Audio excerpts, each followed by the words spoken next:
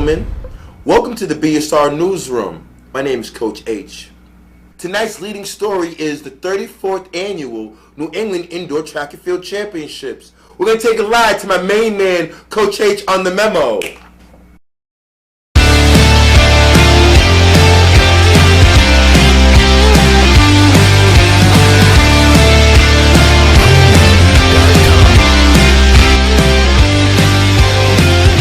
We are live, Bay State Running, powered by Marathon Sports, sponsored by Hoka.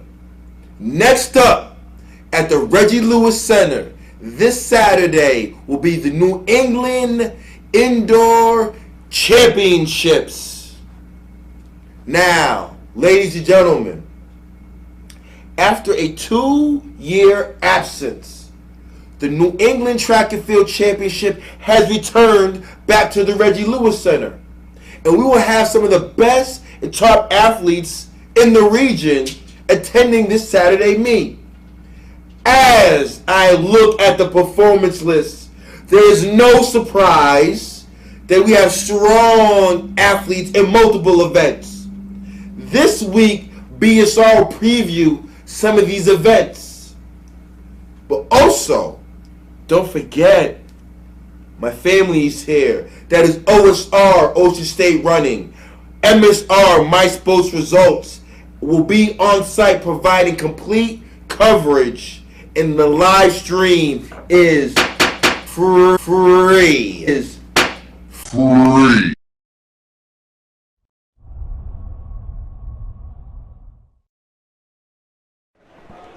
Okay, we are here live at the Reggie Lewis Center for the New England Championships, the New England Track and Field Championships.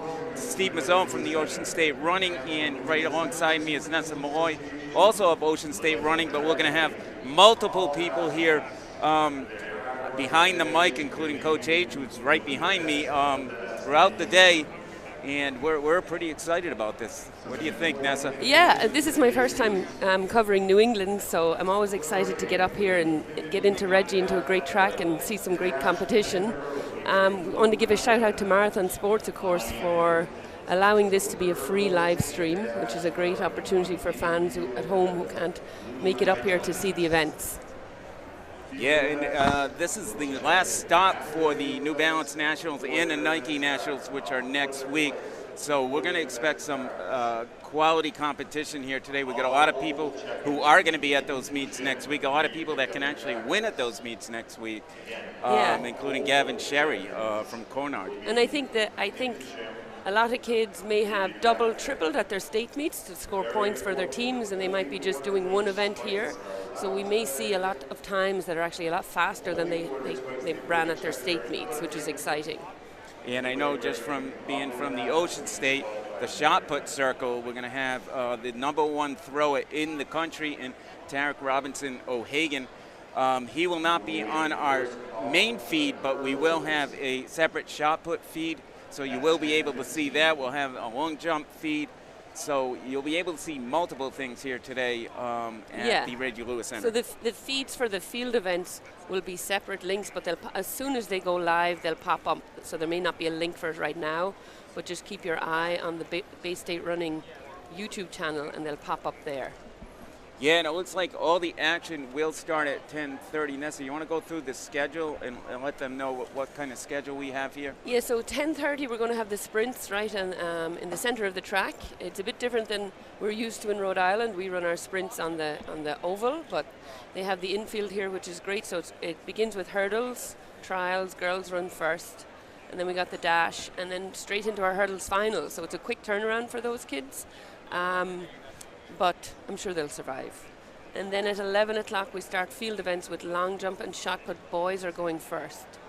And as soon as the sprints are done in the infield, we'll open up 2 high jump pits so that boys and girls will run simultaneously. And then the oval starts at 11:30 with the 4x8s. Yep.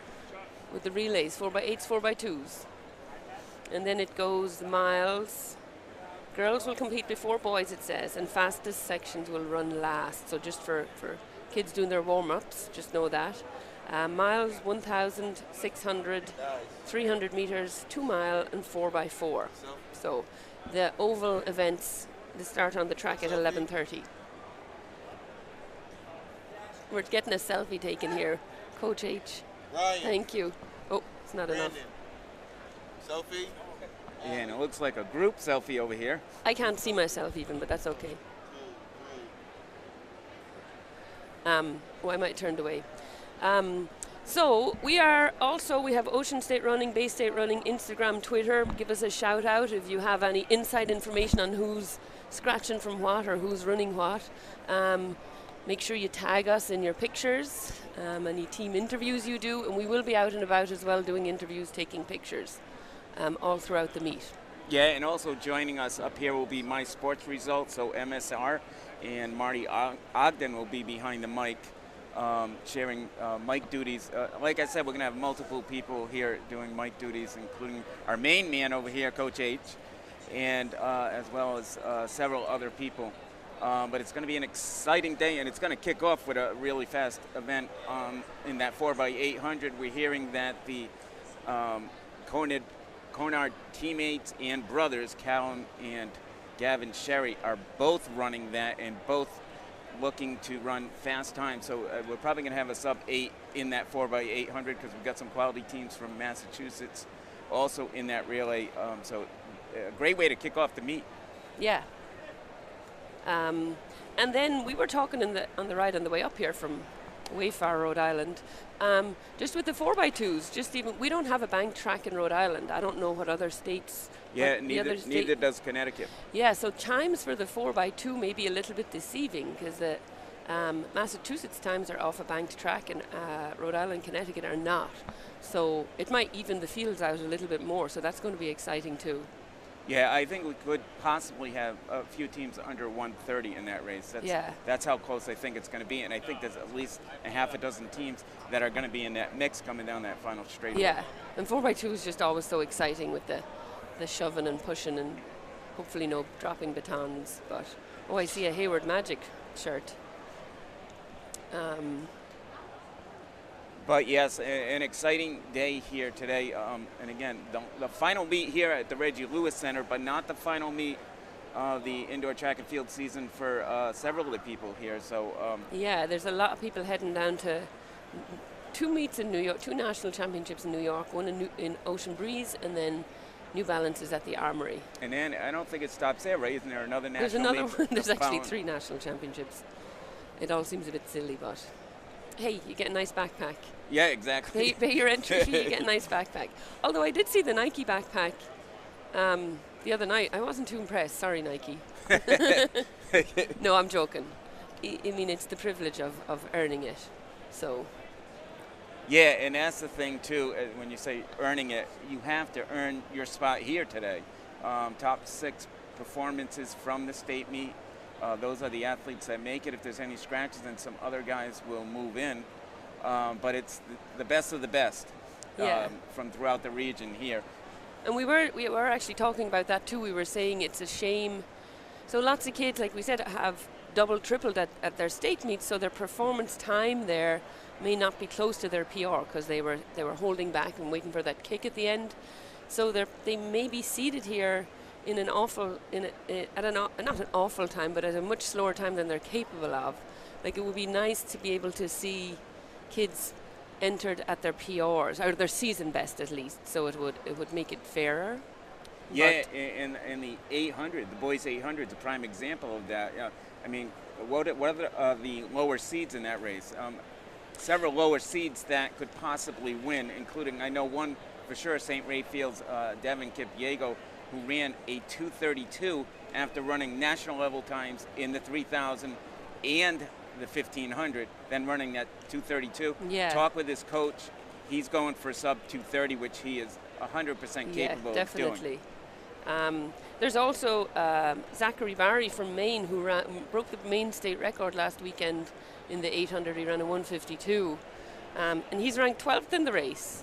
So we got some speedy people here who are seated not necessarily where they may end up. So we may see, like we've seen in the past, winners coming out of unseeded heats. Yeah, it's definitely happened. And as you can see, a lot of people, a lot of athletes warming up on the track. Again, we're going to be starting our live feed in another hour, is it? Well, we are live, but yeah, we are live. But hello, Steve. the track events start. Yeah. Well, the infield event, the sprints start in 20 minutes. Yeah, and we do have several races there that should create some excitement. Basically, any race here is going to be I'm exciting. so excited, actually, too, for the long jump. The Rhode Island State Long Jump Championships was ridiculously exciting. And I know those kids are here, and they're not even the top ranked. Colby is ranked second, right? There's a kid. Yes. I'm trying to find it here. But I'm going to want that feed up also. Yeah. I can't wait to watch that. Well, Mansfield's Jake Wall last week at the Meter Champions, the MIAA Meter Champions, 23:10 and 3/4. So you got two 23-foot long jumpers. You have, I believe, 3 more that have done over 22 feet. Yeah, in Rhode Island we had 3 kids over 22, which was ridiculous.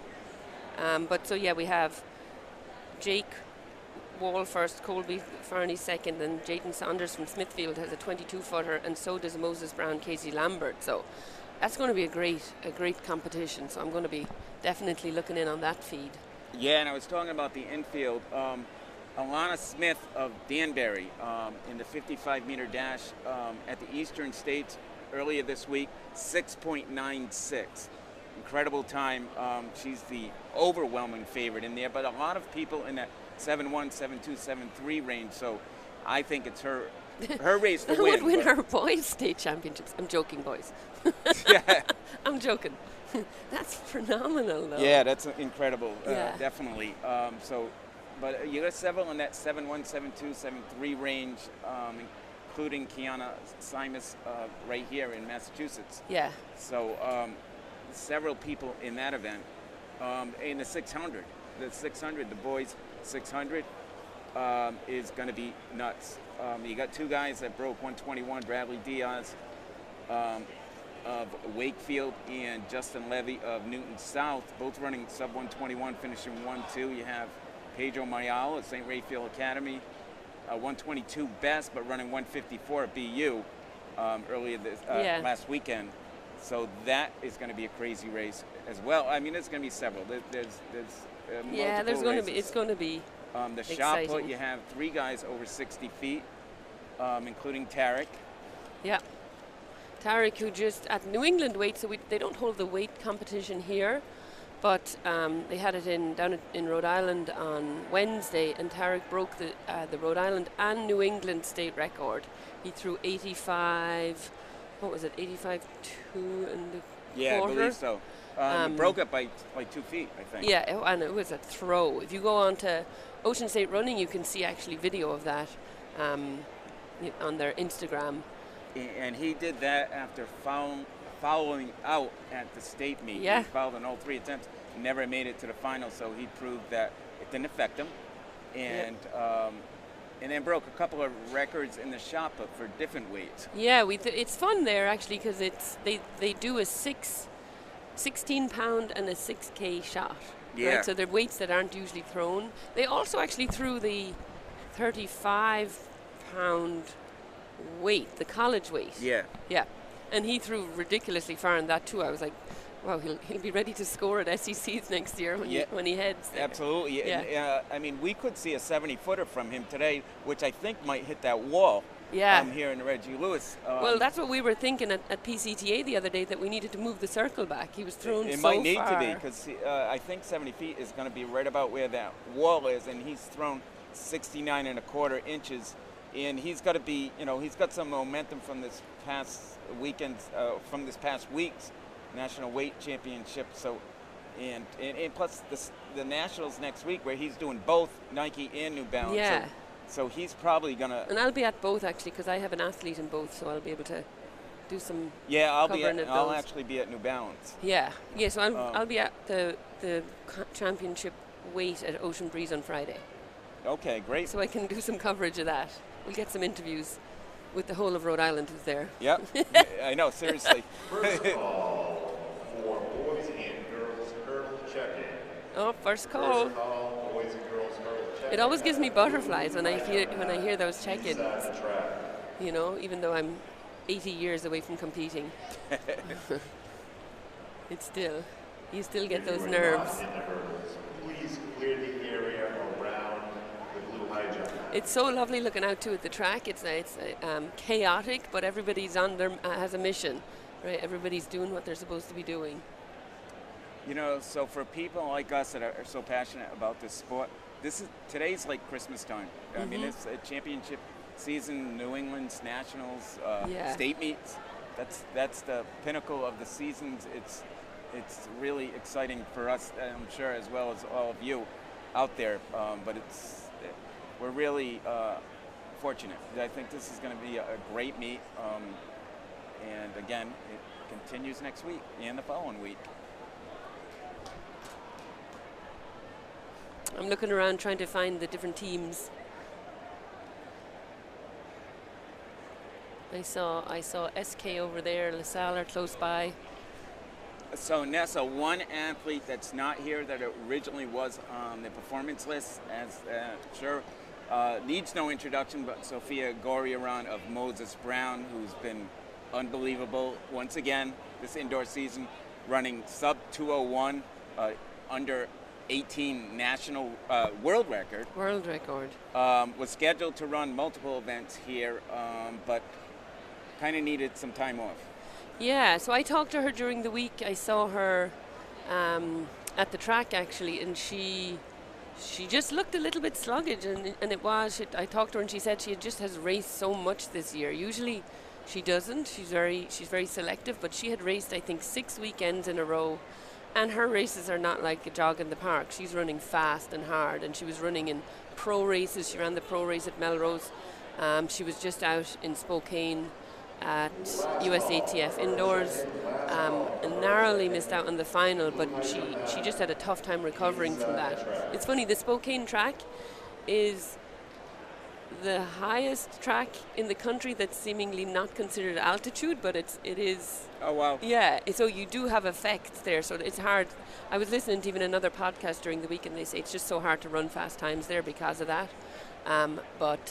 So she's taken a little break this weekend. I think she's actually gone down to see her sister Natasha who plays for UPenn, to play in a lacrosse game. So, and get a workout in maybe, but she'll be back for nationals. She wants to come back fresh for nationals. Yeah, and I'll tell you, the one thing I love about Sophia is not only is she so down to earth with, you know, when she talks with the media, when she talks with all of us, but she's a team player. Here she is running against world-class runners, top collegians, and then wants to compete in her state meet. Yep. And she did, and she won 3 individual events, and then anchored the 4x400 with a sub 55 second leg. But you know, I talked to her later, and she said she wouldn't want to miss it. She really enjoys being. That was an around important part of her season.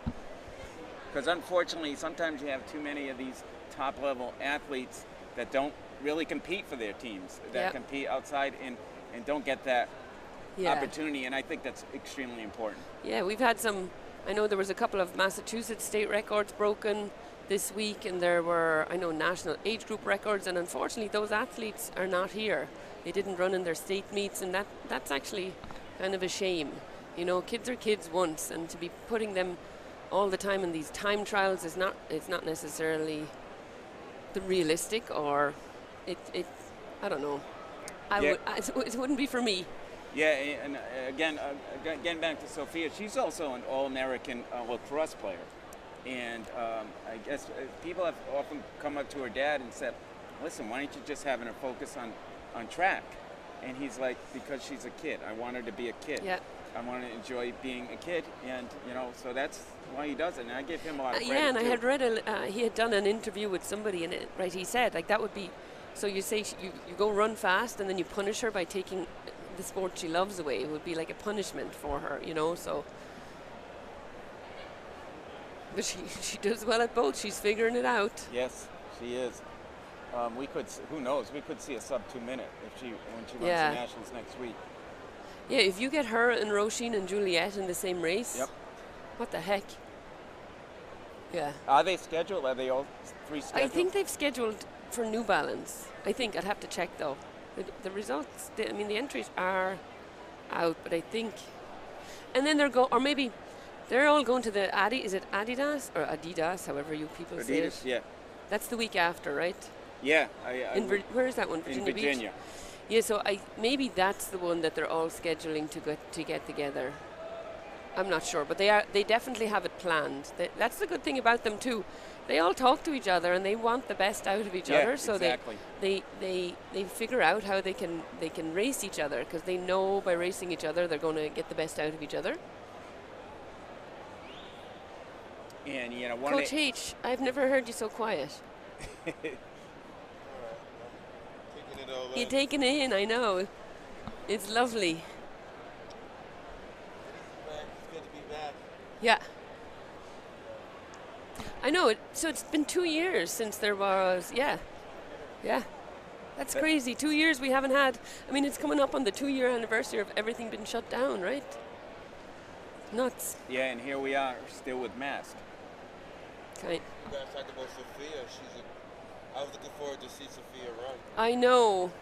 And she truly had planned on it, but last weekend just took a lot out of her, and she just didn't recover well from it. She realized she's probably just a little bit. She just needs a little break. There's stuff down the road that you should need to focus on, which is the Nationals. Yeah, right. So she had to prioritize. I know, though, she really wanted to be here, especially for the 4x4. For that 4x4, they just, her on an anchor leg, I don't know if I would trust any, no matter what your distance. Yeah. Because she's so determined. She just. You almost have to have about a 6 second lead. Yeah. To hold her up. Yeah. Because, a good anchor on these relay teams does, 59 Top by seconds. So. 55. Yeah.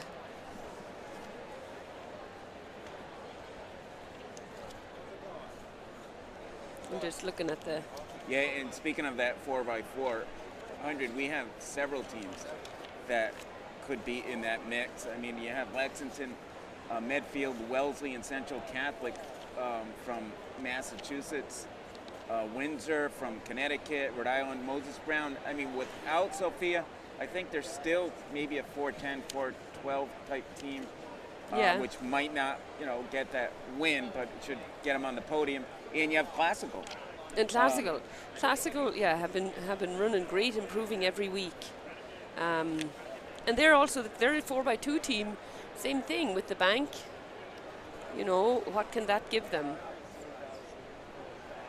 And they're ranked 7th, Classical. Yeah, I wish I had the Moses Brown opportunity. 2nd, wow. I wish way back when I was in high school, I had the opportunity to run on a track like this. I ran on a wooden track, 10 laps to the mile. Steve, you're showing your age. And it's flat. now in a museum. And it was flat, yes. Well, there might have been a few bumps on it, but it was actually flat. Live results the links are posted on, I know, Ocean State Running, Instagram and Twitter. Bay State Running have posted the link. They will be live all day. Yeah, and I will be posting an article with all the streams on it as soon as I get away from this mic, which is going to be in a few seconds. Okay. But we may take a little bit of downtime before we have to talk for 5 hours straight. Exactly. So we'll have all that. Again, we have live results. Once the events are finished, they're right up there. They even have splits, I believe, on the live results. Yeah, which was great at Rhode Island State Championships. I loved that. Just after being able to look through. Exactly. Because I've nothing else to do besides look through splits. Well, when you're a track junkie, that's what you do. I know. My sons always tell me I'm pathetic, but that's okay. I'll be a track junkie and be pathetic. There's nothing wrong with that. So listen, I'm going to get going because I got to get going because I got to do some other things. He's got to do his thing. I'm going to give the mic to Coach H. So you probably won't hear me speak again.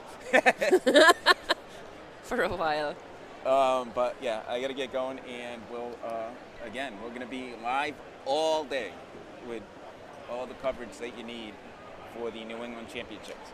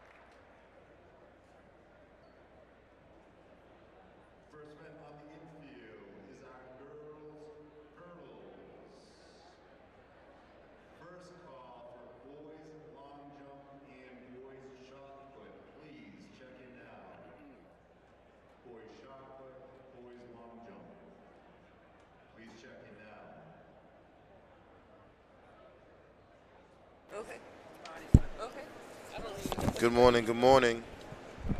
I got my girl from Rhode Island, Nessa Malloy. Nessa 1212. Ladies and gentlemen, welcome to the 34th annual New England Indoor Track and Field Championships.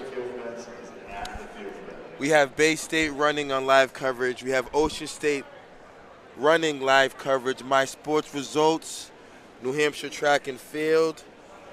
Vanessa. I don't know if am I on? Yeah, you are on, Oh, young brilliant. lady. I'm You just are. looking at this final start lists here. So we got the first heat. You want to run it? Who's on the first heat?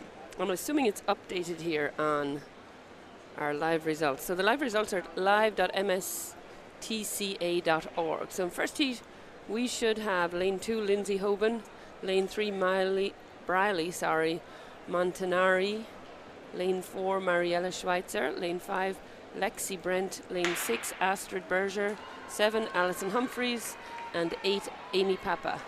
Okay. And that is in lane 4. Who's that young lady, Lane 4 should Nessa? be Mariella Schweitzer. That's Miss Schweitzer. Schweitzer should have a big day this morning, Nessa. She's in several events, I believe, seated today. Who do we have in Heat 2? Heat 2, we should have lane 2, Grace Wiley, lane 3, Katerina Sullivan, lane 4, Jodie Parrott, lane 5, Jennifer Williams, lane 6, Jacqueline Adoro. Oh, Jackie, she's great. Lane 7, Arsinia Brown, and then lane 8, Caroline Hamilton. I like that, your reaction. So our girl Jackie, that girl Jackie is great. She's representing Rhode Island. Yeah, classical. My son went to classical and, ran with her, so I got a little personal connection. We have a connection there. So on the Massachusetts side, we have some talent right there as well. Jodie Parrott from Andover, Mass. Yep. She's a talented athlete as well.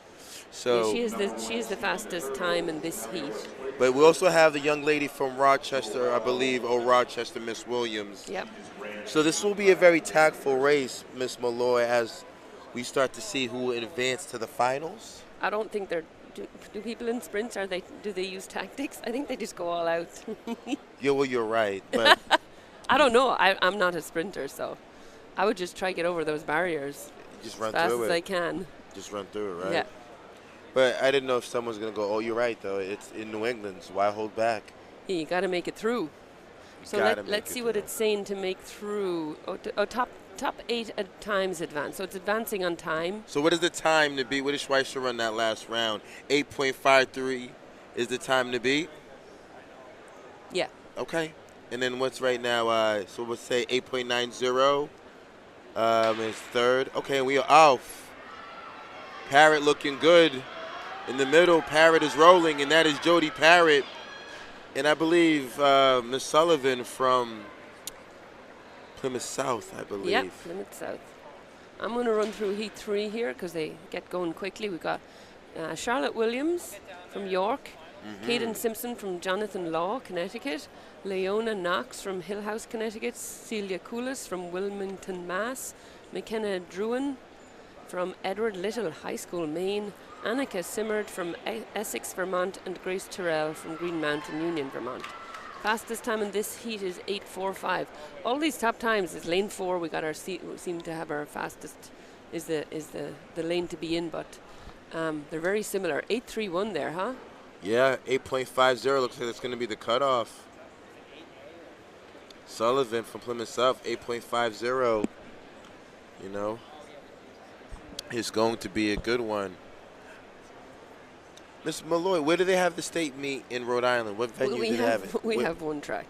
It's at PCTA, and it's a flat track with potholes. I mean, it's patched up a little bit, but there is a couple of other. There's another indoor track at URI, but we don't use that. We used to. This one, every single meet of ours is at PCTA, like in Massachusetts, right? All your meets are here. We have some here, but there's other venues. Oh yeah. We are off. Oh wow, it's a good one. The young lady in lane 5 is from lane 5. Wilmington, Mass. Celia Coulis. Okay, Miss Coulis, Wilmington, Mass. Coulis, yeah. Forgive me ahead of time for all the botched names. And I may put a French twist on them sometimes too, because I teach French. Oh wow, Miss Malloy. So we have we are. So, are you born in Ireland? Yeah. Shout out to Ireland. Shout out to Ireland. There we go. I'm going to go over Heat 4. We have Sarfo Adu Minel. Oh no, Minel Sarfo Adu. I'm doing it backwards. Olivia Caruso, Amanda Castaldi, Shani Smith, Catherine DeFoss, Paige Sawyer, and Lisa Velton. That last heat was 851 was the winner. So 851 was the winner. Yeah. So it looks like 8.5 may be the cutoff. yeah, it's tough. Oh, this is New England. Yeah, you might win your heat and not make it through. That's crazy. Sometimes they do fast the winner and then they go, but not this time.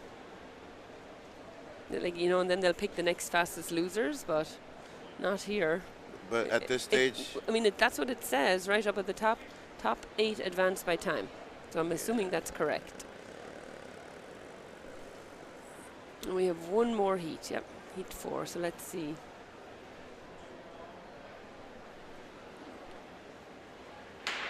oh. Okay. It's lane 5 again. Moving again, lane 5. Lane 5 is Shani Smith from Windsor, Connecticut. Okay, My Sport results. Marty.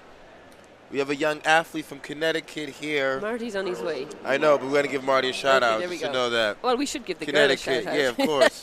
Give Yeah. give the young lady the shout out. And give her name, Windsor, Connecticut. She's from her Yep. name. Shani Smith. All right. Next we have the boys, so it'll just take a couple of minutes for them to up the heights. To just the hurdles. So, Um, who's the numero uno seed in the boys' hurdles? Well, I don't. I have the. Oh, I have it here. We should, of course, look at my lists. Yep.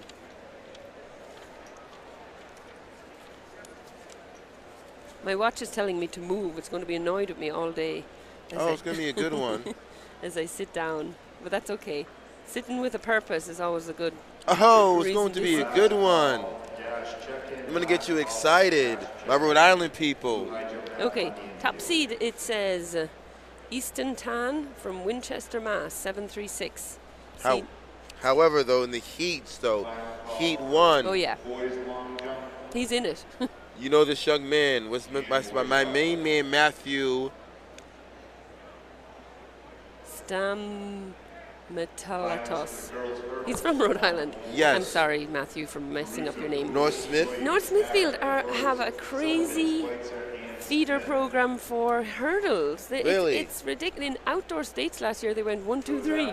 Okay, so Matthew's part of a program Yes, that's he producing. is. That is producing. But Matthew will have his hands filled because that is one of our Yeah. top athletes, Easton Tan here in Massachusetts. So Top hurdler. He's one here. Let me run through. We have Nathan Corneau, Jarrett Boxley, Easton Tan, Matthew, Stamalatos. I'm sorry, Matthew. Damon Wilson, Noah Booman, and Tucker Hall. So, you know, Nessa out of Heat 1, they're going to set the tone early today in these hurdles. But we will see what I guess the standard is off of Heat 1. What's going to especially advance? since it has seeded the fastest seed. Okay. Oh. 10 running well. Oh, he is fast. 10 is running well. Easton 10, hello, America. Easton 10, we are here. Let's see what he did. Now, coming up. Heat 2. Talk to me. We have Eli Terrell in lane 1 from Barrington, Rhode Island. Blake Battaglia from Wilbur Cross, Connecticut. Jordani Volquez from Lawrence, Mass. Yes, sir. 743. Uh-huh. He's the second seed in the event. Look out. Tristan O'Riordan from Neshoba, Mass. Look out. Paul Netherland, the third, from Avon, Connecticut. Ray Marcella from North Smithfield, another North Smithfield. And Yeah, Carter you're right. Higgins from South Burlington. North Smithfield got to have a 4x shuttle hurdle relay 762 for 10. for Tan. So it looks like you got to break 8, Nessa. Yeah. Got to break 8. Oh, to advance. Matthew got second there. That was close. Okay, but Matthew with the 990. 7.99. Yeah. Let's go, Matthew. Can his teammate join him? I'm sure that's the hope. That is the question. But I know Jordani Volquez taking his talents down to North Carolina A&T. Oh, okay. Oh, they've got a great sprint program. Yes, they do. And Jordani is taking his talents to HBCU. But Tristan O'Riordan, multi-talented athlete here as well. He's going to UMass Lowell. So in the fall, he does hurdles. He also does, we're running a mean 4x4 with them for the Noshoba boys. And so, Nessa, you said your child, we're getting ready to roll. Yeah. It's the hurdles time. Keep an eye out on lane 4 and 5. These hurdles are so high. Like, I just don't know. And then they get higher in college. Oh, Jordani got out well. Woof. Jordani is cooking. Okay, ladies and gentlemen. What is the time to be? It was 7.62. I believe Jordani. Yeah, he did get a great start. Yes, he did. He was smoother over the hurdles, too. He didn't hit as many. Nessa, who's in that Heat 3? Heat 3, we have lane 2, we have Nolan Gary, then from Poland Regional, Jared Salem from Hingham, Jaden Flaker from Scarborough. Woo! I'm so sorry. 7.45, Jordani. Ooh. Let's go. Okay, and 7.99, so there's 2 ahead of the first heat. Easton 10, yes. We got Nolan Beauregard from Walpole, Brady Fisher from LaSalle, Ethan Knight from Barrington, and Andrew Thornton Sherman from St. Johnsbury. Okay. I like to see this right now. The boys in Massachusetts, so... Jaden has a PR or an entry seat time of 7.52. Jaden Flaker, I'm getting ready to see the boy from Maine. But Jordani and Tristan O'Riordan setting the tone. Yes. The tone has been set here. 7.45, 7. Can the boy Jaden Flaker join them in the dance? Keep an eye out, ladies and gentlemen, in 4 and 5. Nolan Brugada ran very well. Walpole, Massachusetts. You know, he ran in Division III state champion here in Massachusetts. Great program. So I believe Nolan will try to bring his party to the dance as well. Keep an eye out. Can my man Jared Salem join them as well? But 7.79. Wow. There we go. Oh, wow. Flaker got out good. Is that Flaker or Hingham? Who's that for? Lane 4. That's Jordan. That's Jaden Flaker. Flaker got out. Wow. Okay. So let's see what that time is. Oh, Nessa, this is a good one. These hurdles are shaping up.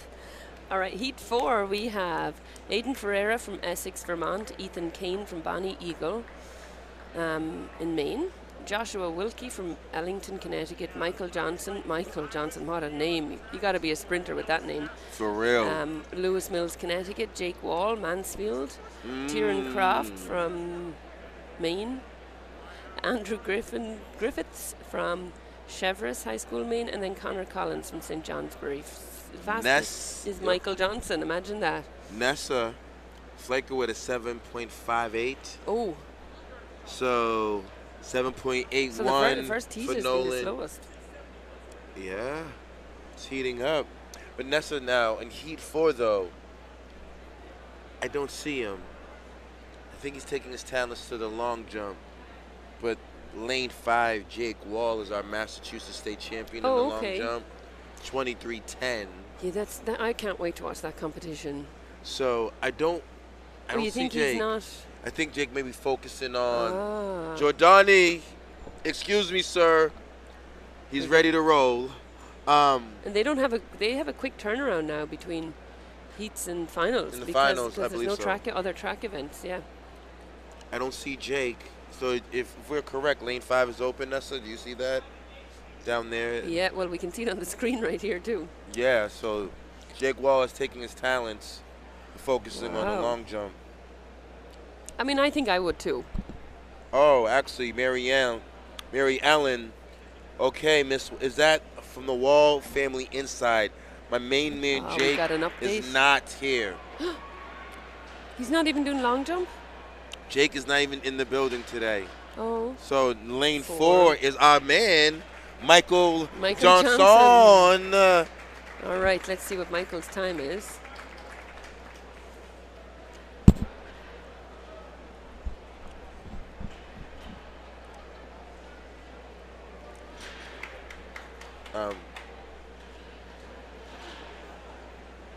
Does you mind passing me my phone, please? Yeah. Next event on the track is the girls 55-meter dash. Number 1 seed. All right, 7:78 was Johnson's time. Wow. So yes, the cutoff was 7.99. Wilkie from Joshua Wilkie from Ellington, Connecticut. So it looks like the time is 7.99. Will advance? Yeah, let's see if it's up yet. Prelims, finals, probably not. The girls probably. Yeah, the girls' final. So the girls' finalists, we can go through them, I suppose. We have Olivia Caruso from Gorham. So this is for the hurdles finals. They have them. This is all on the live results link, so you guys can find them there too. And then we also have Celia Culis, Jennifer Williams from Old Rochester, Jodie Parrott from Andover, Catherine DeFoss from Auburn, Katarina Sullivan from Plymouth, Mariella Schweitzer, and then Shani Smith. That's the qualifiers. They have cleared the hurdles, so we're moving into the dashes. Yes.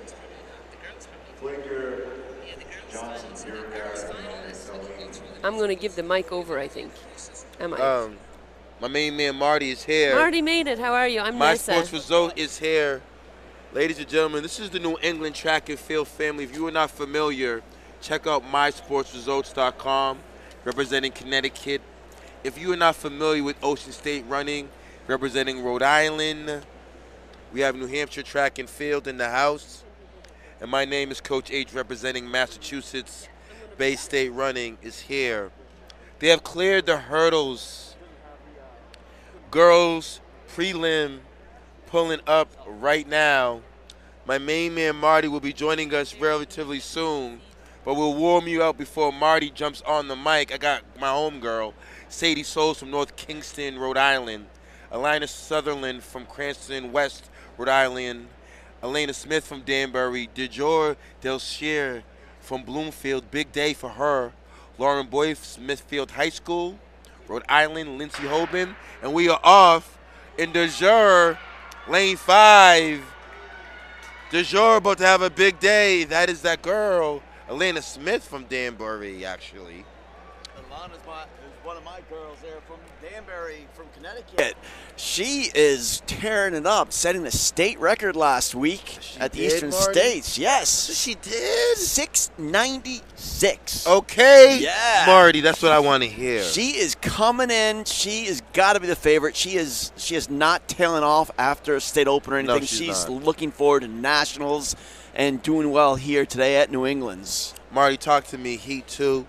Ladies and gentlemen, that's the voice of My Sports Result. My main man Marty is here. Talk to the audience, Heat 2, who's coming up in Heat 2. And yes, Smith with a 7.10. The winner of that heat in Sutherland, the young lady from Cranston West, Rhode Island. Heat 2 coming in on the line. I have Ava Van Brunswick from Marlborough. Juma Ishwe from Air Shirley. We have Anna Connors from Bangor, Maine. Emma Green from Gorham, Maine. Sydney Conley from Maine. And Alexandra Williams from Fairhaven Union, Vermont. And Anika Samard, Essex, Vermont. So we have in Heat 2, Massachusetts, Maine, and Vermont. A little bit of both. And we are off.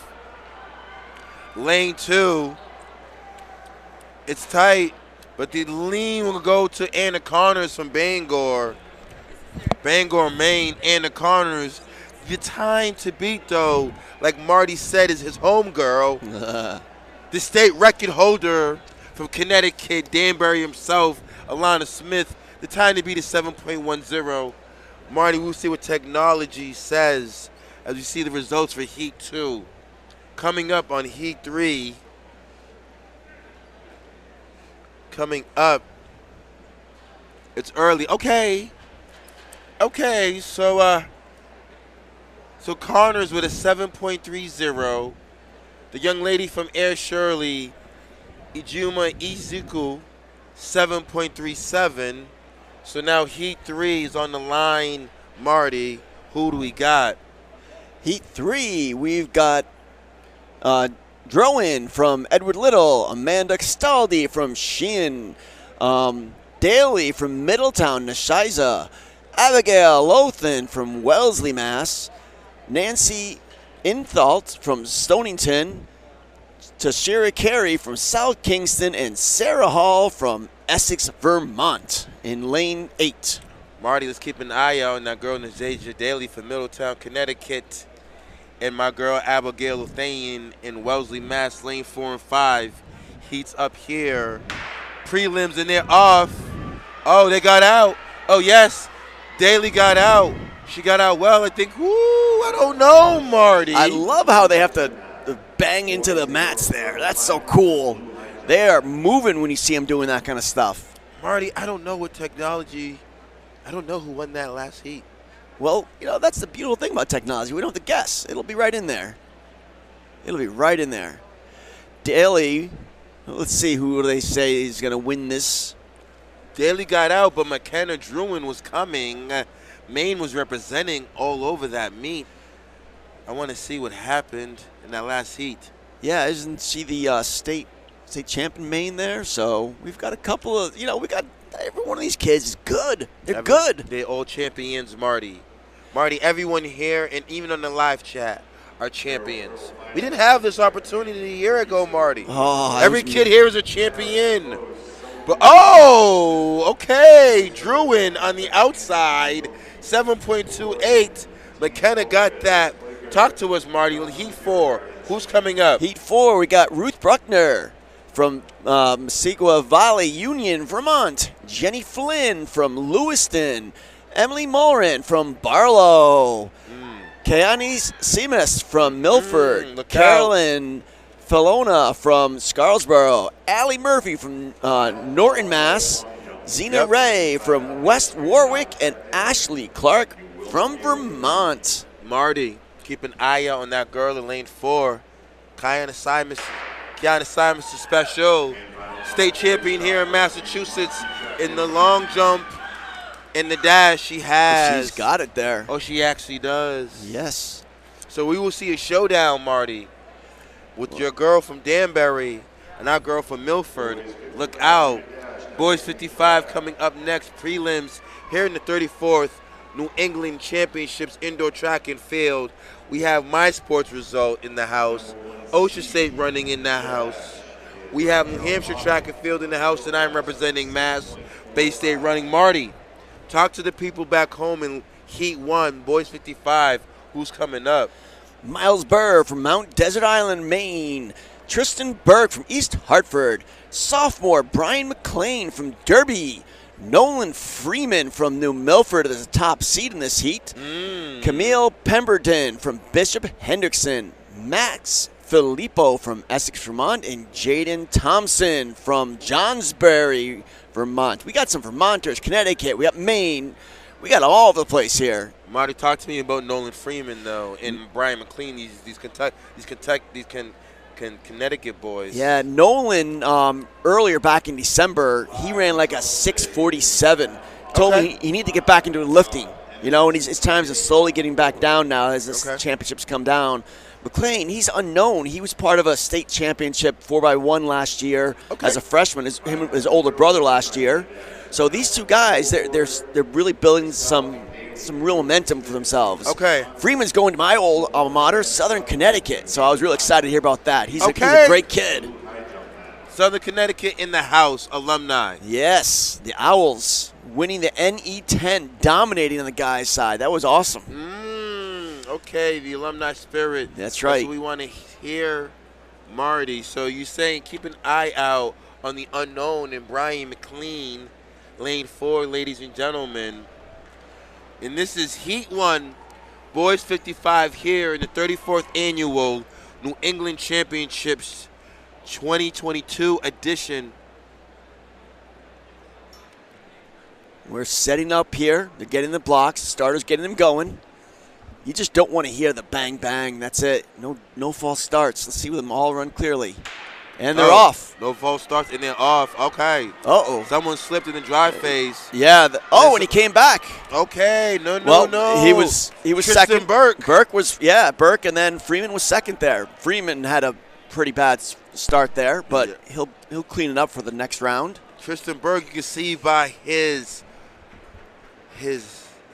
antics, not antics, but he's jubilant. He knew he got something off. He was Class L champ in Connecticut. Okay. He ran a 6.51 back a few weeks ago, so he's ready to go. Okay, he's ready to go. Marty, who's in Heat 2? Talk to us. Who's in Heat 2? Carvel Turner from Old Town. Abakar from Lewiston High School. In Maine. Alex Arbogast from Tewksbury. Yes, sir. Greg Saris from Chaplain Valley. Colby Farney from Portsmouth. And Andrew Panassi from Mount Anthony, the wrestling school, the wrestling powerhouse. Okay, I like to hear that. Yeah. So my guy Andrew has traveled and took his talents from Vermont. So has Gregory, but Abadriziak Abubakar from Lewiston, Maine, look out. However, can my main man Alex Arbogast represent Massachusetts in lane 4, the Tewksbury football/track and field athlete? Yeah, he's run 6:49 as his best, so he's not seeded number 1, but this is up in the air. There's really no one person without Dennis Clark in here. Jonas Clark. Jonas Clark. Jonas is live though. Yeah. Jonas is right there. You heard it first, Jonas. My main man Marty said that since you are not here, Jonas, we will crown a new champion. Continue, Marty. Yeah, so without him, it's like there's a lot of guys in the 6'4s. Woo! Alex got out. Let's go. Oh, wow. Oh, and it's coming back. Okay. Ooh. Who was that? In red there. Gregory. Yeah. Serious from Champlain. Mm-hmm. So, look, both will advance. Marty, both will advance. In Heat 4, who we got? No, it's Heat 3. Heat 3, yeah. I apologize. Jake Kopich from Bishop Hendrickson, the distance powerhouse. Yes. My man Malcolm Beckford from Weaver. There's somebody special.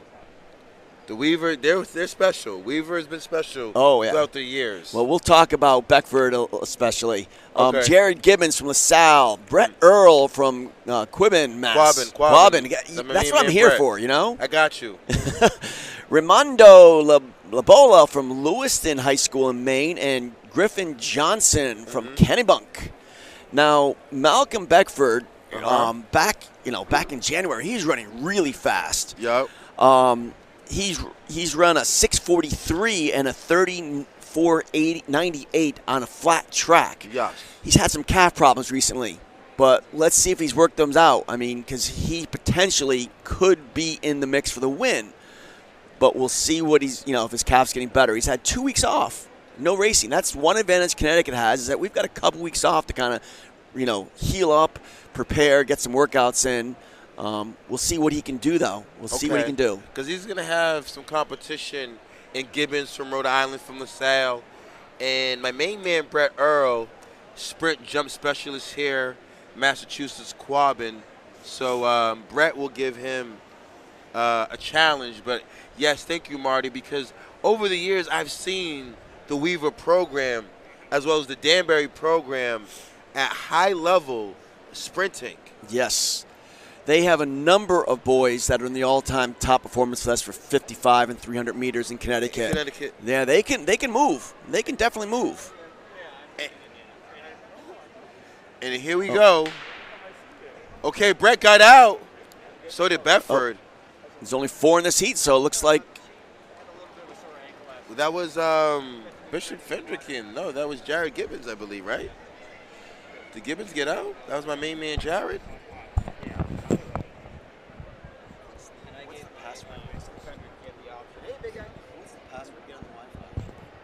You gotta go to guest.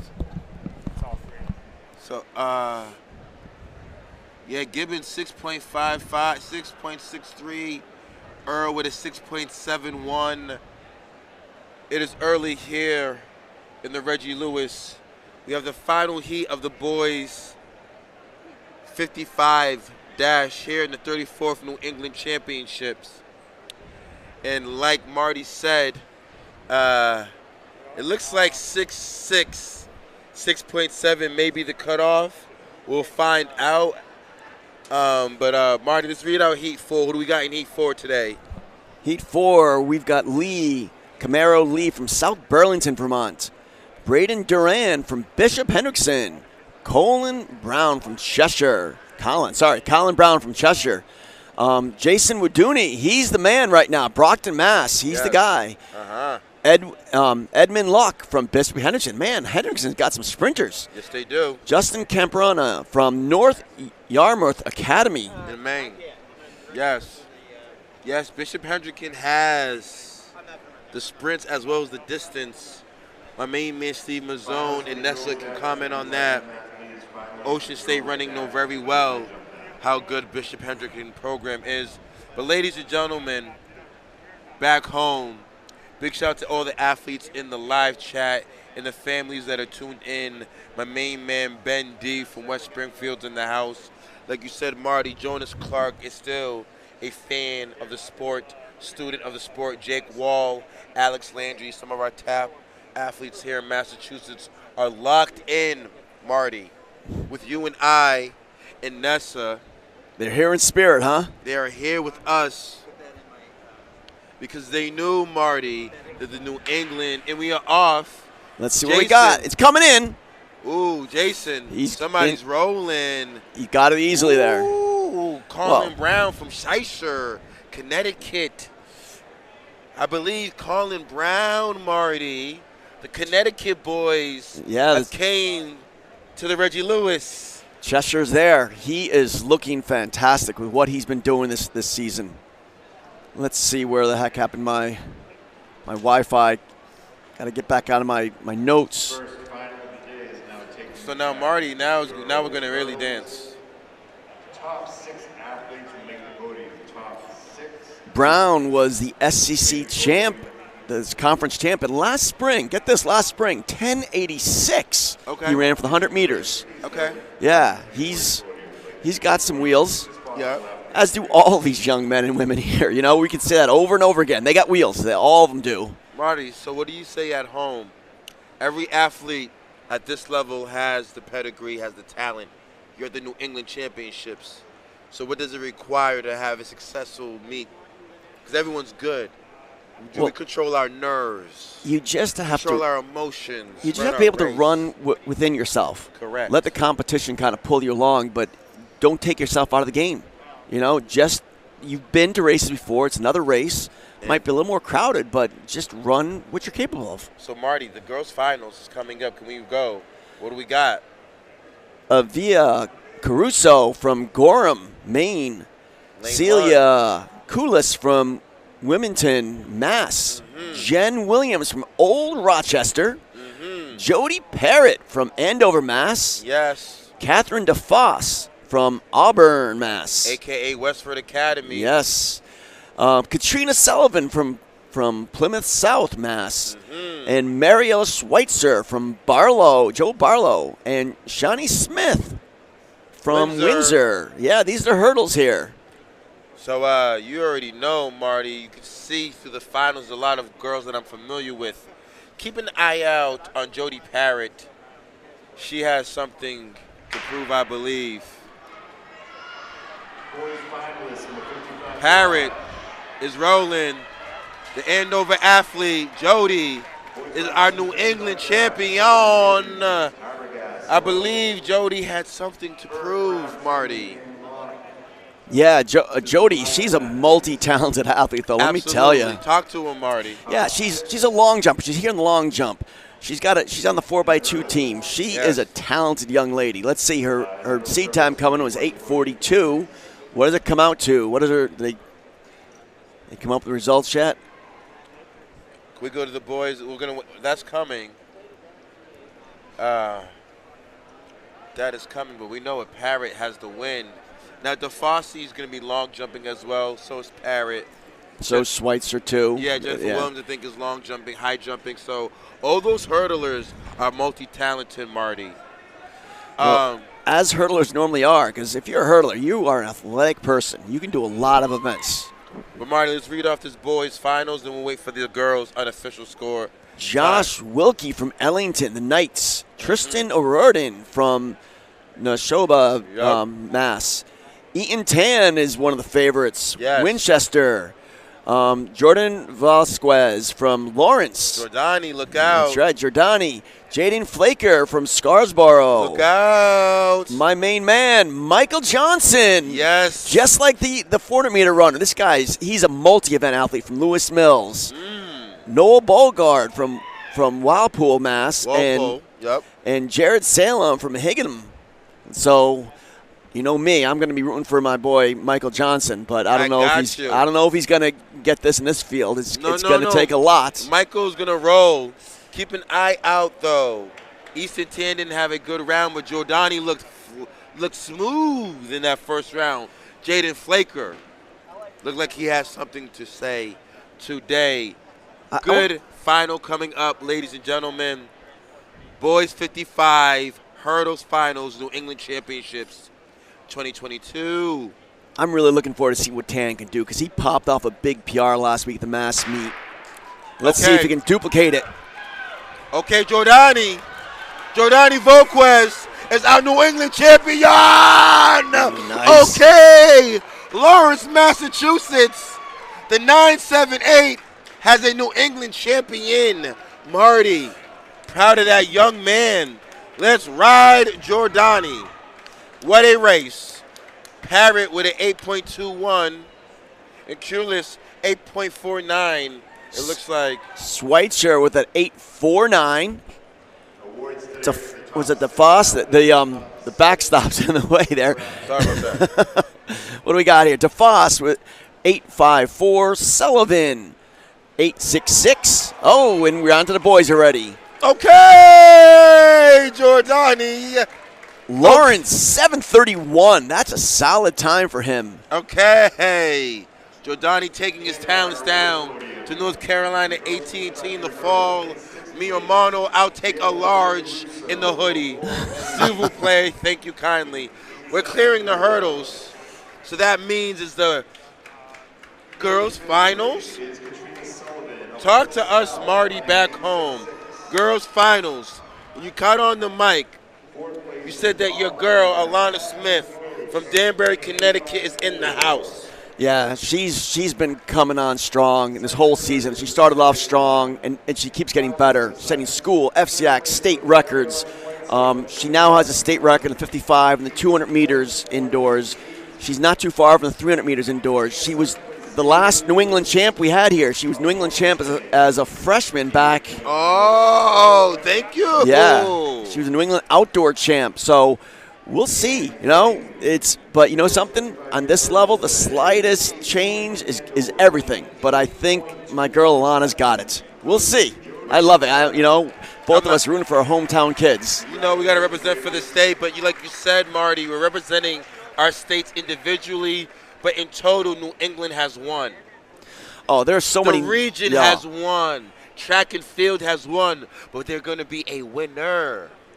There's so many nationally ranked athletes in this field. Alana's top 10 in the 255 right now indoors. So we'll see what she can do if she can improve upon that top 10 ranking nationally. Keep an eye out on my girl from Milford, Mass. She got to boogie oogie and get out because Alana's not playing games. Okay. There they go. Okay. Oh. Alana Smith. She's got it. New Alana England Smith. champ again. Okay, Marty, talk to the audience. Connecticut's finest is here. Danbury.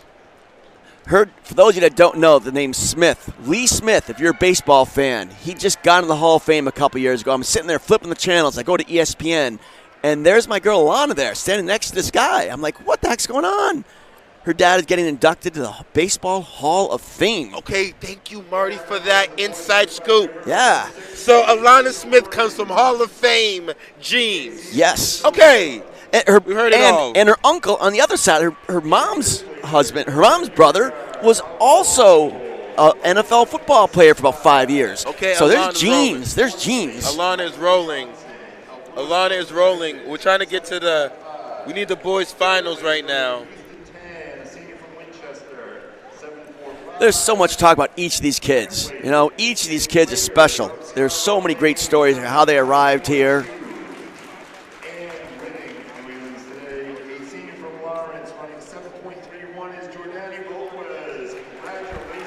Jordani in the house. All right, talk to the audience. We have I got my main man Alex representing Massachusetts, but this is the boys' finals. Okay, 55. we got Camille Pemberton from Hendrickson. There we go. Jared Gibbons from LaSalle, another Rhode Island boy. Tewksbury's Alex Argabust. Say that. Abergast. Gotcha. Gregory Saris from Champlain Valley. Look out. Tristan Burke, my boy from East Hartford. Look out. Colin Brown from Cheshire. Look out. My boy Nolan Freeman, future Owl. Okay. But a Green Wave guy. And Edmund Locke from Bishop Hendrickson. They got 2 in this finals. What kind of 4x2 do they have? A 4x2? They gotta have a 4x2. That's, yeah. With that type of heat. And I just see walking in front of us this Mrs. Smith there. You know, Alana's mom was right there. Okay. And here we Alex! Go. My main man, Alex! Okay! Okay! Alex! Look at the celebration. He knew he had it. My main man, Alex! Tewksbury's finest. The MVC has a New England champion in the boys 55, Alex Arbogast. Like you said, Jonas isn't here, so that left the door open for a new champion. Let's see what his time is. He came in with a 6:49 best time this season. Let's see if it's anywhere near there. See if these boys from England pushed him. Alex got out on them boys from Connecticut and Vermont and didn't look back. My main man, Alex. Okay. I'm ecstatic. Alex Arbogast, 6.46. That's a new PR for him. Congratulations, my man, Alex. Coach H, man, you get me fired up. The people at home must be loving this because you make this exciting. This is a lot of fun. Well, audience back home, can we get a roll call in the live chat? Where are you from? We can see. We'll give the shout-outs. So they have cleared the hurdles. The infield is done. We're moving. We're taking our talents to the oval. Are we taking our talents to the oval now? Yes, it looks like we're gonna. That's what's on the schedule next. We got the 4x2s, girls, then boys. Oh, it's relay time. I believe so. Okay, that's what's next. So it looks like we're getting a little break in the action right now as they set up and they're moving people onto the track. 4 times around, 3 handoffs. Is it It's next, right? What's the order of the events? Where we at?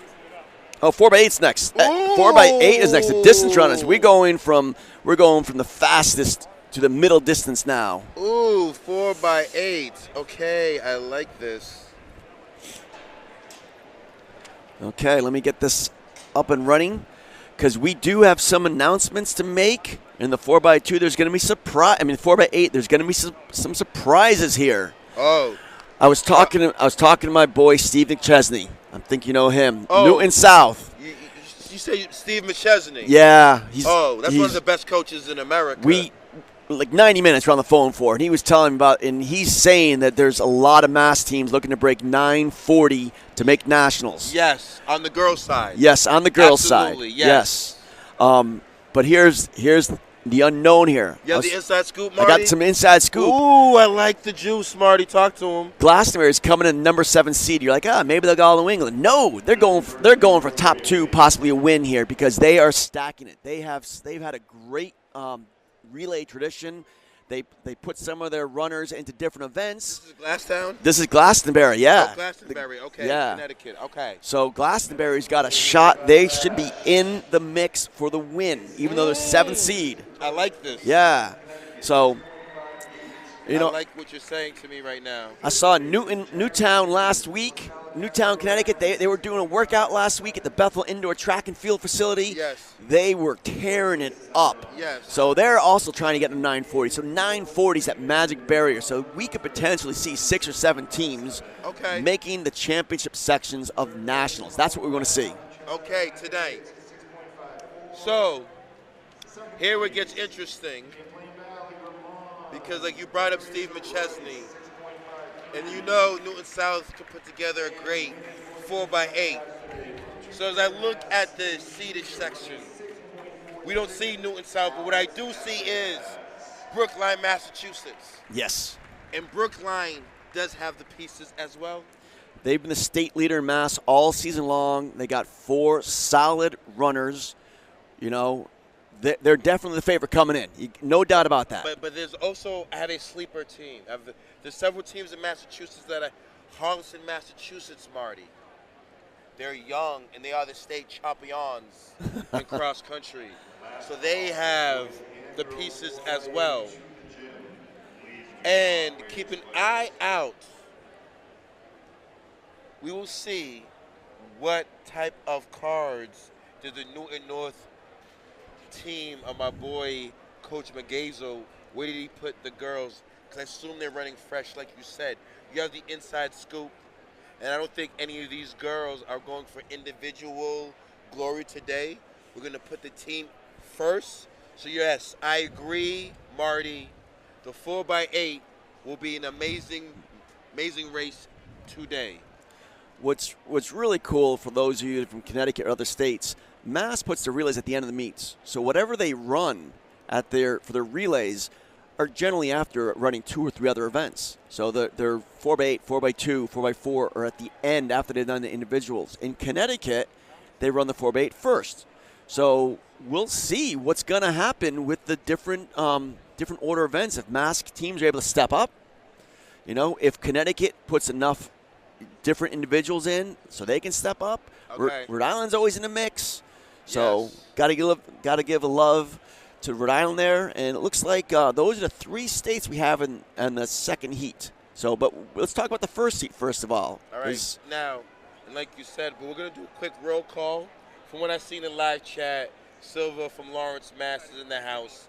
Nate Nadeau, Chelsea, Mass. Samantha Hicks. What town is that? Naugatuck. Nagy is in the house. Naugatuck. Samantha, what's up, girl? Yeah, I just talked to a writer that used to write for there. What the heck, I'm forgetting his name. I was just talking to him and his daughter. They got a great 4x4, so they're going to be running a great 4x4 later on today. 4x4. Yeah. We have Cody Kirk from Augusta, Maine. Go Coney girls. Got a little Windsor. Windsor's representing. Let's go. I love the fact that you get these Connecticut teams. You know, they're they're following us on My Sports Results, and then they're hearing about this. They can't all make it up to this great facility, but they are here supporting their teams in spirit, and they're probably screaming back at home. Yes, and you know, Marty, we gotta give a shout out to everyone. We are the New England Track and Field family. Big shout out to Nessa Malloy, Steve Mazzone, Ocean State Running. Yes. Big shout out to everything that you do in Connecticut, My Sports Results. And I like to say thank you for everyone that's came and traveled to my beloved city of Boston, the city of the champions, here in the Reggie Lewis 34th Annual New England Champions. Marty, backstory, 1996. I was here for that. Was that the first year we had Reggie Lewis? Yeah, it was the first year of Reggie Lewis, but New England's was at Harvard. Yes. And I ran the 6. I was coaching a Danbury team back then. I ran the 6. I thought I was 4th, but they said I was 5th because on the line it was the lean. But I remember the Harvard track with the big picture view. I remember that. Yes, Yeah, the back 220-yard track and everything. Yes, I remember so that. It was yards back then. But so New England's to me, Marty, is special. You know, I participated in this race, so I believe. So what you and I, Nessa, Steve, we want to make it special because we understand that our sport doesn't get the justice that it deserves, doesn't get the proper coverage that it deserves. So I remember being in these athletes' shoes, and I remember walking into this event and like, I want to drop something serious, and I worked really, really hard. And if someone could just acknowledge my hard work, it meant really a lot. So I take what we do, Marty, serious, and we're glad that we had this opportunity. Carlo is with you. Oh, Bacuzzi, all right, baby, immaculate. Go immaculate. That's the immaculate coach there. All right. Hey, my main man, Carlo, what's up? Yes, long jump specialist. Now he's coaching the distance events. Now he's doing everything. Go immaculate, But you know something? You mentioned that they're not getting the recognition. But thanks to Marathon Sports and Sound Runner, yes, sir. We do a great job between the different, our different network that we have covering the states. Yes. It might not make it NBC News or ABC News. Not yet. But we're doing it. If you come to one of our sites, you can find out what's going on in Vermont, in Rhode Island, in Connecticut, Mass, New Hampshire, Maine. We let you know what's going on. So this is going to be a lot of fun today. The enthusiasm's here. People are loving it. Let's hear from some of the Connecticut people coming in. Yeah, let's see. We got Hall. We got Isaac Ramsey from Hall. Hall has got people everywhere today. Hall, Connecticut is here. Yeah, Yes. They were All-Americans last year in the sprint medley relay. 2 years ago, they were national champs in the SMR. They're going after that next week. So, Marty, man, let's talk real quick. Like, Connecticut, are you guys Yankee fans or Red Sox fans? I don't get. What is it? The Connecticut River is supposed to be the dividing line. I'm in Western Connecticut. Yankee fan all the way. Okay. Yeah, Yankee fan. But I like the Patriots, though. Okay. I like the Patriots. I like the Celtics. I was going to ask, like, so does Connecticut, are we Patriot fans, Giants fans? What are we? I think our primary love is University of Connecticut. Oh, yes. The UConn lady basketball and men basketball team. Talk about it. And speaking of UConn, Greg Roy, the long time Legendary. UConn coach, just announced retirement this week. Wow. You got to love Coach Roy. The Yes. athletes he's produced, the Yes. character of people that he's produced. Shout out to Coach Roy and the UConn program there. They are one of the premier programs in the Northeast. Yeah. Gotta love that. I'm looking forward to see what happens, Marty, as the season progresses, because there's some athletes that still be taking their talents further to the national meets. As I see, they're bringing out the 800 athletes. That is my main man, Matthew Carr, legendary coach out of Burlington, Mass. He has had an amazing indoor season, keeping us engaged here in Massachusetts. So let's start it off, Marty. Heat 1, who do we got? 4x8. Barrington High, Rhode Island. Moses Brown School, Rhode Island. We got a couple Rhode Islands. Cranston East, Rhode Island. Mm-hmm. Bonnie Eagle, Maine. Corney High School, Maine. Let's go. John Baptist High School, Maine. Mount Desert Island, MDI from Maine. Let's go. Essex, Vermont. Bangor High, Maine. Scarborough, Maine. Yup. St. Johnsbury, Vermont. Yes. Is it Hazen Union, Vermont? Mm-hmm. And Linden Institute of Vermont. So we've got some, got some quality programs, especially from northern New England. Shout out to the northerners trying to run through all that snow and cold. We think it's cold down by I-95, but no way. Not like it is up in the mountains up in Vermont. Most of these athletes are probably doing cross-country skiing right now. Oh, man. I know. And, Marty, I want to give a shout out to all our sprinters. Because, me, I like my mid-distance. I appreciate it. I love our sport, obviously. But for sprinters to be in the New England region and battle the weather, and work on their craftsmanship, it's hard. Hallways. I get it. Yeah, that's all it is. Hallways. But not every school has the same structure. Some hallways are hard on the joints, so it happens. But doing intervals out in the cold. I mean, it's not ideal. I remember I went to a Massachusetts track coaches clinic one time. Okay. And Coach Carson from East Carolina was up there teaching us about sprints. And he said, well, when it gets down below 60 degrees, we send them home. We don't run outside. And all of us looked at each other like, what, are you crazy? And he goes, well, maybe you northerners, maybe it may be 50 degrees, and you send them home. We're like, we would never run in the wintertime. Our kids are tough. Yeah, no. Our kids are tough. We're doing strides in 20-degree weather. Oh, yeah. Talk about it. But that's why we appreciate New England, and that's why New England region, everyone has won, because we haven't had this opportunity, Marty. So the families of New England, Vermont, Maine, Rhode Island, Massachusetts, Connecticut. These families, these student athletes, these coaches has showed their resiliency. Now, we're going to dance in the 4x8, and I am looking forward to see it. I like to say, though, I wanted to see Sophia G. Nessa talked about it earlier. Steve Mazzone from Ocean State, we talked about it earlier. Sophia G is the real deal. If we don't know who that is, the Moses Brown athlete, Sophia Gurian, is really, really talented, ladies and gentlemen. Well, she's one of the greatest all time in high school, and she's on the road to become one of the greatest ever, period. That's Period. it. Yeah. So I was looking forward to see something special in a special venue.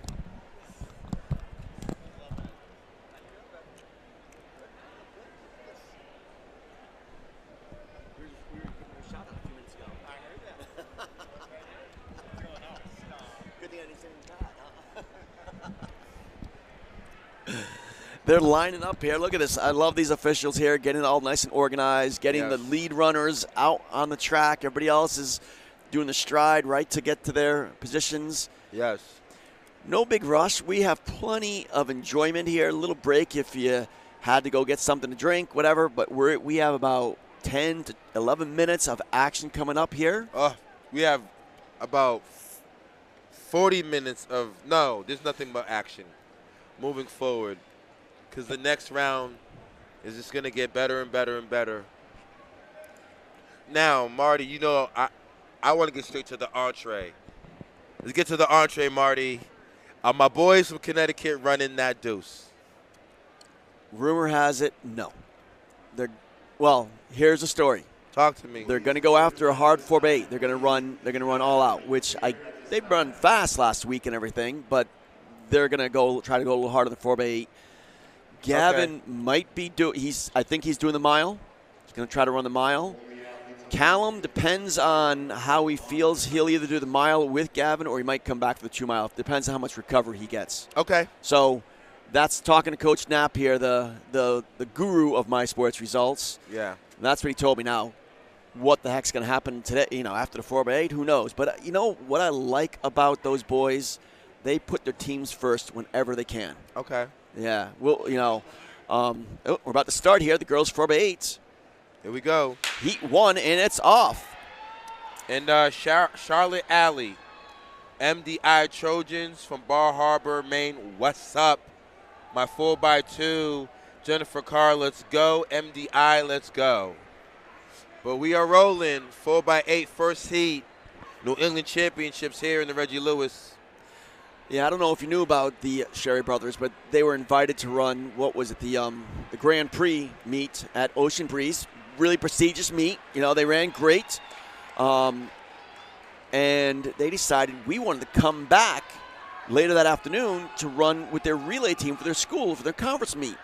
2 states, 2 different meets. They ran as hard as they could at the Ocean Breeze meet, and then they drove up about an hour and a half, an hour and 50 minutes or so, up to Conard in West Hartford, and then they met their team there, and they ran for their team. They ran for the team. I mean, that's got to be great. When they go to Stanford, they know the team's important. They're not in it for themselves individually. They are, don't get me wrong. They want to do individual performances, but they're in it for the team. Okay. Essex is moving up.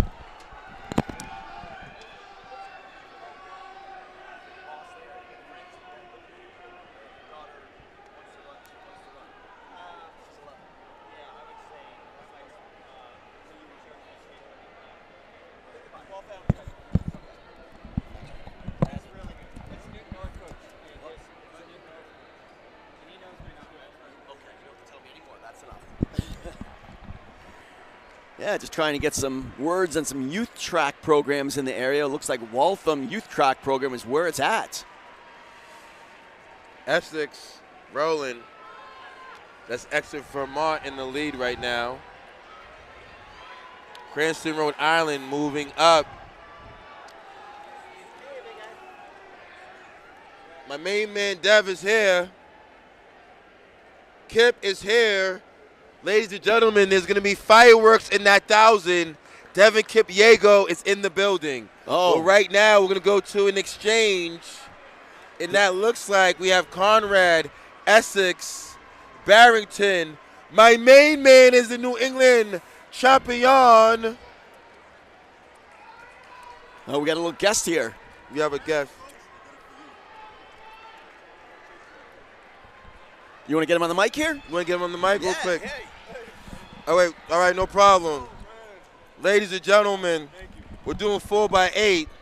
So, Mr. Volquez, before we give the New England champion an introduction, I need you to do some commentary, sir. This may not be in your wheelbarrow, but you love track.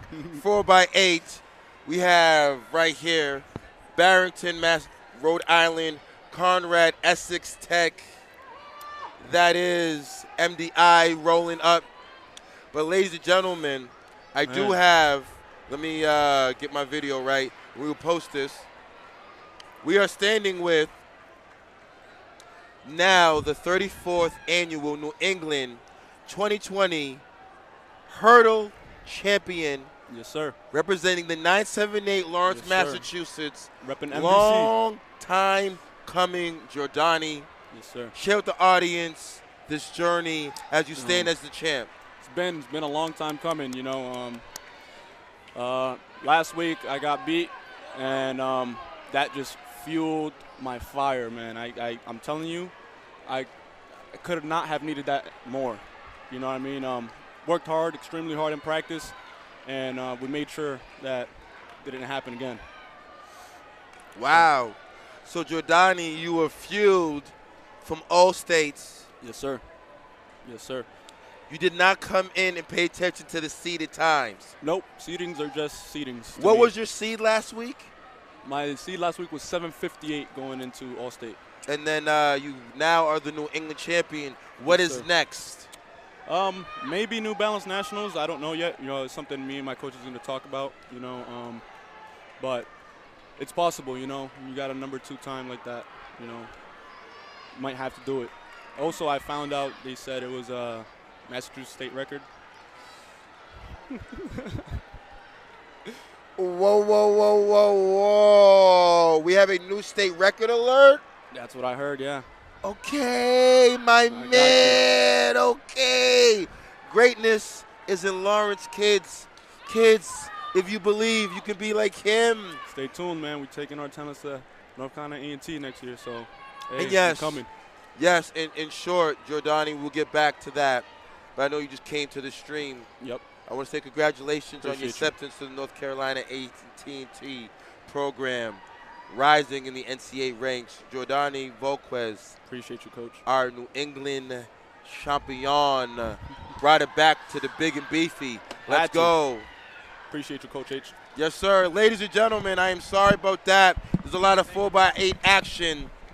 But the athlete, Marty, he was moved, and I felt as we had to give him the platform, he was moved. Every one of these kids deserves this platform. Like you said, the mainstream media doesn't cover them as much as they should be covered. These are fantastic athletes, every one of them. To be a New England champion, and you said state record holder, is that what he just came up with?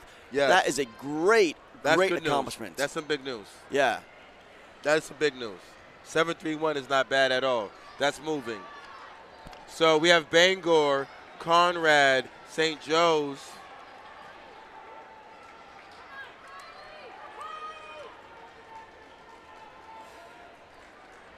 Yeah, we are looking like, you know, we got 5 people in it right now. And the thing I love about these relays is people can go back and forth. This is maybe donation. Check it.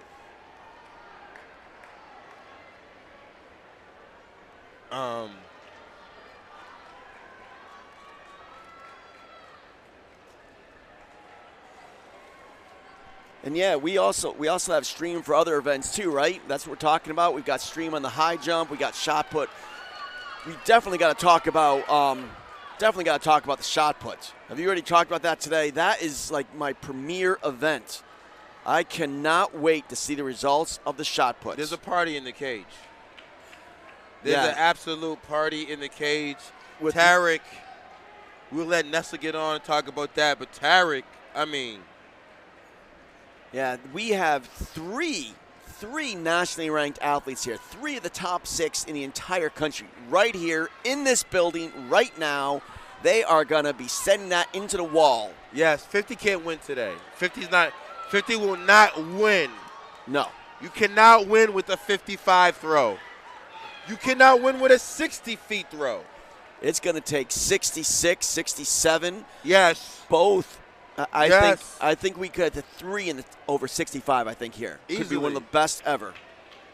Could be one of the best ever. So right now, though, Marty, it looks like the girls from Moses Brown, without Sophia G, are in control of this 4x8. Big shout out to the Moses Brown athletes. That takes a lot of talent right there and courage. They're going to win this heat. That's what I love about Moses Brown. It's like, yeah, they have actually, they're very fortunate to have a great athlete up front right now. But look at this. They have 4 girls here that are in the mix right now that are doing their thing, that are at this level without her, and they're still in there. So that what's more important is who's the alternate. Coach, congratulations. Congratulations. The city of Lawrence has a New England champion. Marty, that is good news. Don't think that's their first either. Lawrence is always up there. You know, it's always good to get another one, though. It's always good to get another one.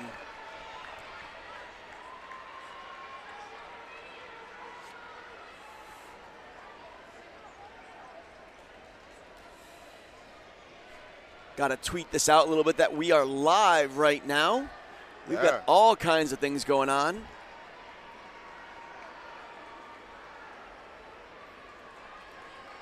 We got the high jump is up looking pretty high right now. High jump is wide open. Well, we do have one Connecticut boy in the high jump here from Simsbury. He's got a great story. We'll get to the boys' high jump. I guess can you see what the height is right now in the boys' high jump? You can't see what the height is, do you? Can you? Not from here. Yeah, not from here. But anyway, Tim Watson is the favorite right now. Obviously, anything can happen. He's got to step up today. He's got to do his thing. But he's 6'8". Nobody else has been over 6'4" that I found in the field. And then there's a bunch of guys at 6'2". Yeah. So the cool thing about Watson is he's a basketball player, and his mom noticed that he was springy, you know, just playing basketball. And her mom should know because his mom is the coach at Kingswood Oxford, a private school in West Hartford. She's the track coach there. Noticed her son looked pretty good, so they tried him out, did about 6 feet as a freshman, which, hey, come on, that's great to do as a senior. 6 feet as a freshman. Now he's up to 6'8". He's done that like 3 times this season. So let's see if he can get over a little more than 6'8" today. It's another opportunity to go 6'9" or 6'10". Okay. Marty, we have the finishes coming right now in Heat 1. What a finish right now. We have a battle coming. This is a good... Is that Coney there? Right there. That's John. So as they finish in Heat 1, MDI right there. Shout out to MDI. There goes Lyndon, Vermont in the house. And so, Marty, Heat 2, let's get to the entree in this relay, please. We got anybody else left on the track? Looks like that's all she wrote on this heat. Well, we got one more out there. But let's get to the second heat. Brookline, Mass is they're the favorites right now. 9:27, leading Mass all season. I don't think anybody in the other states have run faster than that. Newton North, 9:39, a few seconds behind, but let's see if they can put something together. Milton, Mass, top 3. Weymouth, Mass. Yep. Then you get Connecticut State Open champion, Newtown. Yep. Then you have in 6th seed Glastonbury. It looks like somebody scratched here. Yep. Halston, Mass is 7th seed. E.O. Smith, coached by former New England champ Tyler Glean. Coaching now in his first year coaching, just graduated from UConn. Now he's at E.O. Smith. Okay. LaSalle Academy is 9th seed. Immaculate. Coach Pacuzzi, shouted out to him before. He must be home now. They're the 10th seed. Pacuzzi. My old school, Weston, where I used to coach for a number of years. Weston's up here again, seeded 11th. New Milford, the Green Wave from Connecticut. Westerly High School, Rhode Island. And it looks like South Kingston made it into this top heat. Oh, and there's a drop baton right off the bat. That's unfortunate.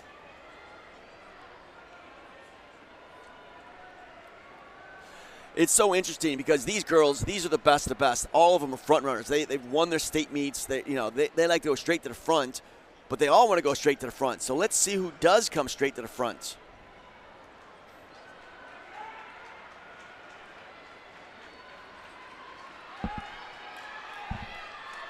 And that looks like it's Glastonbury, like I said. Okay. Lucia Werner sitting in second place. Brookline. The number 1 seed in the girls 4x8. Glastonbury went out hard. Okay, so let me give you some update on Glastonbury. Their leadoff leg, Ava Gontanella, she's run 2:19 in the past and looks like she's on track to do that now. She's going through in 1:06, 1:07. So she's got a good lead right there. They're going to hand off to Anna Poliska, a swimmer. She didn't run the state open, so they're putting her in this relay. She's a 2:22 leg. Kylie Hillard, she's run 2:21 in the past. And then you got the state open runner-up in cross country, this freshman, Brooke Strauss. She's broken 3 for the 1,000, so she's a killer at the anchor. And it looks like she's going to, the leadoff leg here, it looks like she's going to go on 2:20 or right around 2:20. She's got a good 10-second lead. Wow. But it does not look like Glastonbury has a really weak leg. But let's see if any of the other teams have somebody like a real killer, anchor, or if they have somebody that really pops one off in the second or third leg. I mean, and somebody's coming up. Okay. We're going through our first exchange coming up. We're going to go stick. Go. Here we go. We're dancing. That's about a 2:18.9, 2:19 low.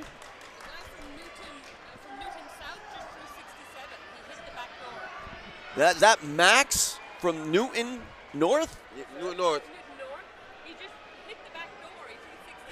He just hit the back door at Reggie Lewis. They have U.S. Nationals here. He hit the back door through 67 feet. Wow. Max Klein just ran just through 67 feet. And that's in the shot put, ladies and gentlemen, in the shot put.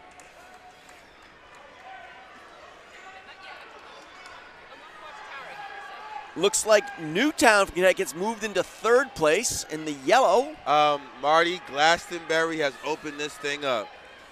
And like I said, they got a killer on the anchor. There aren't many girls in this field. And they have a killer anchor? Yeah. She's under 3 minutes. She's under 3 minutes with 1,000. So she did the 1,000-mile at the state open, 1,000-mile, 2-mile at the class meet. I mean, she is definitely one of the best in the field, like as an individual. And she's running the relay. Glastonbury comes through in about 1:07 approximately. That looks like Anna Poluska, the swimmer. Looks like she's got her sea legs. She's a landlubber now.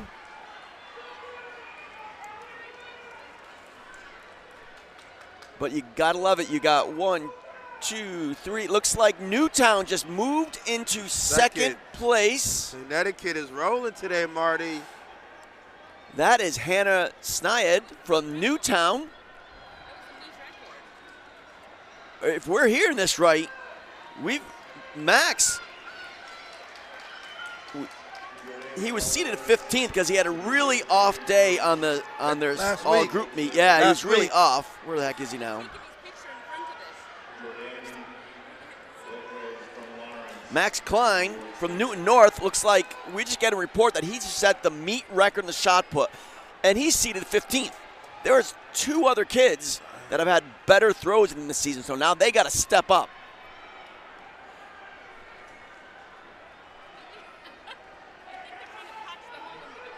Oh. Okay. Things have changed. Newtown just took the baton. What happened to Glastonbury? Yeah, are they that far in front? Where'd they go? No, they're right there. What the? So Newtown is in first. While we're getting Second, reports of third, the shot fourth, put, fifth, Coach H, we lost count. It looks like Newtown's in the lead. I warned the audience that there was going to be a party in the cage. We knew this was going to be a potential to happen, and Yeah. that's what happened. Sophia Guevara looks like she's taking over the lead from Newtown. Yeah, that's right, in yellow. There's Weymouth. Weymouth And then is second. E.O. Smith's in third. Where's all the Mass teams? Mass is second, fourth. Fifth and seventh.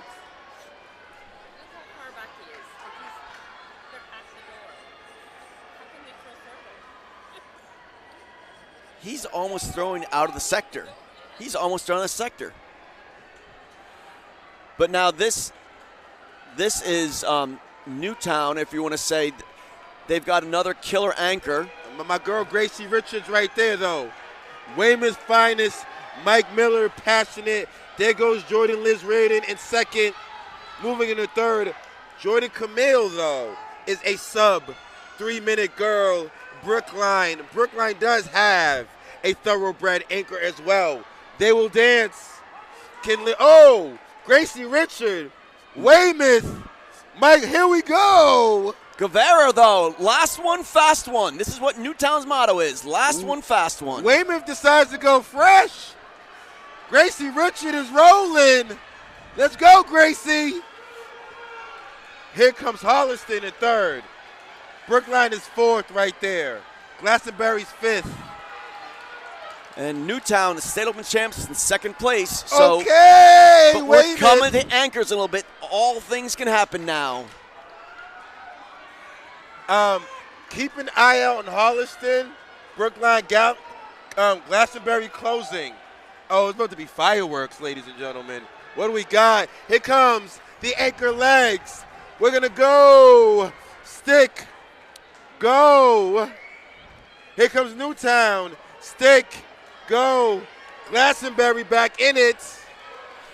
Newtown's 5 seconds down. Here we go. Allie McCarthy's the anchor for Newtown. She was Class L champ, the 800 last outdoor, ran a 2:14 last spring. Here comes Newtown. Here comes the chase pack. Jordan Camille from Brookline. She's moving up, trying to get the Warriors back into something special. There is, okay. Newtown closed that gap with a 31-second first lap. Here comes Glastonbury for Jordan Camille. Brookline, Jordan Camille. Ladies and gentlemen, Glastonbury got to go with her. We got a race now. Those top 4 spots, top 5 spots could be anybody's game right now. Oh, we have a race. This is going to be a race. Oh, we got a race. And it's bunching up now. It's bunching up with 2 to go. Yes, 400 meters to go. Here we go. They're going for a ride like on a choo-choo train right now. Look at this. Okay. They're all just hanging on. So a little birdie told you from Newton South that this 4x8 would be spectacular. And it's looking like it is. My inside sources are correct, Marty. Inside source, Stephen McChesney. We are about to approach 200 meters to go, and we will have a New England champion, Jordan Camille, with a monster leg for Brookline. Can she bring it home? And Let's then dance. We got Glastonbury in second place, closing it up. Let's see who's got the better kick. Here we go. You gotta love the 800. It ain't over till it's over. You cannot coast at any point. Look at second place. Look at second place. Just changed her arm cadence. She's moving now. She went to another gear. Both girls are sub-3 in the 1,000. Here we go. She's coming. Camille got to get those knees up. Let's go. Here she comes. Here comes Glastonbury, my girl. Oh, yes. Here we go. What a race. 9:29. Beautiful, what beautiful, beautiful. Oh, what a race. What a race. What a race for all the athletes. All under 940. Those top 7, under 940, 936 Marty, or so. Welcome to the New England Championships. That's what it's all about. Wow. Wow, wow, wow. Boys 4x8 coming up. Oh, man, I just want to bask in that glow. That was a great race. That was so exciting. And we still got shot put coming in. What's going on with the shot put?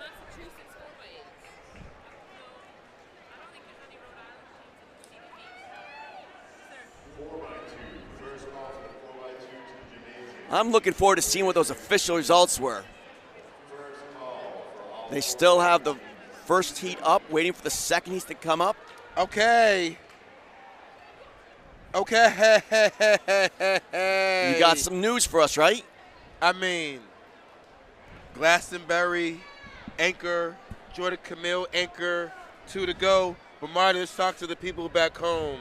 First heat, 4x8, boys. Smithfield High, Rhode Island, they're seeded number 1. Cumberland, Rhode Island is 2. Chariho Regional is 3. Portland High is 4. Bishop Hendrickson is 5. Brunswick is 6. Lewiston High is 7th seed. St. Dominic Academy is 8th. Herman High is 9. Bonnie Eagle is 10.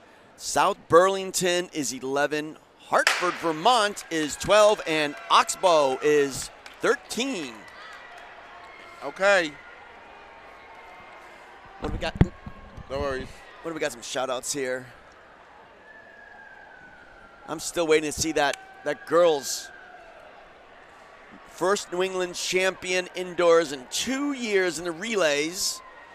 And it's so special to be a relay champion. It's great to be an individual champion, but relays, man, you get to share with your teammates, you get to hug them, you get to console each other if you didn't do it so hot, but it's together. So that's what track and field is all about.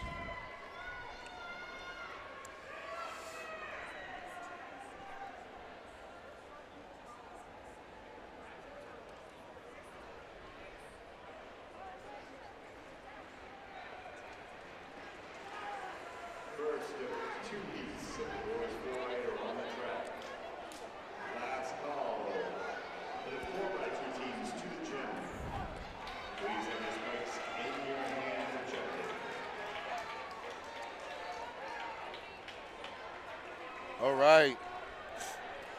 What do we have going on now? Oh, hey, we've got the results up here. Glastonbury, 9:29. They said they were going to go the mid-9:20s. Brookline, 9:30. Yep. We have the results up there. All right. Hold on. I'm going in midfield.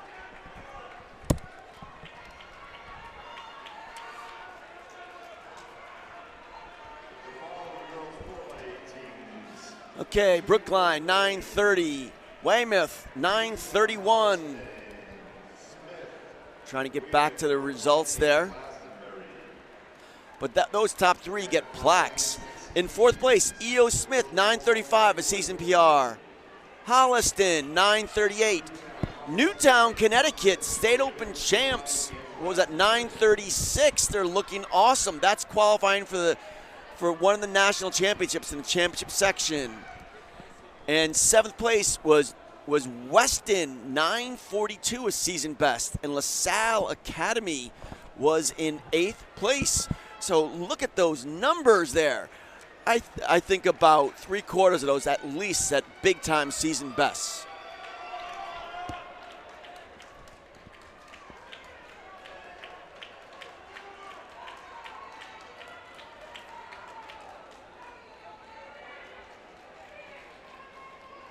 David Bent, I love your comment. I wish there was a like button for your comment. I love that.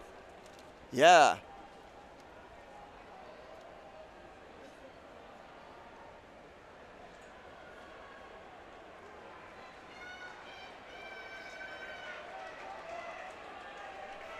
We've got some great comments. Let's hear you guys. Put it in the chat. We'll call out to you guys. We gotta love this. First heat of 2. Let's see who can pop in.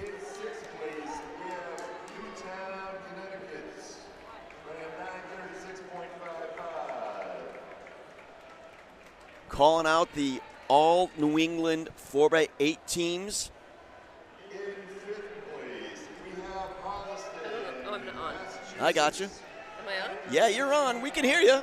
I can't hear it myself, which is probably a good thing. Oh, yeah, it's kind of weird to hear yourself there. I've been keeping an eye on the shot put too, and they're going into the final flight of long jump. So keeping an eye on those as well. Yeah, we got to give a shout out to those relays, because, I mean, those field events, because the field events are just, they are incredible in New England right now. We've got, in the field events, we've got Jake Wall from Mansfield. Seemingly he's not here. What's up? Seemingly he's not here today. Who's not? Jake. Jake Wall's not here? We got a message in the chat earlier to say he wasn't here at all. Well, I guess the story is who's not here, but there's still some other 22-footers. Yeah, Colby Farney from Portsmouth, Rhode Island. Okay. But we still have Tim Watson from Simsbury in the high jump. That bar is going up a little higher each time. You guys want to maybe change your feed, check out what's going on in the high jump. A lot of great athletes there. The depth, the number of kids over 6'2" and 6 feet, you don't see those in most regular season meets. But then the shot put is the real one I can't wait to see. Wish they had pole vault here. I got to tell you, big pole vault fan. I wish New England would bring pole vault back into New England for indoor track, but it is what it is. I know, New England, it's hard to get the practice in. Yeah, I know. To try and get your pitch. But you got Patriot pole vaulting now out of Westboro. Doug, he's got it going on. Any of you pole vaulters in Massachusetts, go see Coach Doug at Patriot Pole Vaulting. You've got to love what he does. He is excelling in the pole vault. They're going to new heights out in Westboro and the other places around the state that he has practices. Yeah, and people from I know a load of people from Rhode Island go work out there too, so he really has a lot of talent. I wonder how many of these athletes from New England will be competing at nationals next weekend. Yeah, there'll be a few. Yeah, I know there's at least one from Connecticut, Steve Diedelberg. He's done 14.7 this year. Yeah. Somebody that works at the Running Academy pole vault in Bethel track and field facility. But there's a lot going on in the field events. That's just it, folks. This is track and field. Each one, every 10 points in a shot put is worth just as much as 10 points in the mile. While the mile and 55 might get more glory and more notice, 10 points is 10 points. Even though there's no point scoring here, they still get the same. They still get the same All New England plaques, same All New England medals. It's great to watch. And it takes so much longer to develop a field event athlete, it seems like, because they're so technical. Like you might get a real all-star freshman or sophomore in the 800 or something, but you usually don't see that too often in the shot put. Although Tarek Robinson O'Hagan was first the last time we had indoor New Englands in 2020 as a sophomore. As a sophomore, he was first. So, that is really rare. Now you see he's trying to win nationals now. He's going to have to step up today as we had a New England record there in Flight 2. Yeah, I know. So Flight 3 is probably just getting warm-ups in right now also. Well, we got to wait to the finals. That's where hopefully all good throwers put it out on the last throw. Just kind of like distance runners. Last lap, fastest lap. Right. Same thing. Hear that bell. You got to go. So it's, you don't really hear the bell that well. No. I should have brought my bell. Yeah, you need some energy in that bell. You can't just go ding. You got to go ding, ding, ding, ding, ding. Yeah, that's a real privilege to have the bell whenever whoever gets to do the bell. Do they even have one? Looks like now it's the bell lap here. I see the 1 on there.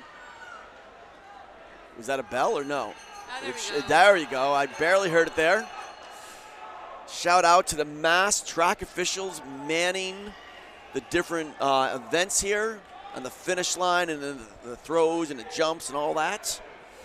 Mass track officials, they come down to Connecticut sometimes for our state meets. They give of themselves all the time.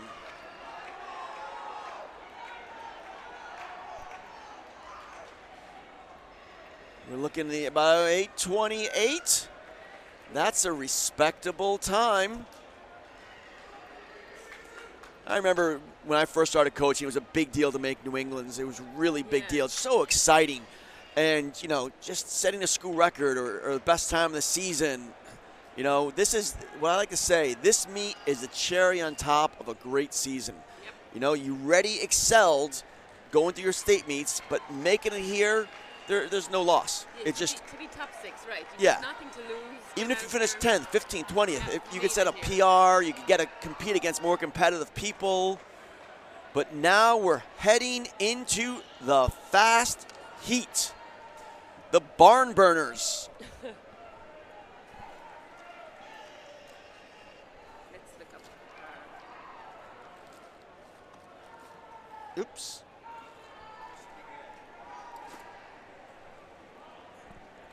All right, so heat 2, we have Concord, Carlisle, Lowell, Staples, Connecticut, Lexington, Mass, Wakefield, Mass, Hull, Connecticut, Conard, Connecticut, Walpole, Mass, Manchester, Connecticut, Yo Smith, Connecticut, Newburyport, Mass, Westerly High School from Rhode Island, and then Guilford.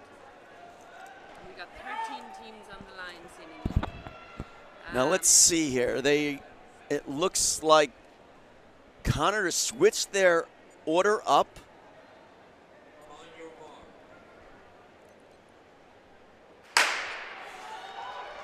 Connor has Callum Sherry as their leadoff leg. Last 2 weeks, they put Gavin as the leadoff leg, got a huge, huge lead. I can imagine. Yeah. So you think they'll bookend They're going to Cherries? bookend them. Yeah, they're always bookend them. But they do have one leg that got caught. He was a third leg. I think they're going to mix it up to put Callum leadoff leg right now, and he's going through in 29 seconds. And is Gavin running the mile? Isn't that coming up soon? Word on the street is he's running the mile. He's running the mile, not the 2 mile, because he's got to get ready for nationals. The But mile is next, so that's a quick turnaround from the. is it? It is. Look. Oh no, 4x2s. Yeah, Oh, 4x2s, yeah. They'll take a while. Yeah, Yeah. yeah, so it'll- Andy Lab girls. Yeah. I mean, Miles. normally I would not recommend that double, but for someone like Callan Sherry, Yeah. Callan Gavin Sherry, yes. Now it looks like Sherry's just moved up now into third place. He's running smart, not particularly fast. He's gone out in 58 seconds. I've seen him go out faster. Yeah. But let's see, if he has. Look at it now. He's going into second place. He's just winding it up. Right. We're getting ready for that last lap. It's funny. Usually he goes right to the lead and gets a big lead, but against this field, he can't do that.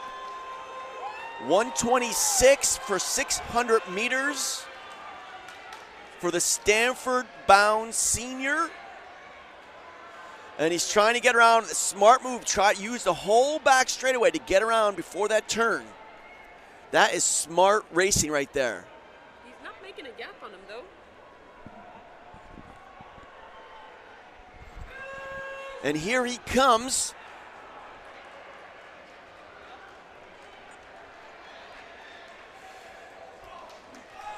That was a 156.6 approximately split. Now they have two runners. One is about a 212, 213 guy. Another guy's like a 206 guy. I'm not quite sure which is which. But let's see, it looks like maybe the other runners might maybe start passing him, but he's going to try to, He's gotta just use keep them. in touch as much Yeah. as he can. Yeah. Use them to stay in touch as much as you can. He's doing a good job of it now. Yeah, he looks smooth. I mean, all three of them look really relaxed. And he got a big gap on fourth. Yeah. But I think this gap is gonna tighten up a little bit. It will. It will Yeah. tighten up.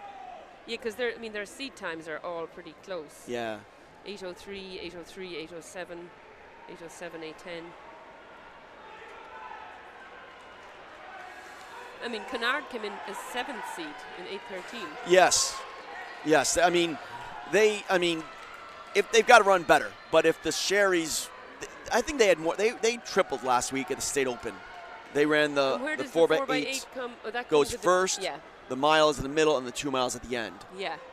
So, but their second runner is in the mix, but it's tightening up now, like we said. We got a lap coming up on a lap, right? Yeah. Now, Staples is probably putting some new runners in right now too. So you might see Staples mixing it in. Staples is moving up now into 5th place. They've got 4 solid runners. Back in early January, they ran, I don't know, like an 8:06 at the SCC invite.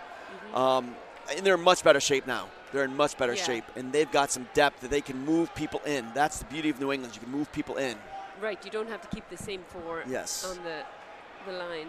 But here we come into the second exchange.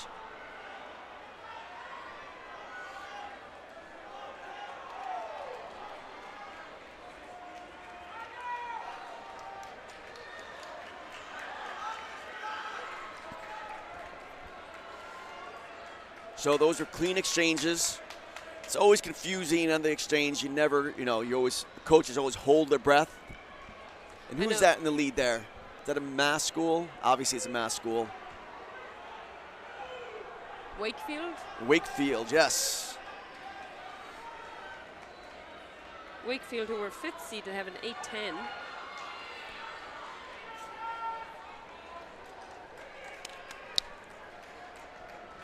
Our guru, Chuck Martin, is here to say hi. The guy in charge of all this that puts this whole production together. Wakefield are pulling away here. Well, that's what, let's see where the order of, maybe they put a little faster guy 3rd or something like that. But remember, you've got a 152, 153 leg on anchor in Gavin Sherry. I mean, I've only seen him run 155, but he's always had to come back for other races. Yep. And this is, I'm told, this is his primary focus to get ready for nationals. This is 4x8 to run a hard 800 right now.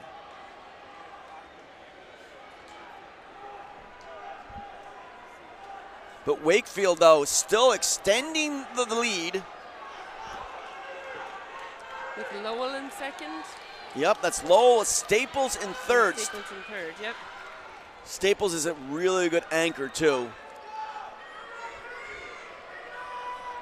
Unfortunately, he was sick at the class meet, so he couldn't run there, but they put him in a couple of relays at the Open. He definitely improved their relays. But here comes Wakefield, the leader.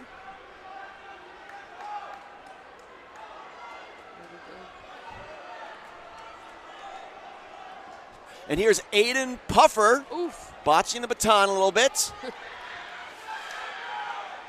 Aiden Puffer is the All-American cross-country runner from Manchester. We can't leave them out. He's run a 4:10 mile this season. He's kept it kind of quiet. He hasn't done a lot of competing. He hasn't done a lot, no. But Not that he hasn't done a lot, we just haven't seen a lot of him this season. But he's done a lot of 4x8s. Yeah.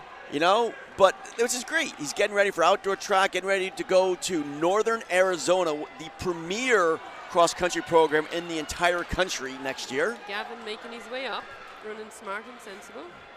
Now, what's interesting about Gavin, he has very little experience running in the pack, passing people. He's so used to just being there on his own from the start. Yeah, he might have somebody, maybe one person in front of him in a cross-country race, but...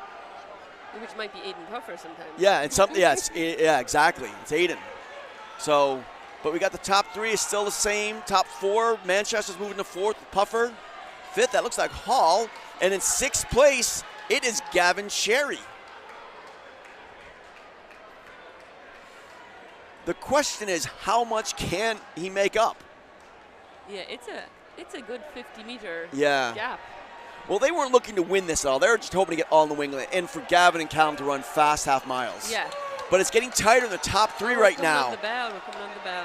Staples is getting closer. There we go. Now there's a lead change. Lowell have taken the lead. Sherry's coming up on Puffer in 4th and 5th place. Does Puffer have a big enough lead to hold off Sherry? Okay, but let's look at this. Let's look at the final straight here. We have Lowell. Staples. That's St. Jalen from Staples. Okay. And Wakefield in 3rd. It was a battle for the two Connecticut teams. I don't know who got that It looked like Puffer finally got Sherry. But I had Sherry at 153. 153 low for a split. So we'll get the official times. Times in a minute. Just waiting for everybody to get over the line.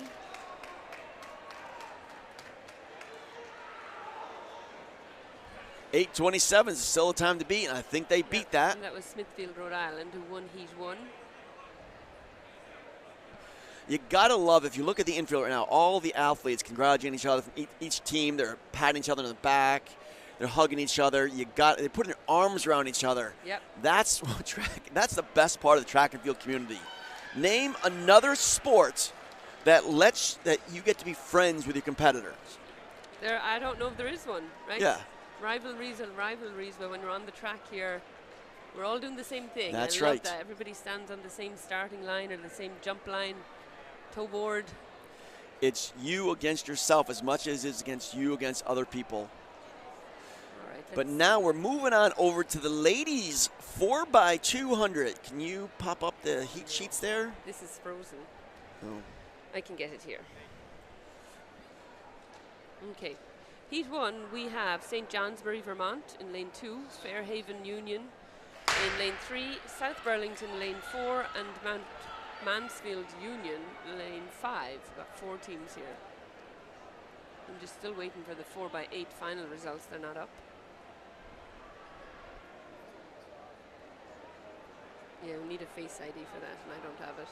Oh, you don't have Coach H's face. I don't have Coach H's beautiful face.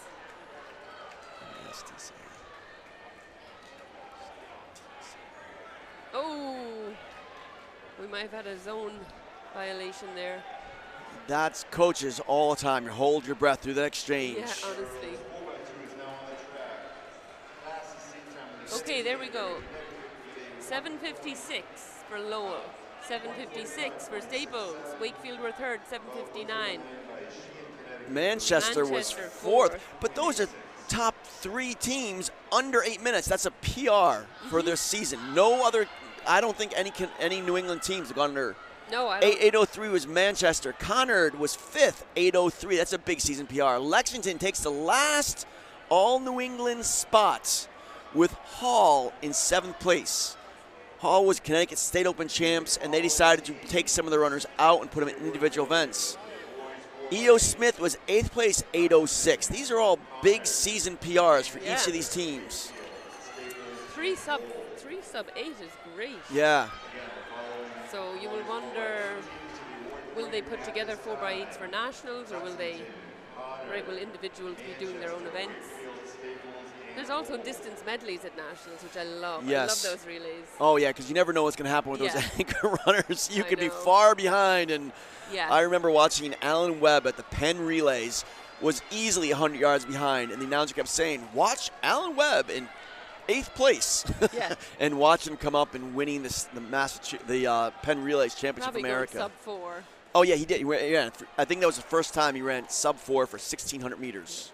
Doesn't count for the mile, but. All right, Heat 2 here in the girls 4x2. We have Mount Desert Island, Essex in lane 3, Brunswick High School lane 4, and Barrington High School from Rhode Island in lane 5.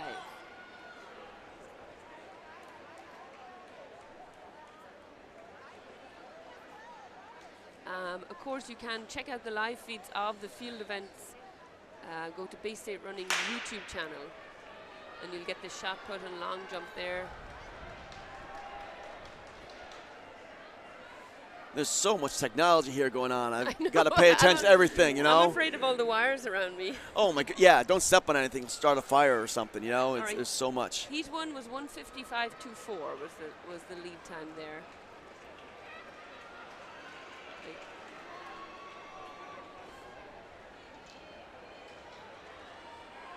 Do the live results, they don't have the individual, performances, do they?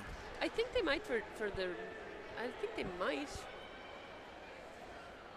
No, they don't. Nope. That's too bad. We did last week at Rhode Island State Meet. Yeah, well, in the Connecticut State Meets, we don't have the State Meet, but we have invitationals, which really so spoils nice. us. Oh my God, it's ridiculous. It's I went home that night last week after the State Meet and just actually analyzed people's splits. Oh, yeah. I'm saying I need to get a life, but. Yeah. So let's see, we're on the 4x2 right now. This is the second heat. Boys 4x8. In 6th place, we have Lexington, Massachusetts, That's crazy. 8:05 was 6th place in 4x8. Well, this is what New England's are all about. That's why you come here, because the best of the best. What's the coolest thing is how many teams I noticed had season like 5-6 seconds. Yeah. Season PRs for like 5 or 6 seconds. Yeah. All right, we have here Essex is in the lead, but hot on their heels. Brunswick. It looks like Brunswick came to the outside, puts her hands up in celebration, which she should be right now. That was a great leg. All right, heat 3, and these are obviously, this is on time. There's no heats and finals or anything. So heat 3, we have Bangor High School, we have East Greenwich from Rhode Island, Bonnie Eagle, and Scarborough. So we got heat 3 of 7. I love the fact that they're only running 4 per heat. Nobody's getting stuck with that inside lane. Yeah, and just for the handoff, it's so much less crowded. It gives them the opportunity to do what they came here to do. It takes an extra 5 minutes for meet, but it's worth it for the quality of the meet. That was a much quicker heat there, 150.85. Well, we're going down to heat 7 is the fastest heat, so we're not even halfway there yet. That was a big, they ran in their state meet 152, so that was a 2-second best. That's awesome. Yeah. Well, here's the thing. Besides, the better competition, this is a fast track. Yes. It's a fast track. So you got to love when you go on the flat tracks or state meets like they do in Rhode Island, in Connecticut, and you move on up to here, you automatically, it's like running downhill basically. Everybody gets faster times. I was talking about that with a few coaches from Rhode Island. If they do a conversion in the NCAAs, why don't they do a conversion here? It's kind of unfair that Massachusetts is the only state with a fast track, so their times are automatically, they got that boost. Here's what I love about that. Should they do a conversion? As a former Connecticut coach, you get a little chip on your shoulder. Like you see the other schools running 132s, 133. You're like, we ran 134. We'll get those guys. Yeah. We'll get those guys. I know. Yeah. I know. But you could do a conversion, convert the mass times back to flat track times. They're True. easy. Well, the NCAA, I love it because they have so altitude conversion times, flat tracks, small track, large tracks. It's so funny. I feel like BU should have its own conversion. BU is, yeah. That's not equal to any other banked track. The amount of athletes that are breaking 4 minutes on a regular basis, it's like crazy. You can't even keep track of it anymore. Yeah. I don't think I'll ever say it's ho-hum to break 4 minutes. I don't care how many kids do it. Yeah. But it's becoming so regular now. All right, we got East Greenwich in the lead here. Yeah, I noticed on the men's side, it took a 3:56, 4 or 5 to make NCAA. It's a 3:56. Yeah. You got 3:57 guys sitting at home on NCAA weekend. It's just crazy. All right, Bangor have taken the lead. It's a tight one. Oh, and the outside. The outside. In green, is that Bonnie Eagle? Yeah. Bonnie Eagle, Maine. Look at that, squeezing on out from the back. Obviously a very fast anchor. All right, Heat 4, we have North Kingstown from Rhode Island, Cranston West from Rhode Island, East Hartford, Connecticut, and Glastonbury, Connecticut. So 2 Rhode Island teams, 2 Connecticut teams. Yeah, so now we're dropping down under the 150 marks now. So this is where the action starts, everything starts happening a little faster, a little more exciting.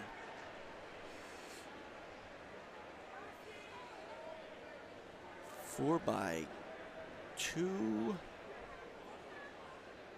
I'm going to tell you, I'm sitting beside a man who prepares. I can see his New England notes, page 3. He's on page 3 of 15. Well, most is copying, pasting the heat sheets, and I just pare it down a little bit. That's why I wrote some notes on my actually they're over there, but on my the heat sheets, but I need to do some more work here. Well, like I said, if those of you see this at home, it's mostly just the same heat sheets you have. I just, for some of the people I know, I kind of put a little more in here. That's all. That's all.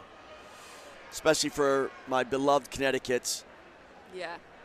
And so here we have the Battle of Rhode Island against Connecticut. Yes. Let's see what goes on. Southern New England is there right now. We are battling it out.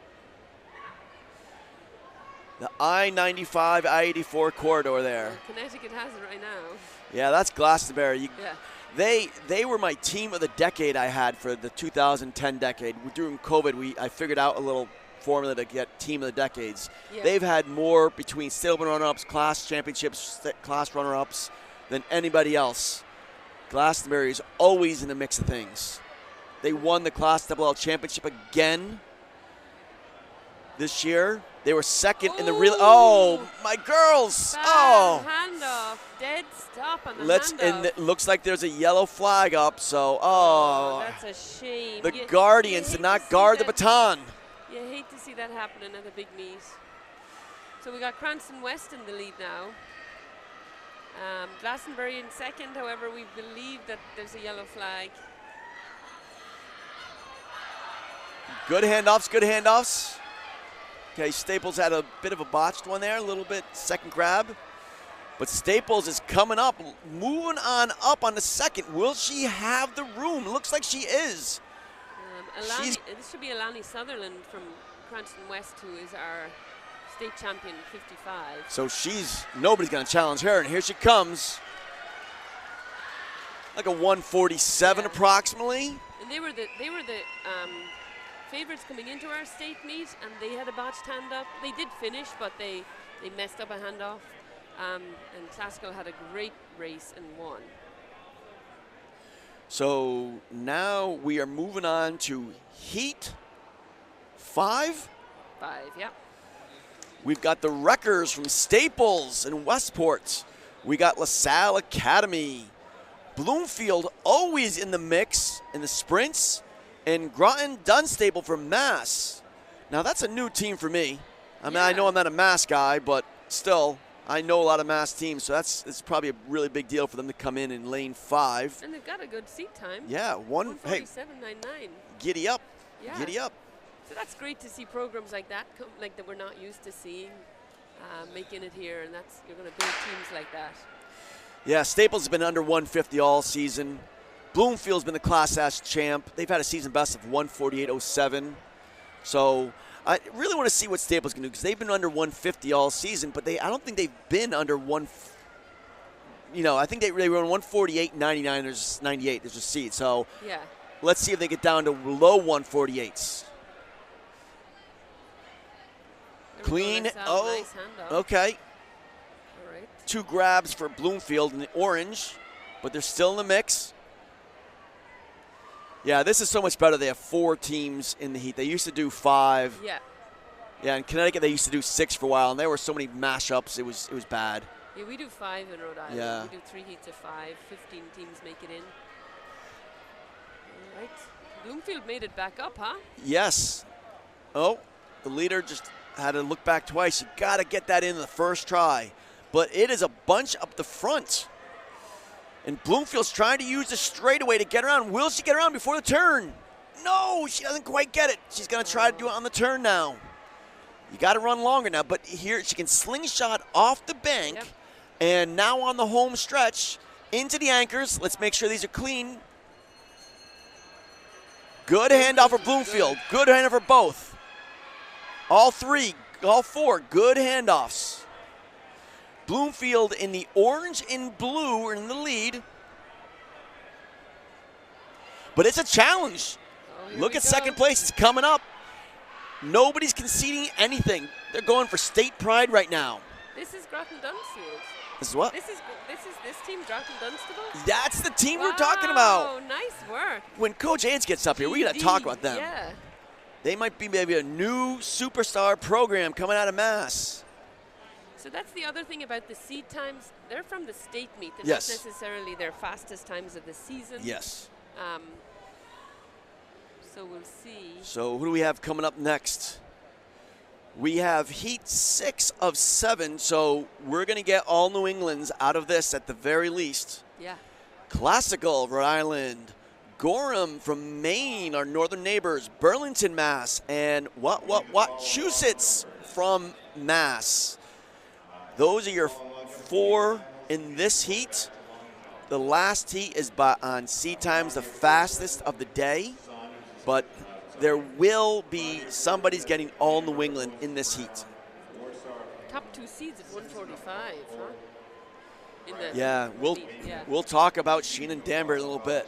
So 1:48.09 was the winning time in the last heat. Couple 148s. Yeah. Yeah. Hey, you know something? That just might squeeze in. That It 148.09 might be top 6. Get medals. We gotta get some info about this team. Yeah, I'm gonna research these guys in a little bit when I have some time, because I'm really interested in, you know. All right, I'm gonna give a shout out to purple people here, to classical. My son's a classical grad. He ran with these girls, so I'm gonna be cheering for them. You gotta cheer for your hometown team. Sorry, you're always giving me a classical mom. That's it. Yeah, that's it. How long ago did your son graduate? He's a sophomore in college now. Okay, a couple years ago, so he still has the Letterman's jacket and all that stuff. Well, still got the team It shirts. was stolen. No. Oh. His car got broken into. Everything was stolen. Oh, no. That's okay. He doesn't need it. Good handoff. There we go. Come on, classical. Oh. Ooh. That third team there in lane 3 had a That was little. Gorham. That's okay though. Let's let their legs do the talking. It's still a train. 1, 2, 3 in the mix. Let's see what happens on this exchange, because the exchange could mean a lot. Smooth exchanges. Move out, classical, move out. There we go. 1, 2. Good. Good. All Good clean, exchanges. all clean. Proud of those. Proud, proud, proud. Coaches are happy. Parents are happy right now. Athletes are happy. Let's see. Coming into the anchor legs. Everybody tries to put their top person last a lot of times. I've had some people put their top person first. Well, we'll talk about that. We'll see. I know, Danbury it's the will do that. tactics. Come on, Jackie.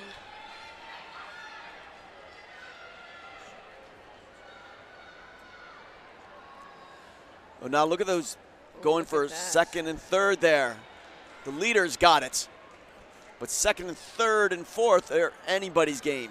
Coming off the turn. Lena, high hopes.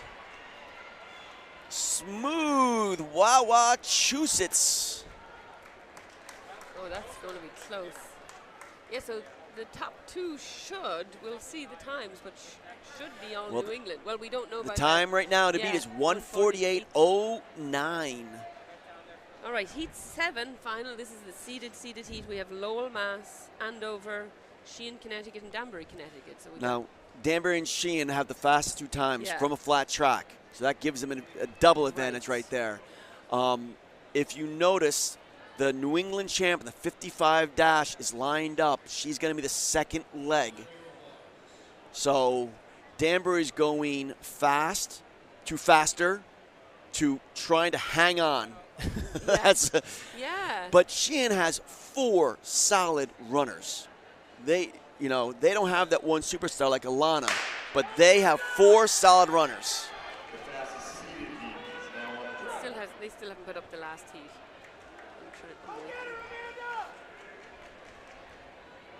What, choose it 1:45.76? Whoa, whoa, whoa, whoa, whoa.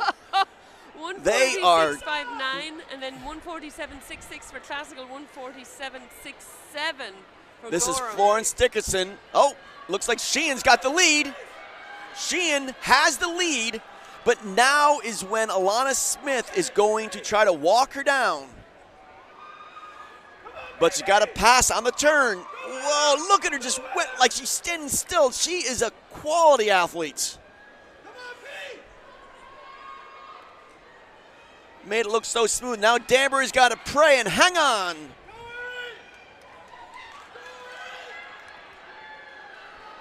That's Juliana Robles from Danbury. This long jump specialist is the third leg from the Hatters.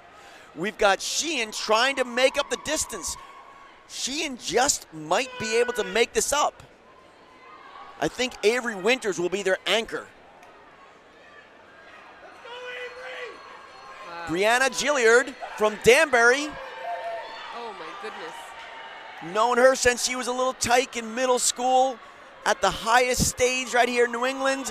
Trying to hang on. Avery Winters, though, is trying to make a name for herself and for her program. Look at these times. Look at this. This is going to right to the finish. Oh my goodness. Avery Winters does it for Sheehan. Danbury's second, 1:43.6 hand timed. That is smoking. And I actually think 1, 2, and 3 from the last heat might break in. Whoa. Let's see. That was incredible. Yeah, looks like Sheehan, they had something to prove. They got beat in the open. They were coming in as the fastest seed in the open. And they were like, we've got this, we've got this. And they got beat. I would love to see splits on that. Well, I unofficially got some splits, but I don't know how accurate I was. We can go with your unofficial.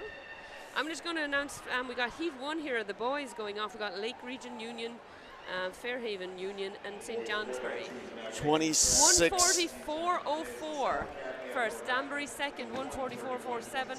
Andover third, 145.76. So yes, the first 3 teams from Heat 6 will break in. Wow, so and be all Lowell New got England. bumped out. Yeah, because Classical were 147.6 So or something. your school, they're in there, Let's huh? go purple. Go purple. You gotta love Classical. Now, who do we have? The action keeps happening. We don't have time to celebrate. Right, seriously, we need a break in the action, please. Yeah, you get to do that at the Olympics. You get to celebrate every single race. Here, we've got to get these going. So this is Lake Region Union, Fairhaven, and St. Johnsbury. This is Heat 1 of 7 also in the boys 4x2. 7 chances to celebrate athletic excellence here. Oh, I think that's out of the exchange, and they're done. So that's too bad. But they'll let them finish at least. No, they walked off the track. Oh, they did. That's okay. We still got some action to go here. We got the leaders.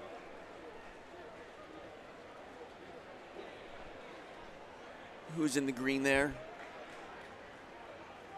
St. Johnsbury. Johnsbury, the Metro Center of Vermont. Drove through there. Big sign, St. Johnsbury, 30 miles, 40 miles, and then you get there and it's downtown area. Yeah. A lot of woods around it, though. Oh, no. Great scheme. Cranston West out of Heat 5 for 6th. Oh, Classical. Your girls at Classical just missed out. That's crazy. That is the beautiful thing about New England. It's like anybody can have the day. Oh, Heat 4 they were in. Okay. Wow. Anybody had the day today, and that's what ends up happening. All right, so we got to be on our toes here. Always on our toes. There's so much going on, you can't even keep up with it all.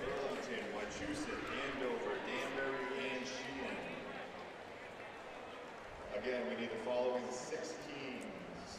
Oh, good job, though. 144, that's fast. That girls' heat, huh? Andover, Danbury, and Sheehan.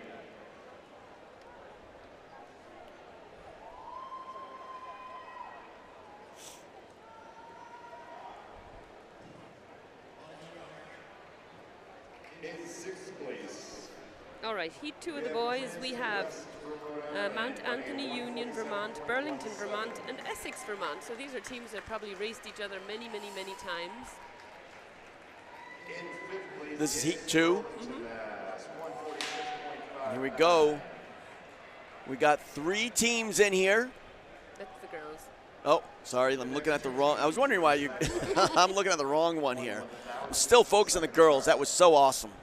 In 4th place, we have Wachusett. I know, and I'm dying to know what's going on over there at the long and shot. I wish they had live results as it went. They don't put those into the computer until after. Yeah, Athletic Net has this really cool app. You just put it on your phone, and as the person throws or jumps, you just punch it in your phone, the distance or the miss or whatever, and and then it pops up live. The problem is mistakes pop up live too. Yeah. You got to make sure you don't make any mistakes as an official. Looking back a little bit. Oh. The key to the handoffs, though, is hand back, getting the baton right in your hand, and move just in and out. Like, it's got to be fluid in one motion. The baton's got to keep moving. If you look on the infield on the camera right now, you can see they're doing the 4x2 girls right now. What a great moment in their lives. Yeah. Getting the all New England pictures, something to memorize forever, memorialize forever. Good for Cranston West, huh? Coming out of having a little bit of a disappointing, I'm saying disappointing state meet. It obviously wasn't disappointing, but they went in ranked 1 and didn't win. To come back here and place 6th at New England out of heat 4. Like I said before, this is a cherry on top. This is like bonus. You can only do good stuff today. Yeah. There's, you got here, that's your accomplishment, and then you can just improve, and that makes your season even better. If you can come home and at your team banquet, you can say we're all New England, or we were 10th in New England, or 15th in New England. That makes your season that much better. Heat 3 here, we've got Poland Regional, Mount Ararat. Is that how you Ararat. say it? Ararat. Close Yeah. enough. Both in Sorry, Maine. Ararat. Sorry, yeah. And then Cranston West from Rhode Island. Rhodey. So Cranston West, from what I remember, the boys, they broke their school record at States, so they ran their best ever time at States. That's awesome. And now, like we said, faster track, break it, so Yeah. it's going to be that much harder for the next group to kind of knock it down. Yeah. Yeah, I got all these wires around here. I know, that's what I'm Jeez. afraid to move. Yeah, I know. But another good thing about what you just said about banquets, like all these things that we can have back now, isn't it so nice, like to be here, to be able to have a team banquet, to be able to celebrate together? Yes, it is. Yes, it is. It's just to even gather in this tight space with everybody again, feeling comfortable doing this, having a fun time, hugging each other again. Oh. I know. Shout out to my coaching friends when I first saw them in the state meet. After, like, they didn't want a lot of spectators at the early season meets, so I didn't go to those early season meets. But the state meets, just want to see your friends. Yep. Right, and be able to give a hug to those athletes. Exactly. Although last week at New England Weight, my athlete, he came 5th, and I was giving him a big hug after, and I was like, oh, you're so gross and sweaty. That's okay. Let's go back to the no hug days. No, that's okay. That was a nice handoff there. These are good handoffs. Oh, and just got it in, though. The blind handoffs make me so nervous indoors. With the bend. I never teach the blind handoffs. No. Yeah. Outdoors, I think it's a bit different, but indoors. When you have your own lane. The merge, yeah, when you have your own lane, but you don't have your own lane. That's a good handoff. Look at that. Well, and that going back to the strategy of who you put where in your relay, I know a coach who had said he always put his fastest athletes first so that they were ahead and didn't have the crowd at the handoff. He said it was just less dangerous. That's what I've done before, and then just hope you have a 3rd and 4th that can run afraid. And they can handle that kind of pressure, because that is a lot of pressure. They're not taking the bus home when they fail. Yeah, yeah, that's hard to do. You have to have the right personality to be able to do that. Yeah. Because the other team's anchor's coming up on you.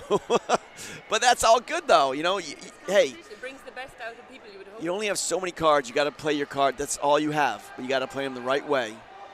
So here we have Cranston West. That looks at 35, 36. Yeah. So did you say Cranston had their school record at 38? Was that their school record? Is that what you told me? 138. That's their seed time. If that was, I believe it was either at States or classmate the week before that they. That's. Yeah. So let's see that. So 139 was from the heat before. So we'll get the official time. We're moving on to heat 4 here. We have East Greenwich from. Oh, my mic keeps falling down. People don't want to hear me probably. East Greenwich from Rhode Island, Brunswick High School, Maine, right? Yarmouth High School from Maine, and Marshwood High School from Maine. Yeah. All close times. Yeah, that makes it more exciting when they're all really closely seated. And like we said, they're all from flat tracks, so let's hope they get a little faster here today. Look at that, 135.77 for Cranston West, and their seat time was 138. Yeah, that's about right. That's a good conversion. Yeah, see, this is why. 2.5 seconds. We got to get the conversion times for the Massachusetts. Oh, nobody started. So the one boy looks like he just stood up. No. I hope he just stumbled. I don't know if that's a. Is he getting a red card? Well, there's no. I don't know what they. I think they're just telling him he's got to stay. He's got to stay still. Oh, green card. Well, yeah. What's a green card? I don't know. It means go. Wow. They just had a little chat about the state of the world.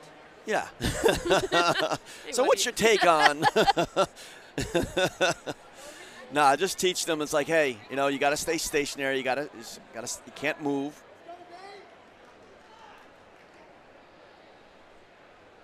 Oh, there's only 3 teams here. You should be. Oh no, there's the 4th. Okay. There we go. Purple is Marshwood out on the outside. Gotta love purple. It stands out. It stands out.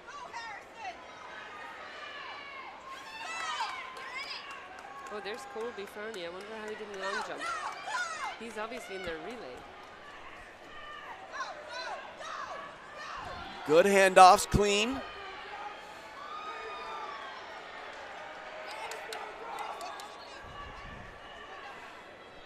We've got Steve Manzone from Bay State and Ocean State running coming up, taking a break from taking all those pictures. Make sure, folks, you go to our state websites. There'll be thousands of pictures of all the kids. Everybody competing will get your pictures. You have the live stream video if you want to watch the race. If you want to have a momentum of you racing, a little picture. Steve Manzone is our man.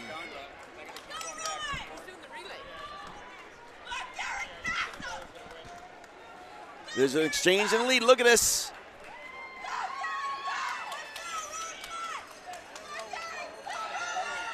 That was Marshwood again, it looks like, right? The purple team. Oh, and the botched handoff. But just get going, man. Get going. Finish the race.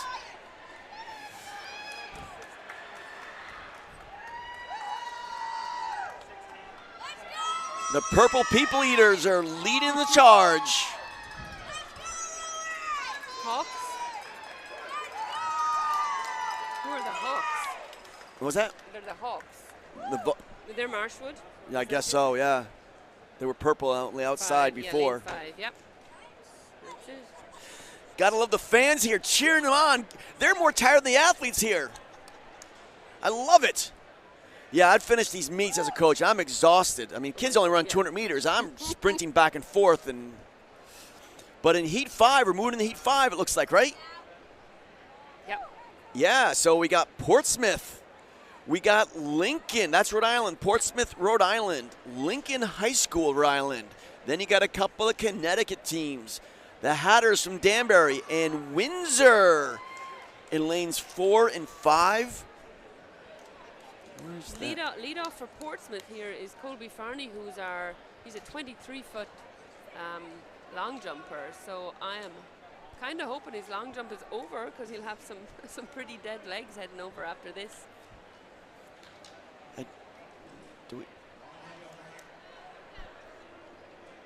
Portsmouth lane 2, Lincoln in lane 3. Yeah, we got 4 teams. Danbury with their multiple colored uniforms all the time. They used to be orange and blue, now they're blue and black.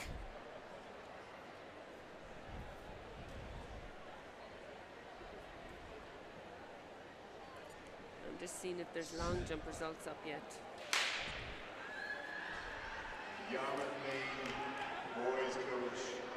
Danbury went down to Ocean Breeze last week, and they ran a really good 4x2.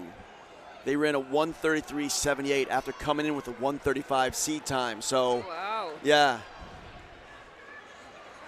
So in the last heat, in Heat 4, 1:35.48 was the winner. So that was right around the time of Cranston West from the heat before. Little coming in. Now these runners are much tighter together and they're coming much faster. Yeah, so Marshwood is beating Cranston West. Yeah, this is. Looks like the Hatters are in second right now. They're called Hatters? That's Hat City. Oh. They crowned them all, their motto is. They've crowned them all. They used to make hats in Danbury back in the industrial days. Oh, okay. Yeah. Like what kind of hats? Like fancy women's Everything. hats? Yeah. Everything. Baseball hats? No, they weren't part of that. Like Stetson hats, all that stuff. Okay. Yeah. Back when everybody used to wear hats everywhere they went. Yep. Everybody wore a hat, and Danbury was one of the hat factor centers of the world. All right, so let's see how we're doing. That's here. enough Danbury history. Let's get back to track and field. Oh, Is that's that only Windsor? 133, yeah. Danbury was second. Lincoln and Portsmouth very close. Let's see those times. So the time to beat here, so 135.48 is the lead time so far before this heat. I think they're going to knock that down. So we're going on to heat 6. We should have Naugatuck, Noggy. Noggy from Connecticut, Yeah. Greenwich, Connecticut, Sheehan, Connecticut, and then Bishop Hendricken from Rhode Island. A little bit of the mix-up from the state open, it looks like. So Noggy comes in with a 134.70 season PR with 5th at the open. Greenwich has been consistently in the 134s all season long, so they're hoping for something bigger now. And Sheehan was 3rd at the open with 134.12. So we've got some action coming on here. It's great how it goes slow to fast. Like, it just gets a little more exciting with each race.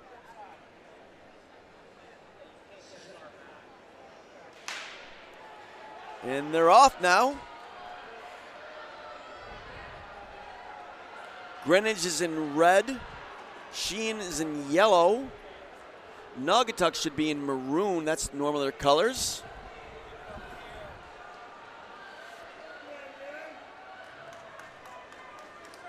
Hendricken got a good start. And that's Hendricken. Brandon Durand is an athlete. The Rhode Island team is in the house. Look at them. He is a all-star baseball player, all-star football player. I actually think he's going to play baseball in college. He runs indoor, and he's a beast. Triple alpha. You got to love it. Look at him.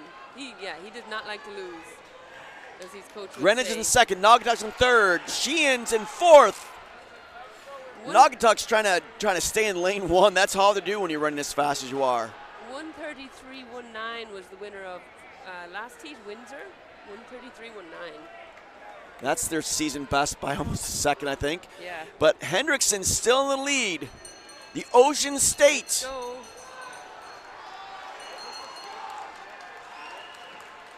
And I believe that's John Bianchi, I believe, the 400-meter runner, ran like 50 points from Greenwich, is in second right now. Let's see if he's got enough short speed to come up on the green. Greenwich versus Rhode Island's Hendrickson, and Hendrickson's got it. Hendricken, let's go. Nice work. They've got distance runners all the time and sprinters. Yeah, they've got a crew of great coaches there. Oh, yeah. And they've got a great pool of athletes, too. Yes, they do. All-boys school. Yes, they do. And the coaches develop them well. The athletes come in with some desire, and they have some pride in their program. All right, in the heat 7. So 133.19 was out of heat 5. We'll see what those guys did in that. And here we have Weymouth, Mass in lane 2, Duxbury, Mass lane 3, Hall, Connecticut lane 4, and LaSalle in lane 5. Remembering the seat times for the Rhode Island, Connecticut kids come from a flat track, so we just got to remember that. Yeah, I think it's Hall. Gonna be a close one. Yeah, Hall's gonna. I think they're stacking it here. They barely lost the state open by hundredths of a second to Hillhouse. Hillhouse is not here. The top 2 Mass schools are not here. That's okay. There's still glory right here on the track. 132.421 by Hendricken in the last heat. Yeah, we got to remember that time. These teams should be able to do it.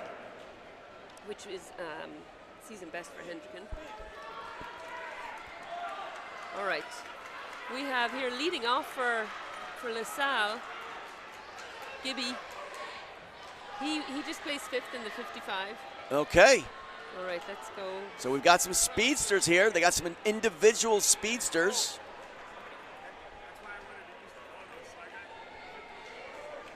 Who's in blue? Who's the blue? Hall? Is Hall? Oh, that's Hall. Yep. That's Hall. Oh. State Open team champions. They take pride in their relays. Let's go. Look at this. They have 177 boys on their team. 177. Yeah. And they brought, like, I don't know, 30 to the state class meets, and a huge amount. Incredible amount of depth. Oh, this is close. Beautiful handoff. Nice handoff. Well executed. And they needed that because, man, they are right on their shoulder. If there was one trip of the handoff, they would have lost the lead. Oh, look at this. Oh, he didn't. It's get him. coming on to the home stretch. Look at this. Coming off the turn on the bend. It's anybody's race right now. LaSalle, Hall, and LaSalle. Woo! Hall takes second. I don't know. Duxbury was very Duxbury close is right in there too, I guess. So let's see how Hendricken's time holds up there. 1:32.42. Wow, what a race. That was 4 LaSalle athletes who put it together, right? Gotta love LaSalle. I bet all their splits are pretty similar too. Yeah, I wish we had. I mean, we'll have to go back and watch the races on the Bay State website there. We'll have to rewatch the races.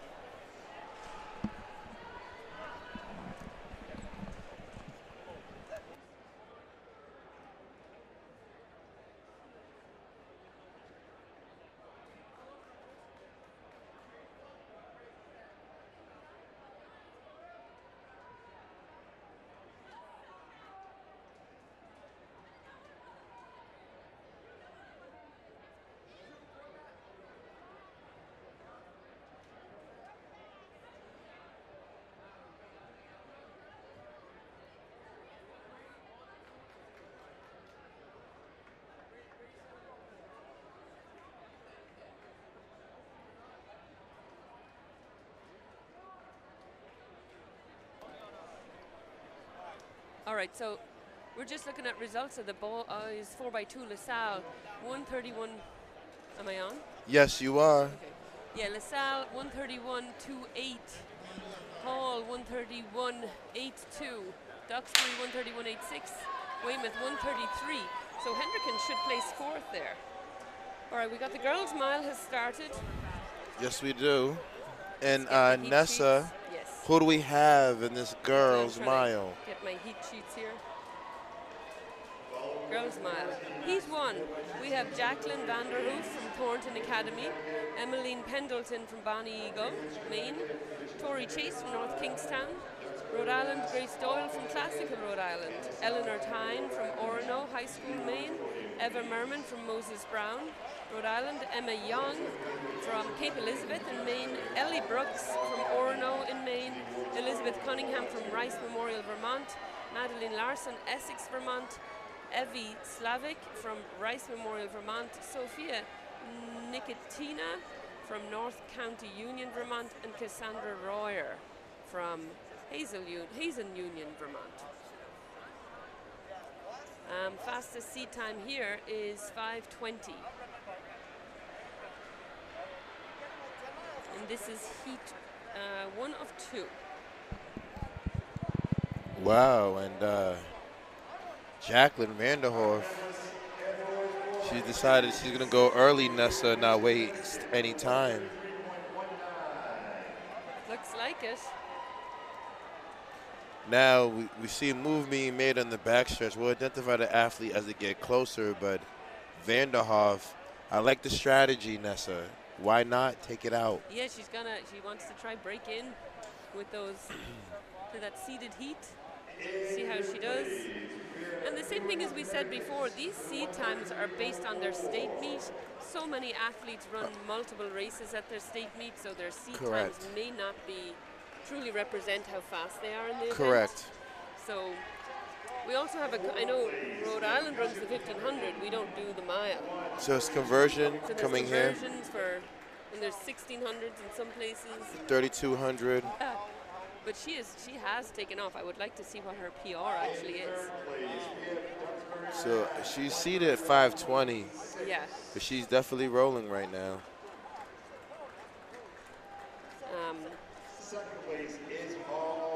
While we are looking at this mile race, we got the boys relay. 4x2 is being presented with their medals. So sitting in 5th place is Eleanor Tyne from Orono High School in Maine. We do have a battle for 2nd place right there shaping out on the oval. But Vanderhoof, like you said, Nessa, has decided to go. From Thornton Academy. That's where they hold New England's outdoors a lot, right? Thornton Academy? I believe so. Yep.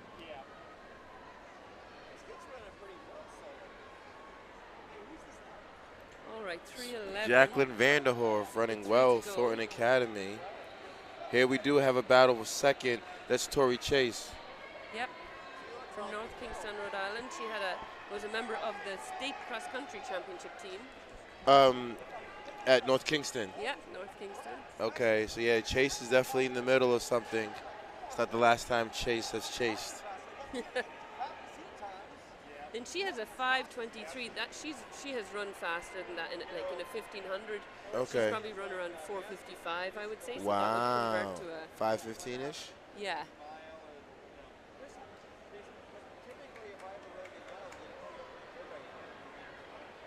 But on the infield, on the oval, that is all Jacqueline Vanderhorf running well right now.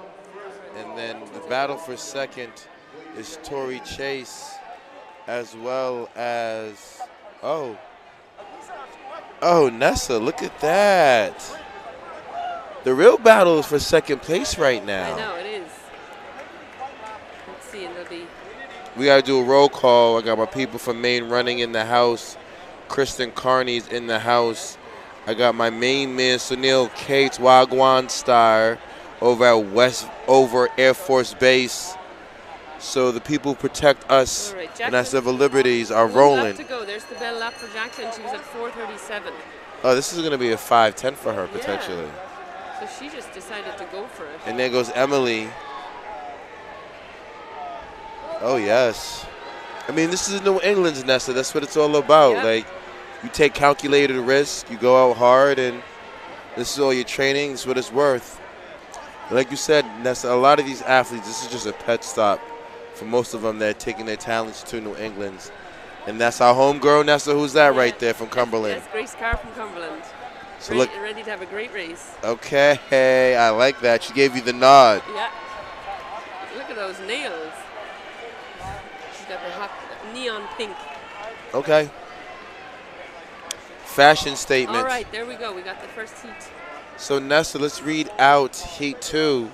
Here comes the fireworks. Okay, so we have Rachel St. Germain from Somers, Connecticut, Anna Keeley from Fairfield, Connecticut, Carmen Louisi from Holliston, Mass, Summer Bejarno from Silver Lake, Mass, Sydney Kelleher, New Milford, Connecticut, Caroline Cummings, who is our state champion, LaSalle Academy, Brooke Strauss, Glastonbury, Connecticut, Ava Lovolo. Okay, from Marshfield. Yep, Kelly Jones. Town, USA. We've got Anna Omelchenko from Wilbur-Cross, Connecticut. Carrie Drake from York High School, Maine. Caroline Jankowitz from Classical Go Purple. Logan Hughes from Bellows Free Academy, Vermont. And Grace Carr, there we go, from Cumberland, Rhode Island. So it looks like Rachel St. Germain is the class of the field, but we do have the Massachusetts State Champion in cross country, Carmen Louisi. Okay. Also, I got my girl Summer Bergiano. Summer in the City, Silver Lake is here. And then you have Ava Lavolo, talented. But this Connecticut girls,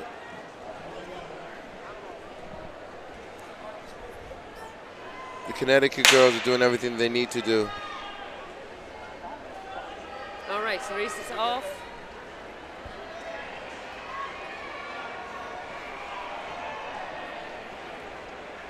This is the fastest Last section. on the girls' mile. All right, so it's early. Girls mile. Sounds like that was a great throw over at shot put. Oh, what happened over at shot put? All right, we got York, Maine in the lead here. Carrie Drake, let's go. Time of 4:58.02. Carrie Drake running phenomenal. There is some action in the shot put. That also 5:18 was the lead time in the first heat. Yes, so Vanderhorf 5:18. So Carmen Louisi moving up gradually. Here we go. We got the shot put going on right beside us. Oh yes, I mean there's parties in the shot put. But here we go. I mean Carrie Drake doing the work. Here comes the chase pack. Louisi, Bergiano, Lavolo in the middle, something. Caroline Cummings from LaSalle is there in third. She won the 3K and 1500 at States, at Rhode Island States.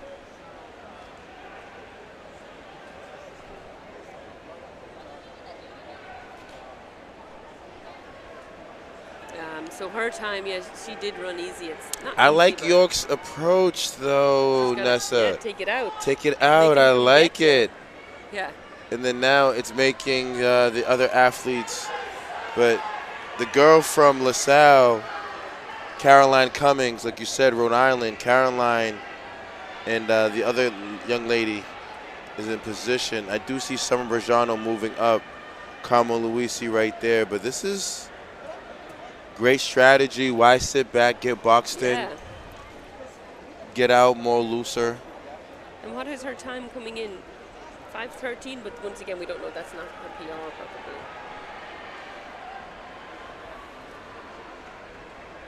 All right, 4 to go. 800 meters to go. 2:27 at the half. Lavolo moving up.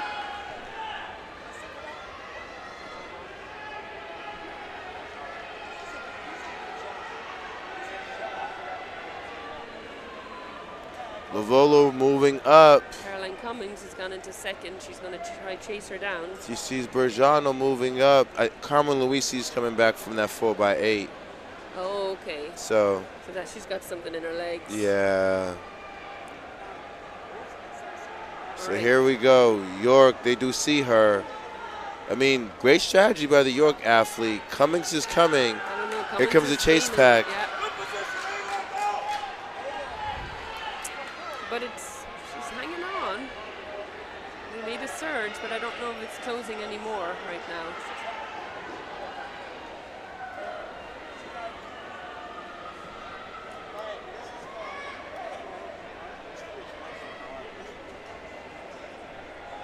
Okay, so we're coming up with 400 to go. Oh, I'm actually rooting now for Carrie Drake. Let's go, young lady. That's tough I work. am too, even though I want Rhode Island to get up there, but she's going. put herself out there. But the other two got to be in position to strike. Got to be close to close. I don't know. Drake does not seem to be tired. She seems to have got a second wind here. She can smell that finish line. They're closing hard, though. Yeah.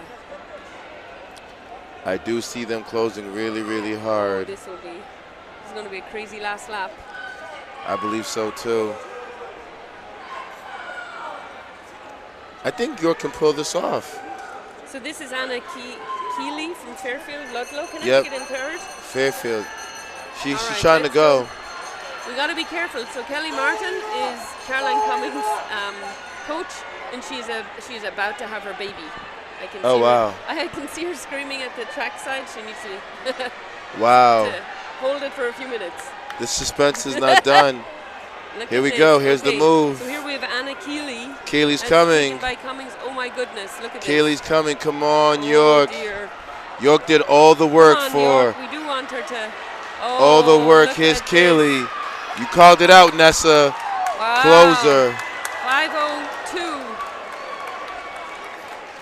Wow. Good for York, though, right? To be that brave to go take it out. Ava Lavolo, sub 5:10 in the mile. Talented runner, Marshfield Track Town, USA, my girl, Summer Bergiano, with an amazing run. Ladies and gentlemen, that was the girls' mile. Boys' mile is coming up. My main man Marty's coming back. I will see you guys at the 600.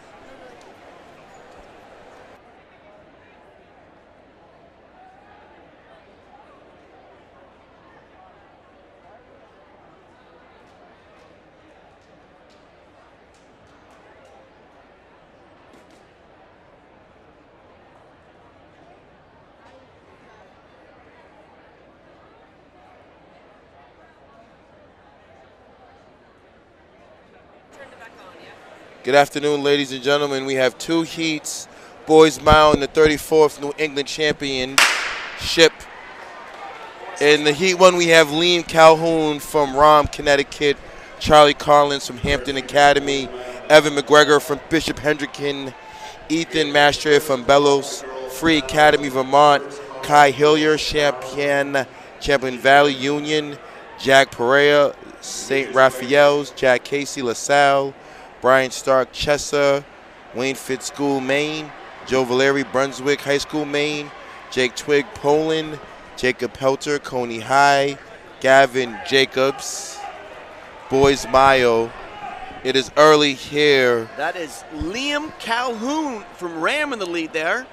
He is the best runner in school history. He broke their school record last outdoor and then this winter in the mile. So we were talking earlier how what a special thing is to make New England's. I mean, they're not favored to be all sixth in this heat, but it's so cool to see like he's got a shot to bring his time down to dominate that event a little bit more. Yes. So he means business. He is not messing around. He's towing the field through the first 2 laps. All right. But we're going to see what happens because, you know, it's a train right behind him.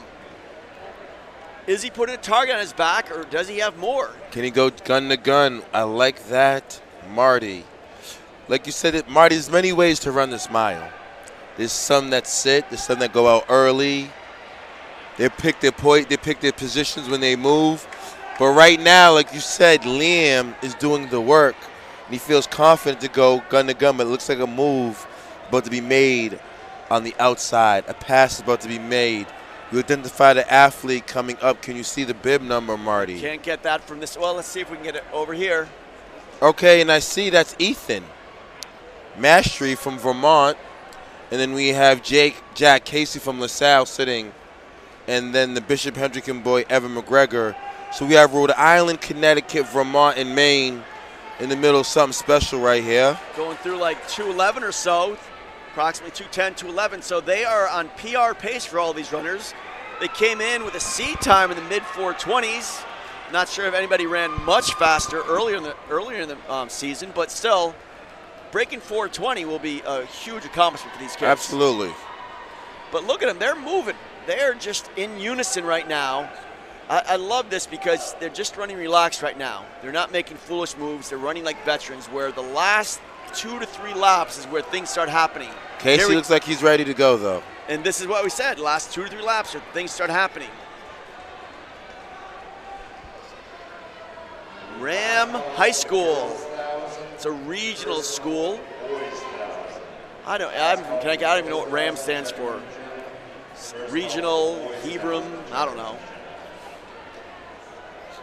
But look at this, you still got a line of 6 runners. Anybody decides to move on up, this is it. Liam has covered every move. They're still on about low 420 mile pace right now. 400 meters to go, and Liam has been doing all the work. Casey is going to try to challenge again with another surge. Here comes a surge in the backstretch, Marty. You can see his arms moving differently in different cadence. Yes. But you gotta make the turn before you gotta make the move before the turn. Yeah. It's very difficult to make a move on the turn, but the athletes do it. But you have to be a special athlete to pull that off. That's right. But now the bell, you hear the ring of the bell. Liam looks good though. He's got to get around this kid on the turn. He looks good, Marty. He just blew it open. You've got to love this. Yes, sir. Trying to get some more school glory. He wants to make that record, so some kid in 3rd grade right now is going to have to struggle to beat that. It's going to take a while to break this record now. I love it, Marty. That's what it's all about. As we set the tone, we're keeping the eye on the clock for my main man, Liam. And, Marty, how about 4:20 on the nose? Beautiful. That's a 6-second PR. Well, 7 second if you count the conversion from 1600. And he is fatigued right now. He put his all into that race. So now, Marty, this is the entree. This is what they've been waiting for back home. Can you let the audience know who we have here? It is this My Sports results from the eye test. Do you see those boys from Conrad, Connecticut? Let's see here. Let's see where they are. They're not on the track yet. Nobody's on the track yet. If they're not here, they might be coming back for the 2 mile, but the game plan was the mile. But it all depends on how long the recovery is. And there's some people down on the far end. They're waiting for the finish to come up. Looking for red jerseys.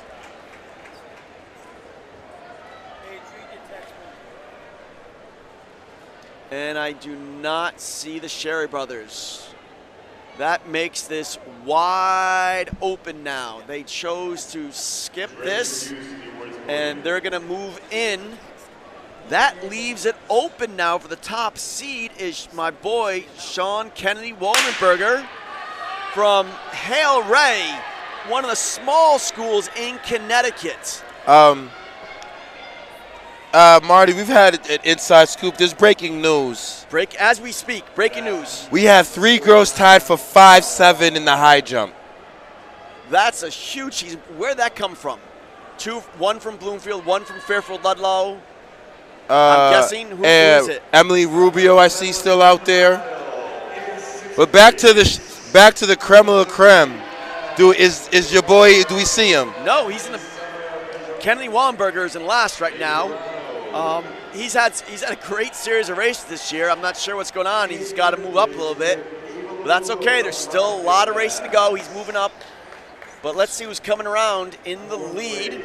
So sitting in 3rd and 4th, that's Zach Utz from Martha's Vineyard and Michael Alvea from Lunenburg. So my main man Mike is in the house. So St. Rye's and who was that second athlete? Is that Thornton Sherman? She should be up there from St. Johnsbury. He should be in the mix.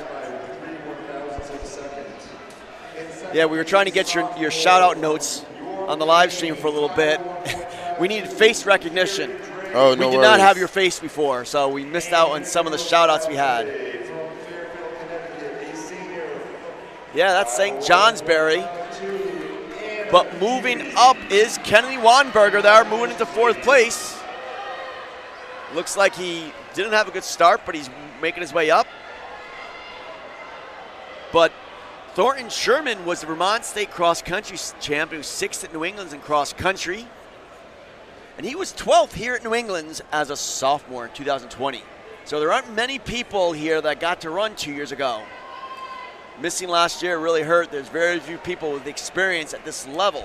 But that's okay. He's making experience now. Keep an eye out on my main man, the Shermanator. The Shermanator, I love it. The Shermanator, the Chad politician with the key. My sources giving me the nickname. Shout out to you, Chad. The Shermanator is rolling. That looks like Amanchenko from Wilbur Cross in 2nd right now. Absolutely, it is. Wilbur Cross in New Haven. Sean Kennedy right there. So looks like Olmanchenko takes over the lead. Connecticut's going 1-2, it looks like. Is Vermont going to be able to hang on? They're familiar with each other. Utz and Avia from Massachusetts outside. Oh, they're all on the backstretch, Marty. Things are heating up. We're about to go to 400 meters to go, Marty. We're about to dance. Kennedy Wallenberger ran a 4:16 a couple weeks ago down at Ocean Breeze. So he's in another level right now from what he was at the state meet. But Olmanchenko is not going to let anybody pass. Looks like he got 2 to go. Another move being made on the backstretch. There's an athlete that went from like 7th now to 4th. He's pushing. You got to identify that young man. Who is that? Uh-oh. There's someone setting himself up for a kick. The athlete in 3rd is moving. That is Jacob Conley, I think. Yep. East Greenwich, Rhode Island. Bell lap, let's dance. Let's go, Sean. He's going for it. Conley, Marty. Oh, no. Marty Jacob Conley, East Greenwich High School, Rhode Island. That is his name. He made a move with like 6 to go, and Jacob has not looked back. Comes in with a 4:24 seed, and he's crushing that seed time. Hello, Jacob Conley. I am the New England champion. Hands are up. Olmanchenko 2nd. St. Johnsbury 3rd. Mikey sub 420 for Utz and Avia, but Jacob Conley with a great race. Ladies and gentlemen, now I will hand the mic over. No. It's been amazing meet. We're going to go To the thousand, to the Girls 1,000. Yes. Girls 1,000. Can you slide that way so he can see? He can't see. Oh, okay. Where we going here? Um, We're just making a change. yeah. We're going to give it to my main man, Mike Miller. Mike Miller is the Weymouth High School head coach, one of the best coaches in the state. His girls just had a phenomenal.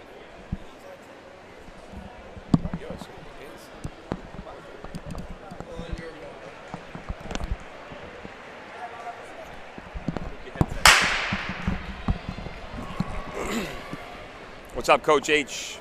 Excellent, Mike. Mike, I'm running it down for you. We have Tess. Waziolik from Brantford, Connecticut. Yes. Hannah Stevens up in Maine. Bonnie Eagle. We've got Grace Kirk from Coney High School in Maine. Very strong Maine contingent in this heat. Amelia Van Dongen from Mount Desert Island. Beautiful part of the state there. Lake Regions, Abigail Roberts. Scarlett Stimpson from up in Essex, Vermont. South Burlington, Sierra Fisher. We've got Rice Memorial's Elizabeth Cunningham. In Hartford, Vermont, the lesser-known Hartford of New England. That's Bethany Davis. So, Coach H, how's it going so far? Well, Mike, congratulations. Season PR for the girls today. They ran phenomenal in that 4x8. Thank you very much. Yeah, they were outstanding. I was really proud of them. 10-second personal best. And is that a school record? No, our school record's actually 9:25 and change from back in 2010, I think. 2009 actually. So phenomenal team. But yeah, it was really impressive from the girls today. Big improvement from our two senior captains, Allison Glavin and Emma Dorn in the middle legs, and then the freshmen Emma Daly and Gracie Richard ran great as well. So onward and upward, qualify for nationals, outdoors. That's the plan right now. So thanks.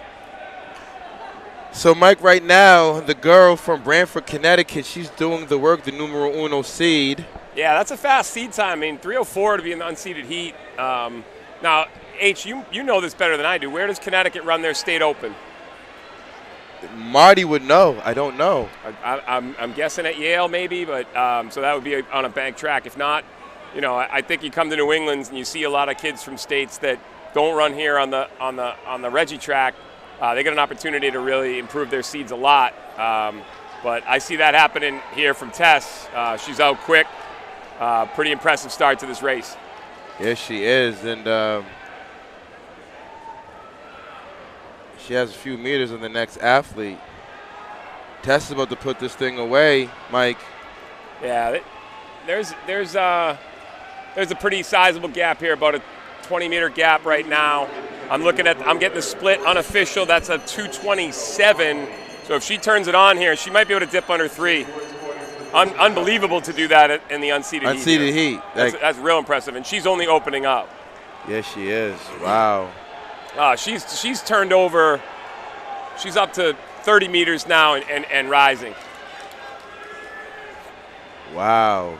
Probably going to be just a tick over 3, I think. Yep.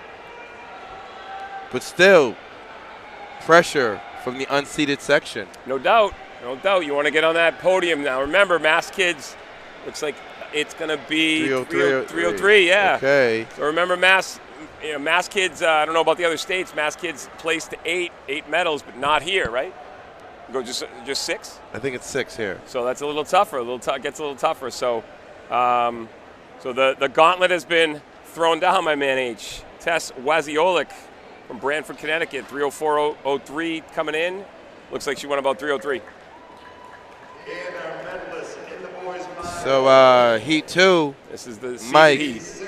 We got Mass in the house in this one. We absolutely do. It looks like we got Norton's Shape, Podbelski, Bria Benini from Maloney, Connecticut, Ashlyn Witt from Wachusett, Massachusetts, Olivia Burney from Simsbury, Connecticut, Thornton Academy's McClare Cazal, Anna McElhinney from Billerica, Callie Holden from Trumbull, Connecticut, Emily Markovic from Wilton, Connecticut, and Annie Vigwe from Cheverus High School up in Maine. So what are you seeing from this one, H?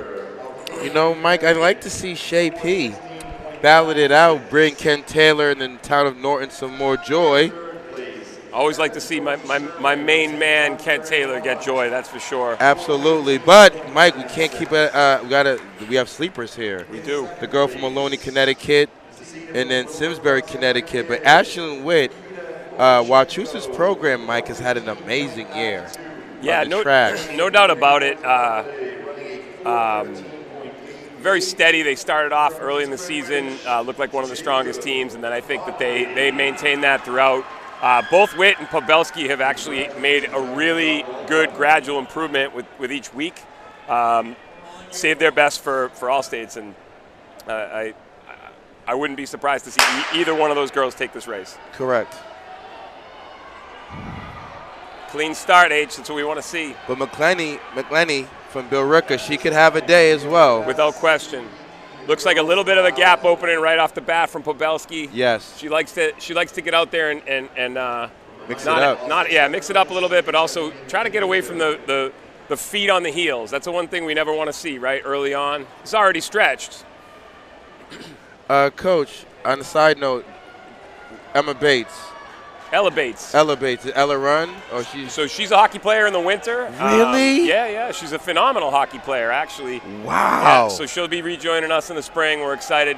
All you need to know about her is I congratulated her on her season. They got knocked out of the tournament, losing to Archbishop Williams last week. Oh, and I sent her congratulations, and she said, "Thanks. When do I get to start running again?" So certainly has the right mindset for sure.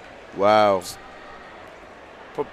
Pobelski is still maintaining her early lead, Coach. Looks like Claire Cazal from Thornton Academy is right there, and the Maloney girl is there as well. So this is a quick start, folks. I think we came through in about 69-70, so these girls are going for it. McClare, though, is in position. Shay P doing the work, Mike. I mean, there's many ways to skin the cat in 1,000, but in a position right now, what would you be advising your athletes as we're moving into 400 meters to go? Are we going to chase? Are we going to set the tone? Are we sitting? What is Mike? Just go with the flow? Yeah, I think if I was in Pobelski's position, I would want to try to extend here on this fourth lap. She comes through in about 1:44. Okay. I would want to try to extend that lead here. Don't turn this into a kicker's race because you've done a lot of the work already. Correct. There's still 5 girls solidly involved in this thing. Yeah. Try to pull, Cazal and Callie Holden there from Trumbull. Try to pull those girls away a little bit. Trumbull, of course, famous for its Little League World Series championship back in 1988. Those of you guys who were around for that, probably nobody listening is. But this is a three-person race right now, H. Oh, yes, it is. And Cazal's made the move. She has made the move. Callie Holden isn't not done. No, she's not. Pobelski's going to need to have a little something here. Looks like these guys might have let her do a lot of the dirty work, and now they are off. Callie Holden, Coach, does she have it? Cazal with about 100 to go, 2:36. Maybe. Here she comes, so Mike. This is gonna be some hot times here. Both of these girls are about to run their season best. Yes, it is. This isn't over, H. No, it's not. not. Look at the grit. I love it. Here comes Holden. Callie Holden's in it. But Cazal with a tough race. She just ran out of real estate. Impressive. Wow. What? Look at these times. Wow. 54, 55. Everybody under. Their whole group was under 3. We were worried about that unseeded section. We didn't have nothing to worry about. Wow. These girls are phenomenal. Phenomenal. Looks like we've got 3 heats for the boys coming up. Oh, we do. We've got 3 heats for the boys. So now, interesting, H, you noticing a little bit, no New Hampshire. Well, we knew because New Hampshire. No indoor track. Yeah, but we still giving them a shout out. No, shout out to New Hampshire, the Granite State. Yes, live free or die, guys. Live free, that's absolutely right. Live free or die. But they'll be back. We'll see they them. They will be back. Live free and live, New Hampshire. But right now, what do we got? Heat 1. All right, Biddeford, Maine's Chris Walton. We got South Kingstown, Rhode Island's Will Ballard. We got Caleb Coulson from Sumner Memorial up in Maine. Nathan Blades, that's the best name maybe ever, from Portland High School. Jesse Cadigan from Cheverus High School. Calvin Storms, are you kidding me? Blades versus Storms? This is an absolute Avengers game. This is unbelievable. And then the Califano brothers, Alex and Matt from Craftsbury, Vermont. So Blades and Storms, I'm not trying to root for anybody, but I'm sorry. If Blades and Storms don't at least mix it up here, I don't even know what to say. You know, I got to roll with the Califano brothers just for the fact. Vermont. Brothers? Crashberry. Absolutely. Why not? Why not take the travel from Vermont down to the Reggie Lewis and run a personal best? Probably the most famous brothers from Vermont, maybe ever. I mean, Bernie Sanders and his brother, if he has one, other than them. Just having some fun here. Chuck Martin not loving it. Not sure what's going on where's there. Ben and Jerry's from? Vermont. That's exactly right. CH, I needed you on that. It was Ben and Jerry's. Ben and Jerry are they're definitely not brothers, but Ben and Jerry's is popular. They're not brothers, but very, very popular. Here we go. All right, what do we see in H? Oh, man. I mean, right now, it looks like my boy Caleb Colson is rolling right now. Yeah, Caleb Colson looks good here out of Sumner Memorial. Yeah, Will Ballard, though. Will's about to put this thing away. Will Ballard, Rhode Island, South Kingstown. He comes through in about 132. This is quick. Ballard's actually lifting. His lead is growing with every stride. Yes. He looks like he's running a 600. This kid looks like he's got tons left.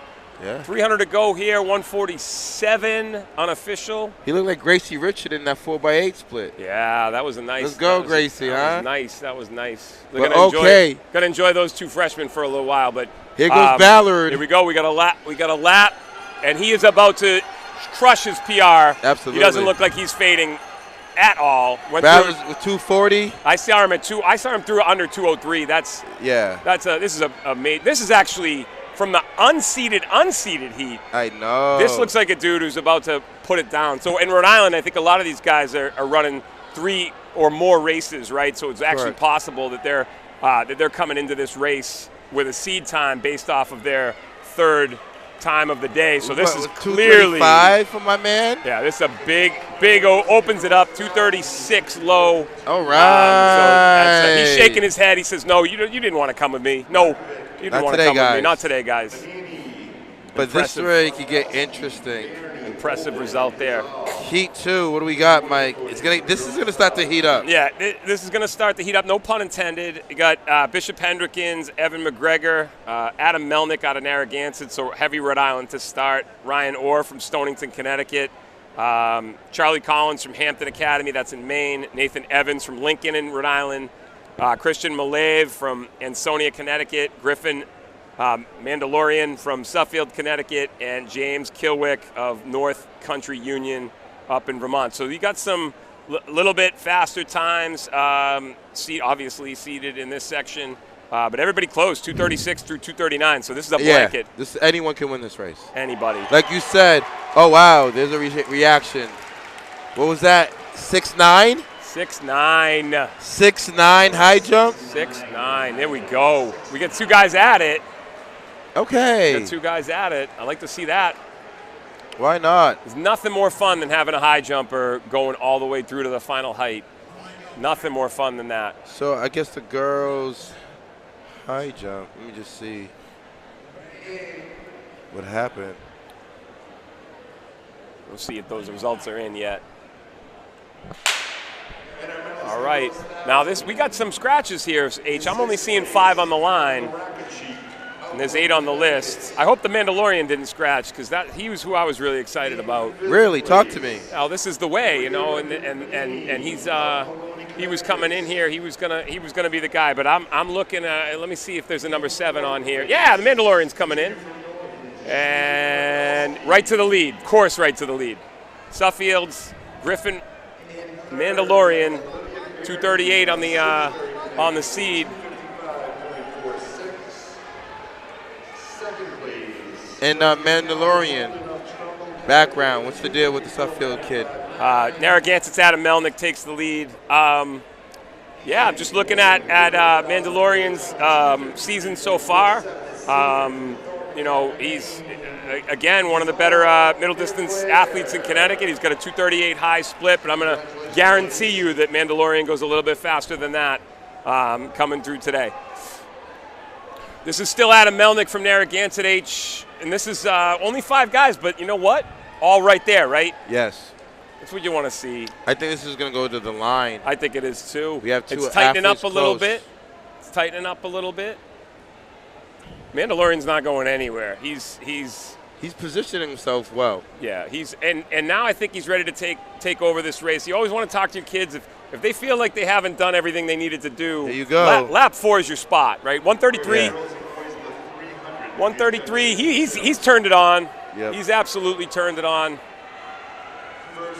There's a move being made by the Mandalorian, Griffin Mandalorian. Can the rest of the field respond? What do we say to our 1,000 runners? If you're going to make a move, you own that move, right? You don't make it and let everybody else follow. No. You own that move, and Mandalorian seems like he's absolutely there. Melnick isn't going anywhere. Melnick's right there, though. And Ryan Orr from Stonington. Orr's Look at this.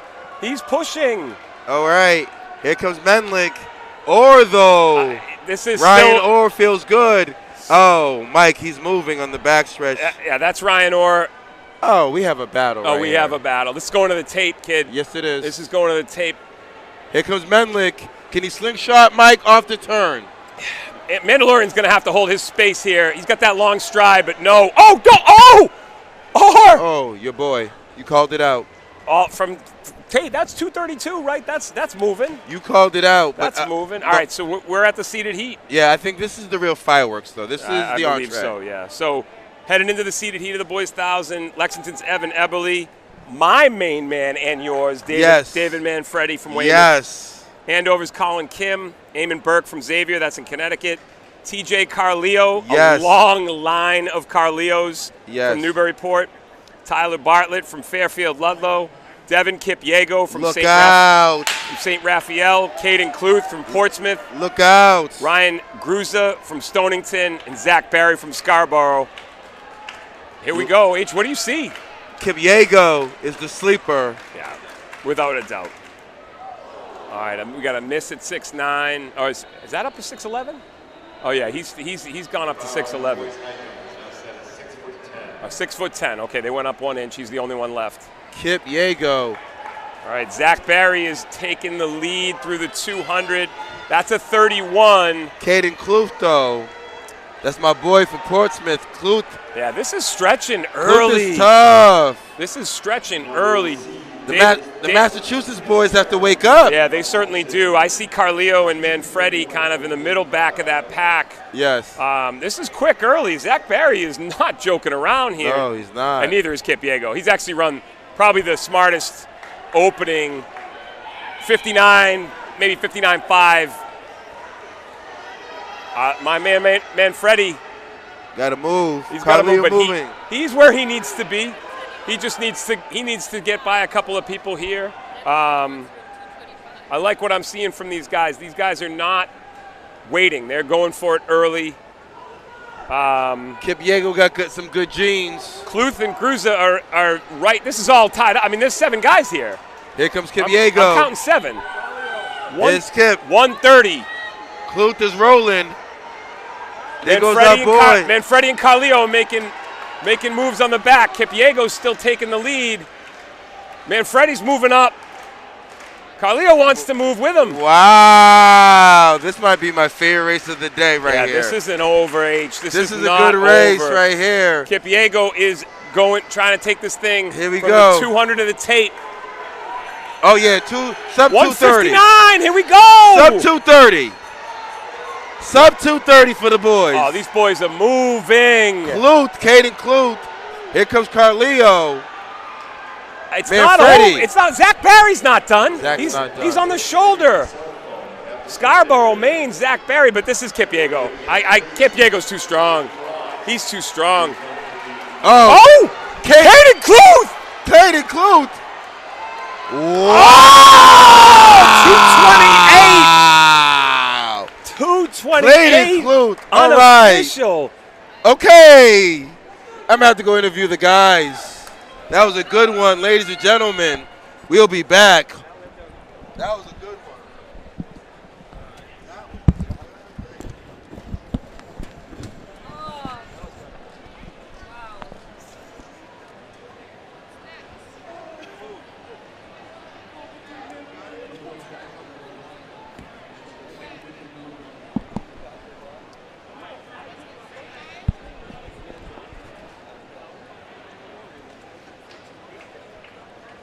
This is Marty Ogden from My Sports Results.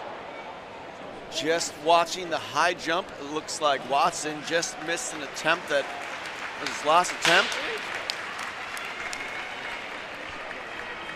But we now have the girls. Marty, you're up. First section of the girls 600 now on the Right now. We have the girls 600 meters right now.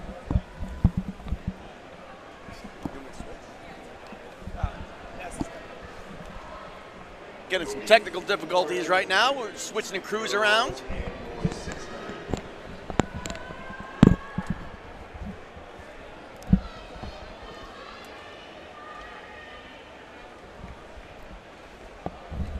Girls 600 meters. Jane Kalakik from South Burlington.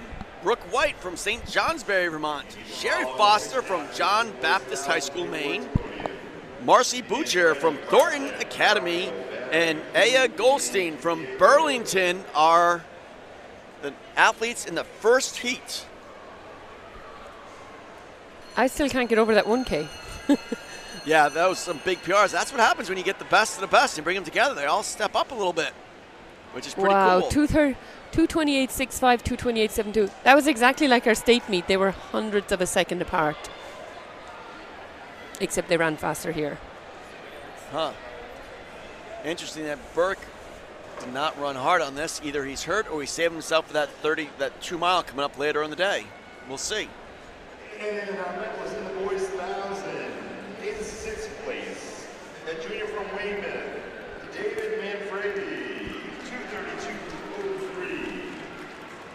And here we come, across the line, 147. We have Tyler Bartlett of Fairfield, Connecticut, 231.95. All right, so girls 600, yep. Heat 2? Yeah, we're moving on to Heat 2, the second heat. So we got Heidi Stewart from Essex, Vermont, Elizabeth Forestier von Bonnie Eagle, Maine, Victoria Ladd, Kennebunkport, Maine. No, just Kennebunk, sorry. Laurel Filberto from South Kingstown, Kate Littler from Leonard, Connecticut, and Francine Miller, St. Mary's Bayview, Rhode Island. Yeah, so we looks like we got 6 in the field. 6 are there. Stewart from Essex. Forster from Bonnie Eagle. Ladd from Kennebunk. Filiberto from South Kingston. Ledyards Littler. And Francine Miller from St. Mary's Academy. And they're blasting off. This is a great race, like 3 laps. Just it's not a sprint, but it's not a distance event either. You gotta just measure your energy just so. Yeah, so you wonder, is it the 400 runners who move up to this, or A little bit of do both. you get your 800 runners moving down? Back in the day, Connecticut used to run the 500s. Well, they do that in college too. Yeah, they had the 500 and the 800s, and it was like that was more of the sprinters moving up. Yeah. But yeah, so we used to have the 500, 800, and the top 3 in each event would come to run New England's in the 600s. So it used to be special to run the 600 meters. We only got to run it in New England's, but now it's an everyday event now. And so Maine don't do 600, right? Do they do 200, 400, Yes, 800? I believe they do, yes. So how do they pick for this? Is it the same thing, I wonder? Take the 400 and 800 under? Probably the 400 runs a 6, the 200 runs a 3, probably. And the 800 do the 1, yeah. Yeah. Yep. But each state gets to do their own thing. It's great, but then you come to this invitational, each state gets to decide how they want to pick them. But that's good. Everybody gets to do their own thing.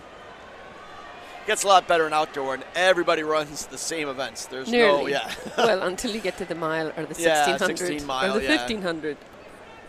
Yeah. I'm of course an advocate for the 1500 3K because I'm from Rhode Island, but that's what World Olympic. Athletics does, Yeah. Olympics does. But I know I'll probably get beaten up No, by the that bring is- back the milers. No, that's you have the Save the Mile website that always promotes anybody that runs the mile. But all are great for their own unique reasons. Any way you want to call it, the mile 1600, almost every kid runs in gym class. Everybody knows what it's like to run a mile. Yeah, they all have a basis. Yeah, they All might right. not know what a 3K is or 55 is, but they know what the mile is. All right, heat 3 here. We have Lily Bourne from LaSalle, Rhode Island. Kylie Eaton from Moses Brown, Rhode Island. She was second place in our state meet. Julia Blake from Darien, Connecticut. Esme Dafflin. Yep. Greenwich, Connecticut. Riley Powers from Newton, Connecticut. And Ruth Bruckner from Musqueam Valley Union, Vermont. Yeah. Blake's lacrosse player. I mean, Darien's got 2 lacrosse players doing indoor track, which is pretty special. Yeah. Yeah. So, I mean, it's kind of cool when you see these cross sports. You know, they're doing other sports. Well, and it's allowed now. I know our interscholastic league allows you to do a dual sport for your high school even. But not in the season. Like they do lacrosse in the springtime, indoor track in the winter. Oh, yeah, that's right. That was Riley Powers in the lead. For now she's in second place. That looks like Blake from Darien took over. Kylie Eaton from Moses Brown was second at her state meet, but only second to her teammate Sophia Goriaran, who's a 2-minute 800 runner. Yeah, that's no shame in that. Yeah, so 140 is a great time for her there. Oh, that wasn't Darien. And Greenwich Daphne comes in. She's in second now. Remember, there might be scoring points. It's not scoring points. Scoring places from this heat. No points here at New England. Usually people do break into the seated times.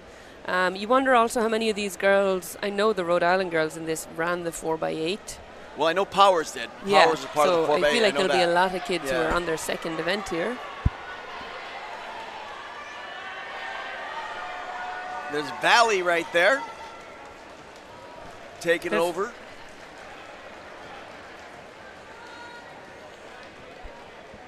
Now I believe this is coming up next is the 4th of 4 heats. Yep. Looks like it. Based on seed times, these are the best ladies in the field. 134. There's a seed. Alex Lusby. Yep, from Mass. Wow. Yeah. She's a solid runner. Pretty consistent. Westbury from Windsor. She broke 140 for the first time in the state meet. She ran a 136.7. She just tried a new strategy. Let's see if she does it again here, where she went out with the leaders. So we got Charlotte Henning from Marshfield, Kate DeMark from Darien, Kaylin O'Leary from Taunton, Mass, Emily Burdick from Billerica, Mass, Alex Lusby from Medfield, Mass, and Brittany Westbury from Windsor, Connecticut. So, yeah. So she usually held back? She usually held back a little bit. There's not much to hold back in a 600. She's more of a 300 runner, 400 runner. She was a Class L champ in the 400 a few years ago. Or actually last year, sorry. But then you got the lacrosse player from Darien, the neophyte. She's in 3rd or 4th right now. She got cut off. You got to get to that. You got to get to that break line. That's important. It's so hard to pass. And Westbury is right where she likes to be, on the shoulder of the leader. But that's Lusbury, who by seed time is considerably faster. But let's see if this race brings it out on everybody.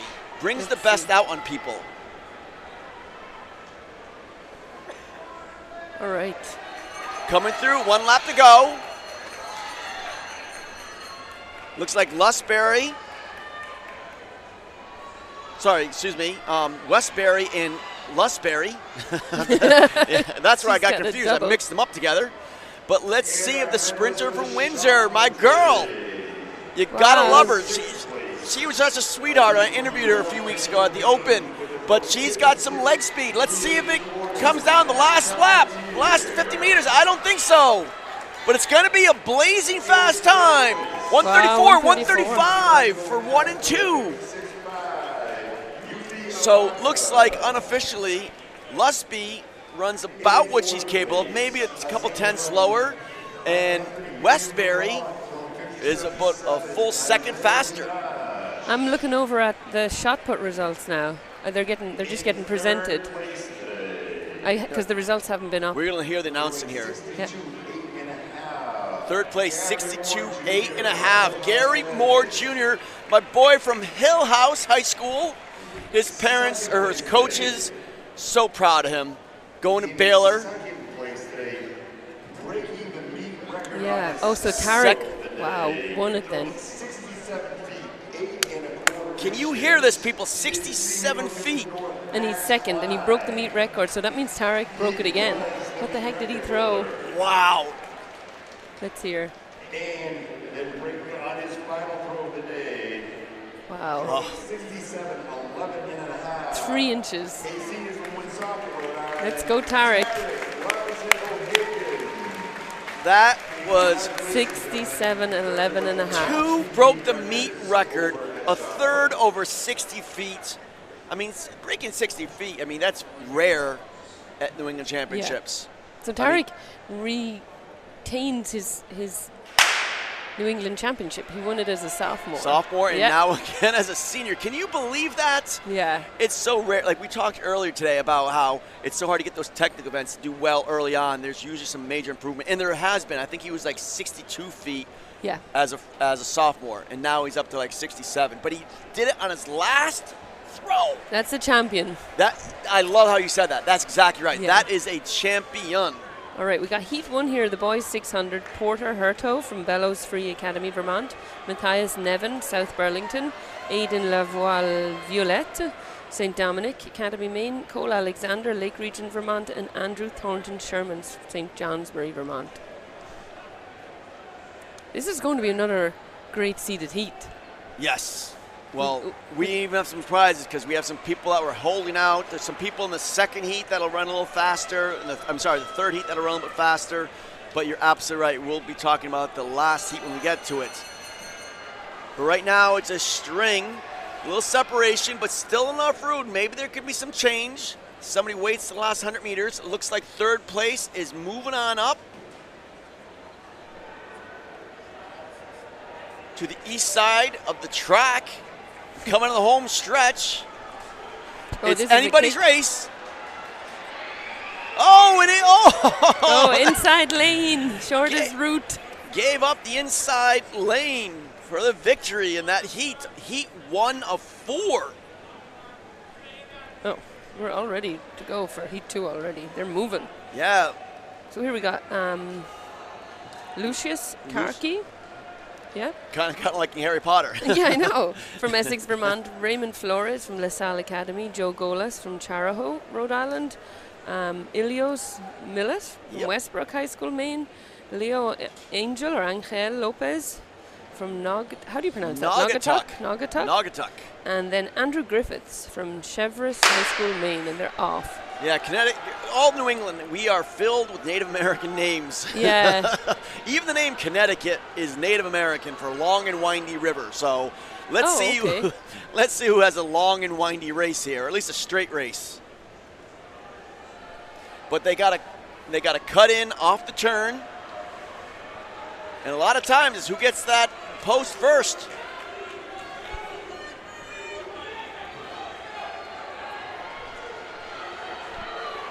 It looks like there's 2 packs here.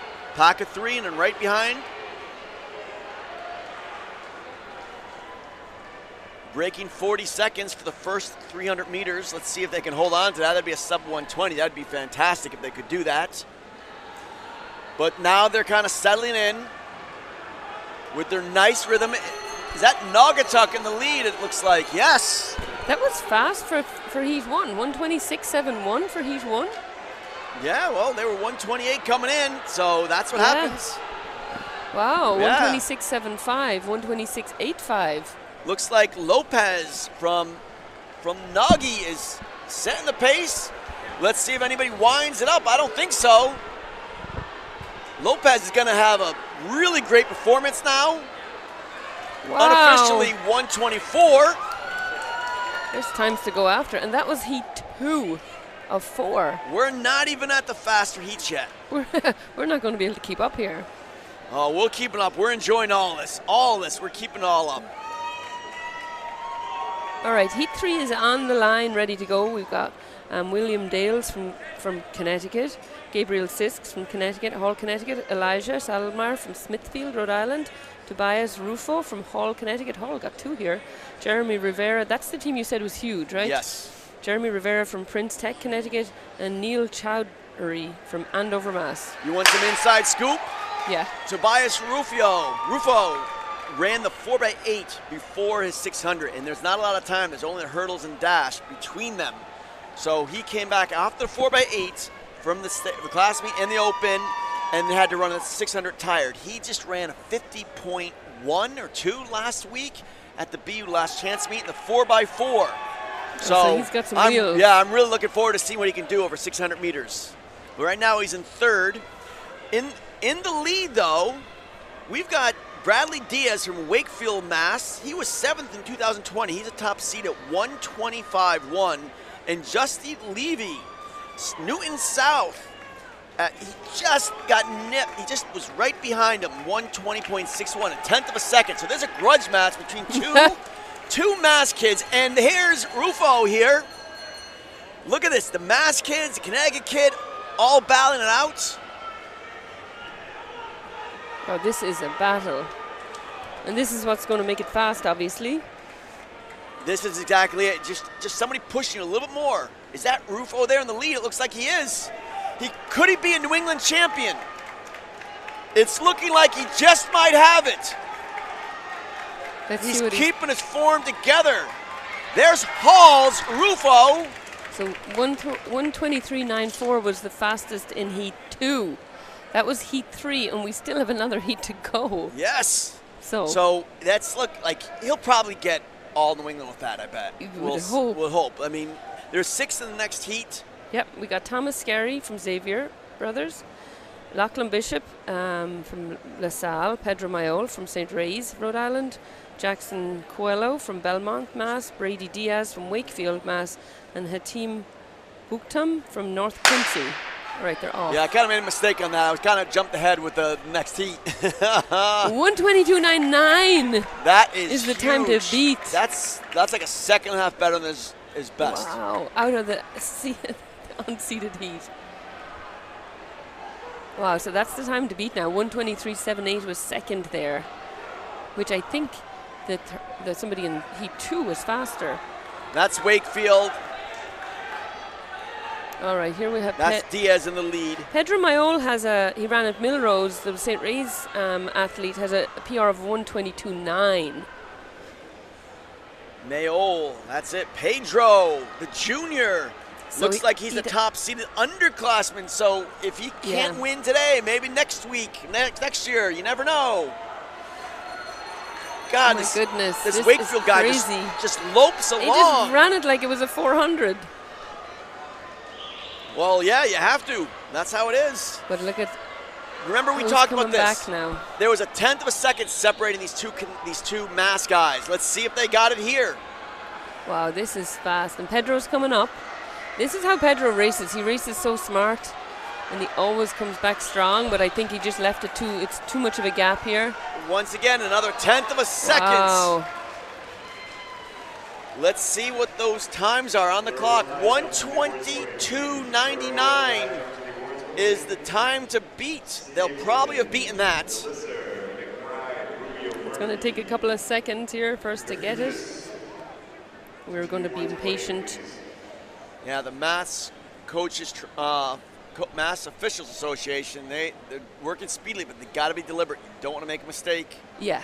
They're, dotting their I's, crossing their T's right now. And that was close. 1:22.99. Let's see where that places. 1:21.17 won it. 1:21.33 was second.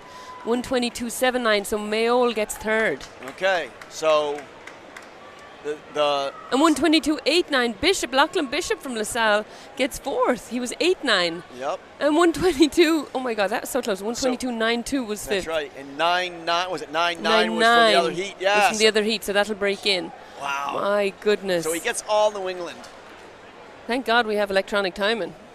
Oh yeah. I can imagine back in the day. You're like, no, I got this person. Who'd you get? Yeah. No, it was ridiculous. Wow, that was a fast.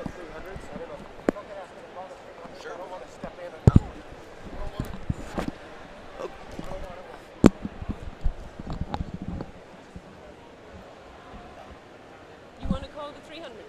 Good, because I don't know anything about the 300s. I turned my mic off. We've got.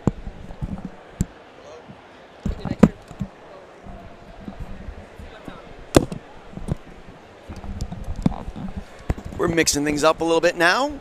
We're trying to represent all the states. we've got the girls 300. We got Jeff Downham. Where are you from, Jeff? Sorry, get my mic on here. Yeah, Jeff Down in Marlboro High School. Marlboro. Massachusetts. Yeah. Got to represent Mass. Indeed. But let's see what we have in this heat coming up. This is on the far side of the track. You have, what do you have, 150 meters, and then they cut in. They have to cut in. Yeah, they're going to run 2 turns in lanes and cut in on the far straightaway. See, in Connecticut, we run the whole thing. And I was just talking to one of the runners, and he didn't know that they cut in. That's going to be a little different for him. It does. It completely changes the complexion of the race when you got to cut in and worry about passing somebody on that last turn. Yeah. I was talking to the Danbury coach, and his wife was New England champ 400 outdoors, and she was one of the best indoors, but she got bumped at that cut in. And 20 years later, to this day, she's still upset that how she got bumped at that turn 20 years later. Yeah. But it's all part of the fun of the race. But in this race today, not 20 years ago, but today in Heat 1, Alexander Williams from Fairhaven Union, Vermont, Grace Terrell from Green Mountain Union, Vermont, and Sarah Hall. Oh, nope, I think we have a change here. Just something flipped up. Looks like they just made a change to the heats. That's Alexander Williams, Fairhaven, Joyce London from Central High School in Rhode Island, and Ruth Bruckner from Misquani from Valley Union in Vermont. So these 3 are looking around 43 to 42 seconds. So anything in the 42s is going to be a victory for them.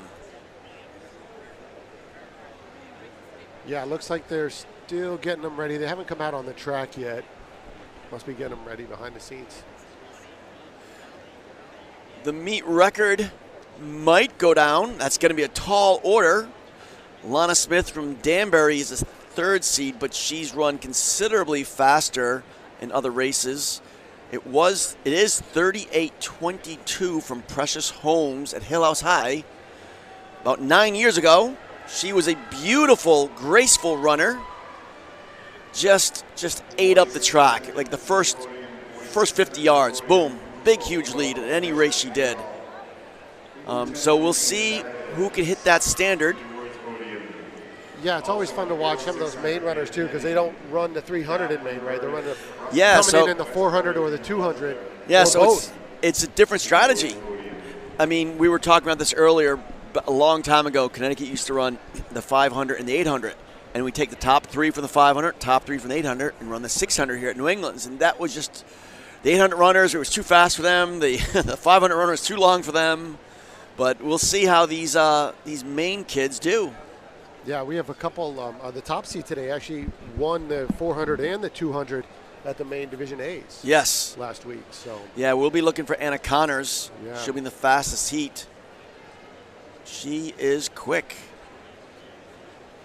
Yeah, it's got to be tough, especially for the southern part of Maine. There's a lot of population. When you get to the northern part, it's got to be hours to get to the nearest indoor track, probably. Yeah, I'm sure. Yeah, in Boston, you forget how many indoor tracks you have within a 3-mile radius of this place. Yeah, indeed. Head over to BU or over to Northeastern. Well, and now we're going to get BU. I mean, not BU. BU's the premier in the world. Now we're going to get New Balance. I drove in. I'm like looking at that. That's going to be a beautiful facility. Hopefully, we'll get some invitations up there. Yeah, great facility. They're going to open up. They have their grand opening coming up in April. Oh, really? So they'll be opened for business in April. Largest rollout turf track too. It rolls up like a big old carpet. So they can put other turf field. Excuse me. So they can put other events on the track. If they're not doing the track, means they can do other events going on. Soccer, field hockey, what have you, on the infield, right? And then of course the hydraulic bank, so they can drop the whole thing flat. For the sprinters. So yeah, sprinters you can move it up, middle distance you can move down. That's yeah. I read an article talking about why BU's track is the fastest in the world, and all about physics. Over my head, you'd have to be like Sheldon Cooper from Big Bang to understand some of it. But geez, it's great what people do on that track. Leaves the old timers when we say old timers, we're saying people that were like in high school 5 or 10 years ago. Those are old timers now. They're like, oh, what could I have run if I ran on that track? Because you have to to make NCAAs now in the mile. It takes a 3:56. It's crazy, right? You're right. Everybody's running 4 minutes. Yeah. Every year there's a dozen high schoolers who can run under 4 minutes. And yeah, we have one right now. Hopefully next week, maybe Gavin Sherry of Conard High School, maybe he could break under 4. He's run 4:05 indoor and 4:01 outdoors. So maybe you will see. We're looking like Gavin might be doing, hey coach, is Gavin doing 2 mile? Just got notification from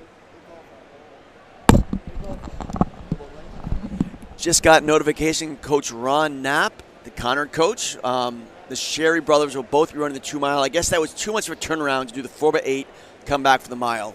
If anybody could have done it, they could have. They're pretty talented, but they decided we'll hold off. We'll hold off and just run the 2 mile. Yeah, probably most days, right? But the amount of effort required today is a little bit more than you would at a state meet or invitational even, right? Yeah, there were 4:15 milers in the Connecticut State meet versus here there's like 4:11 milers. It's just they're still better than that, but it's just that little bit closer. It's hard to do. But we are winding up, getting ready for that 300 coming any moment. They got to set it up. They got to get the timing system. The gun's got to be set up, make sure it works properly. Yeah, I'm sure they're making sure they got the cut-ins right. Yep. Oh, there's nothing worse when you see make mistakes. They put the cones in the wrong spot. You don't want to see that at all. That would discount the entire results if they did something like that. So these officials here in Mass are meticulous. They are meticulous, making sure it's done right. Indeed. I do see some action. The starters getting set up over there, but I still don't see any runners out on the track yet. But, the runners have come out of the tunnel, it looks like, over there. It looks like they're probably getting their shoes on. Here they come. Heat 1 is walking out on the track right now. I love how they set up this facility, how they have the warm-up gym right next to it, and they all have to walk in, and then they have to walk in line, the way they just organize things. There's no confusion about nobody misses their event. So it looks like they were doing some changing of the heats here because now we've got 6 people in this first heat. That I feel like about 5 minutes ago there were 3 in it. So they've did a little bit of reseating probably to make sure we didn't have any empty lanes. Okay, so worth every second, I think. Yeah, exactly. We got to give these kids their due. So Grace Terrell from Green Mountain Union will be in lane 2. Alexandra Williams from Fairhaven, Vermont will be in 3. Christian Cormier from LaSalle Academy, Rhode Island, will be in 4. Joyce London from Central High, Rhode Island, she will be in lane 5. And Ruth Bruckner from Mesquite Valley Union will be in 6. So nobody in inside lane 1, which is fair. Right. I don't think they're going to be using lane 1 at all today. Just to keep everybody out of that lane. Yeah, it is tough to run that inside lane. It's tough to run lane 2 too, but it's lane 1 is a lot tougher.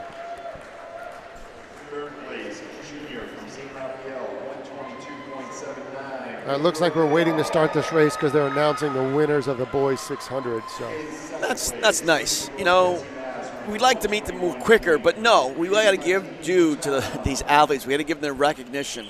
They worked real hard all season to get here, so it's worth every second. Yeah. Plus the girls on the line too. They deserve to get a start without having the PA system, overriding the starter. Well, here's the thing. Some meets you want to get really quick and everything, but everybody here, you got to appreciate every single heat, every race, every event, because this is all quality competition. We kind of enjoy this. As Steve Manzone said earlier in my podcast, the Running Economy podcast, he was saying these championship meet days are like Christmas, and it really is. It's like a Christmas. Everybody gets a gift when you leave today. And here we go. Right, we've got 5.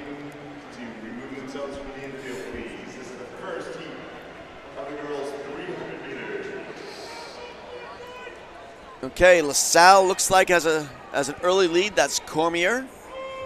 He won. Now they should be approaching a break here. Are they going to stay in lanes? No, they are going to cut in. Yep. And then on the outside was London from Central High. Oh, got to the inside quick. Yeah, she kind of held back, but she really moved well on that second turn. But here she comes. On to the final straightaway. She is pulling away. Very smoothly done. Nice. That was London again. Yep. Joyce London. She was in lane 5, the senior. We'll get her time in a little bit. She came in with a seat time of 42.87.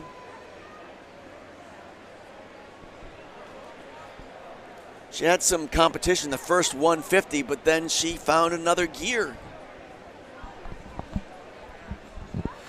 In the second heat, Alani Sutherland from Cranston West, Rhode Island is in 3. Ellie Jowett from Greeley, Maine is in 4. Victoria Francis from Simsbury is in 5. And Julia Black from Scarborough is in 6. Scarborough's in Maine. So we have 4 in the second heat, second of 5. And I think we have Sarah Hall here too. This is, you and I have different heat sheets. I got Sarah Hall in lane 2. Oh, I guess I got to refresh. Yeah, they're updating the heats on us minute by minute here.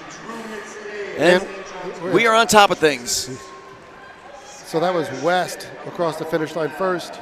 That's Alani Sutherland from Cranston West, Rhode Island, across the finish line first today. Previous heat winning time was 42.73. That is the time to beat right now.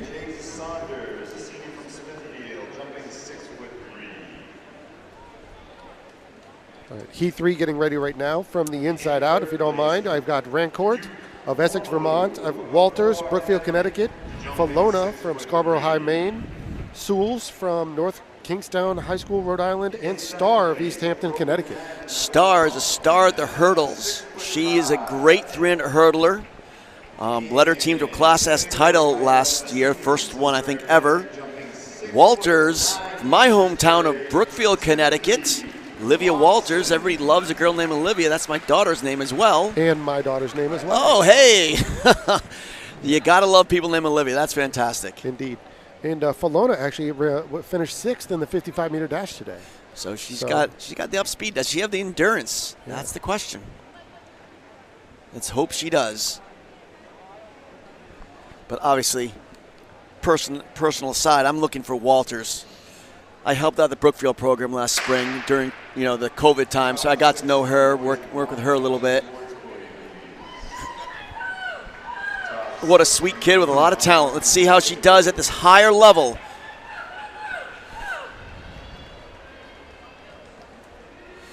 Getting to that break is all important. Is Starr going to get to that break?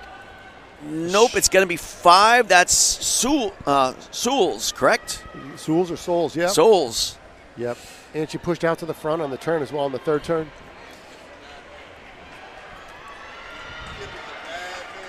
Yep, let's see if Starr makes a charge at it.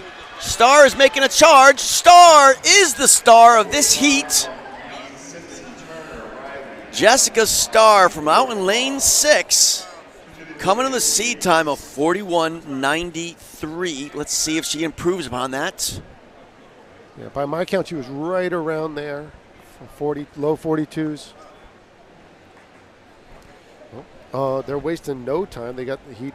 They got the next heat on the track. Okay. My personal favorite here, Ava Van Buskirk, of course, in lane 4. My runner from the inside out, Santana of Wachusett, Wetterbum from Lewiston High, Maine. Ava Van Buskirk of the Marlboro High School Panthers. Schweitzer from Connecticut, and Connolly in lane 6. Schweitzer was a state open champ in the hurdles, state open champ in the long jump, and she was second to Lana Smith in the 300 hurdles. So is that her in the lead there? Yes, it is. It might be. That is Joel Barlow, Reading, Connecticut. She is moving. And they're both going to be under 42 seconds. The first two across the line in under 42 seconds.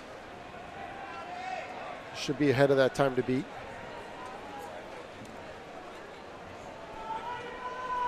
With only 5 people in the last heat, one of them is going to make it on the podium. That's, yeah. Schweitzer, I believe, was all New England 2 years ago as a sophomore. going to Dartmouth. Connecticut's got a lot of kids going to Dartmouth this year. There's several kids. So she's one of them. Staying in New England. Hopefully take her she was multi-event. She was the heptathlon champ last year in Connecticut. But now we're going into Heat 5. You want to do Heat 5? Final heat here from the inside out. That's IJ from Air Shirley, of Allie Murphy from Norton, Mass., Lana Smith from Danbury, Connecticut, Anna Connors of Bangerheim, Maine, and Kaylee Bernard of Cambridge R&L. So Connors and Smith are the top two. Smith just set the state record in Connecticut for 200 meters at the Eastern States last week. She ran a top 10 time in the nation, 24.31. Her coach told me she ran 23.7 relay split. And I got the same split. I thought I was off, but her coach got her at the same split. So she's ready to go. She's already won the 55 dash. She was second in the 4x2 today. And now she's trying to see if she can get another gold medal for her school and for herself. Yeah. 3 girls coming in under 40 seconds, like you mentioned earlier, within shooting range of that meet record today. Yeah, Anna Connors, though, the main champ. So she's carrying the main banner right now. There's Smith in lane 4. Looks like she's going to get to that break. Connors from Bancroft in lane 5 is to the break. Oh, Connors gets it. Oh, and there's Smith taking the inside. She just cruised right by her on the inside, and she is moving with the wind at her back downhill. And you can really see how that cut-in really helps. Wow, and she's maintaining her form. That was in the 38s, folks. We're going to wait for that. Remember, the meet record is 38.2. I don't quite know if it's going to be 38.2, but she crossed the line in the 38s, it looks like. Yeah, I had all 5 of them under 41 seconds. The anticipation, though. I mean, it was great to watch this beautiful race, this graceful athlete, daughter of Baseball Hall of Famer Lee Smith. 38.22, it looks like. Which ties the meet record. The all-time meet record, which is a Connecticut state record as well, too. That, quite a performance. If we could back up just for 1 second, Ava Van Buskirk of Marlborough High School set the school record today. You gotta love school records. School record in the 300 meters for Ava. Congratulations, Coach. How proud are you right now? Very, very excited. But we already have the guys on the track here. I know. He's one of the guys. We got to get these guys their recognition. Boys 300s. Max Filippo, Jaden Thomas, Ahmed Dawara from Burlington, and Lucius Karki from Essex. I remember that name from earlier. So those are your top 4 in Heat 1. But these mass officials, they are just moving this meet right along. I know people want to get home, but man, I enjoy being here. Okay, in Heat 2, Andrew Panassi from Mount Anthony Union. Gregory Saris from Champlain Valley Union, Vermont. The Prout School, Stephen Quinn from Rhode Island. And Nate Greenberg from Barrington High School, Rhode Island. So we got Rhode Island and Vermont. Green Mountain and Ocean State. Greenberg is moving on the outside there. And somebody's not in here. Looks like lane 4 is empty. That would be Saris from Champlain Valley. But that just leaves it up for Greenberg, who has a commanding lead right now. Let's see if he can hold it on the home stretch. He definitely went out seriously hard. Can he hold it together? It's coming up. Oh, that's a dead heat. That is Prout, looks like. Quinn came up. But you got to give Greenberg credit for the courage he had to make this like a 100-meter race, like a 150-meter race. Quite a race there. I got Heat 3 on the track from the inside out. Fletcher, Lincoln High in Rhode Island. Reggie from South Kingstown High. DeFazio of Cranston West in Rhode Island. Burkett of Connecticut, Sheehan in Connecticut, and Colin Brown of Cheshire. Cheshire, yeah. We love our boys from Cheshire. Burkett's got a PR of 36.58, a seed time. He was on the 4x2. And Cheshire. Anybody's race here coming around the last corner. Wow, this is a tight pack. There we go. And there's Burkett of Cheshire, right? Yep. He had a seed time of 36.58, which is from the State Open, which is a considerable improvement on his time. So he's been stepping up as the season goes along. But now we're into the final heat of the 300 meters, I believe. I think this is heat four. 4. We got one more after yep. this. Yes, we do. This 4 of 6, excuse me. 4 of 6. Oh, they really reseeded this. They had 5. Yeah.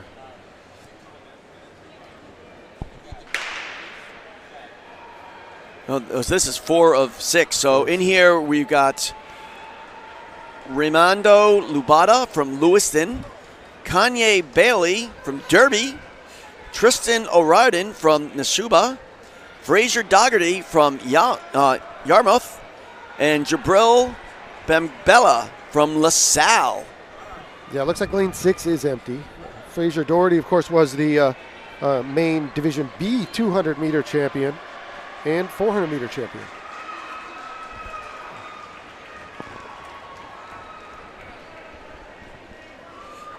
Was that Yarmouth in the? I think that was Fraser Dougherty of Yarmouth, Maine.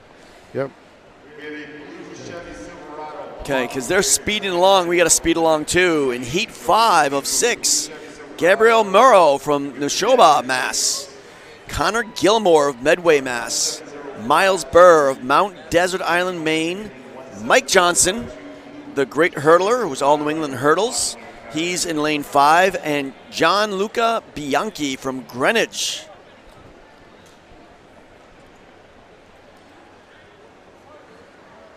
Mike Johnson was State Open champ in the 55 hurdles, and he was State Open runner-up in the 300s. John Bianchi, he ran a 50.01 400 at Ocean Breeze, and he ran the 4x2 earlier today for Greenwich. So we'll see what the rest of these guys have. And Lewis Mills Johnson, he means business. He wants to get to that break before the others do. It's tough to do, and there goes Merrow from Neshoba trying to fight everybody off from lane 2. Look at that. He's not going to do it. Now it's a foot race. He's a stumble. Everybody's got to keep their form. It looks like John from Greenwich is the heat winner.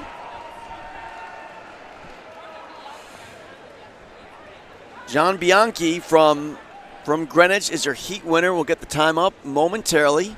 Heat 5. Merrow from Neshoba was 2, and Johnson of Lewis Mills was 3rd. Was 3rd, yeah. Now, we said this before. A lot of times the all New England places come from these other heats. So chances are, well, actually it's gonna, because there's only 5, yeah. So Bianchi gets a medal at New England's. And he's a junior, so he'll be back. He will be back. 36.21 is the time to beat. I think these runners were under that time. At least the leaders were. Looks like all 5. Here it is, 35-36. 35-36 is now the time to beat. John York from Hall, Jaden Flaker from Scarborough, Abacar from Lewiston, Andrew Farr from Gorham High School, and Brett Earl. We've heard those names before. Indeed, Brett Earl was the state pentathlon champion last week in the yellow on the outside there. From Massachusetts in the yellow and blue. Oh, boy.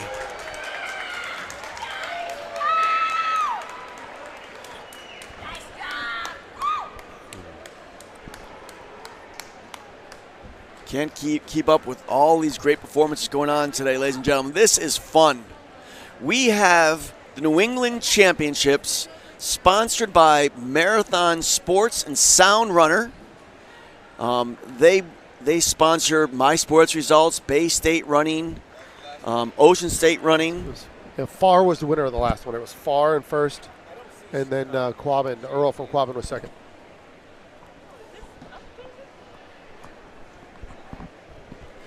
And we're moving along now. All right, thanks for my time, guys. I'm out. We're moving along to the deuce. The 2 mile distance. We've got some awesome performances here. Awesome entrance. This is not the 3,200 meters. This is what is 18 yards longer than 3,200 meters. So for those of you, this is section 1. For those of you at home, if you notice, the runners are pretty far back, way before the starting line. So they have to kind of, you know, 2 miles is a little bit farther than 3,200 meters, as you can see visually. Marty, we already ran it off? We're going to call it off right now. Who do we got? We got McClare Cazal from Thornton. She's lane 1. Lucy Norris from Blackstone in Rhode Island. Ruby Nunnery from North Kingston. Maeve Casey from LaSalle, Rhode Island. Samantha Moore from Portland. Logan Hughes from Bellows Free Academy, BFA. Addie Thibodeau from Bonnie Eagle. Addie Fuller from Marshwood High, Maine. Amelia Dion from Burlington. Sierra Fisher from South Burlington. Aya Goldstein from Burlington. And Taylor Dahl from Essex. So we got a little mixture here. We got some Maine, Rhode Island, Vermont. We got it all. And coming out right now is Logan Hughes from Bellows and LaSalle's own Maeve Casey. Is that Jack's sister? Is that Jack's sister? Jack Casey from LaSalle. Oh, we need Steve up here for that. Steve, is Maeve Casey Jack's sister? Oh, we got a family connection here. I figured that. Yeah. Gotta love when you keep it in the family.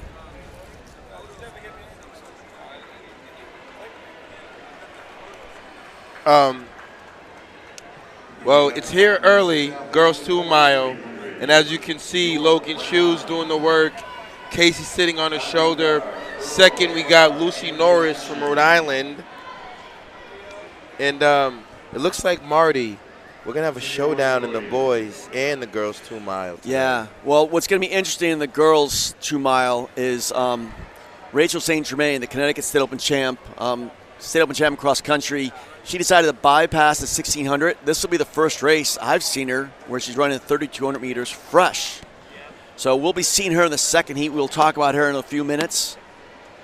Yeah, let's see who else we have. Most of the Connecticut girls are in the second heat. So Will Rangel, the Danbury assistant coach. Danbury had a big day today. Alana Smith's Danbury coach. had a big day today. Yeah, Smitty, man, we gotta love it. She tied the state record, tied the New England record. Oh wow! The Danbury coach is as fired up as we are about what's going on here. Way to go, Will. Will Rangel, former New England runner, all New England runner for Danbury back in the day. A little bit younger than you. I think he was like 2002 or 3, something like that. Okay. But all New England in some relays. I think he even got All-American relay ones too. But now the focus is on these runners, the runners of today, not the runners of yesterday, but the runners of today. There's a point of reference though, Marty. There is a point of reference. The runners of yesterday have set the standard for the runners of today. That is true, yes. That is true. All the work that you have done, you've laid the blueprint for the future runners here in Connecticut, Massachusetts. Well, that's why we keep records. That's why we keep the all-time lists and everything. The runners of yesterday motivate the runners of today to get on those lists. They break those records. So Marty, as you can see, something's starting to happen now where we have a battle between Logan Hughes as well as Claire.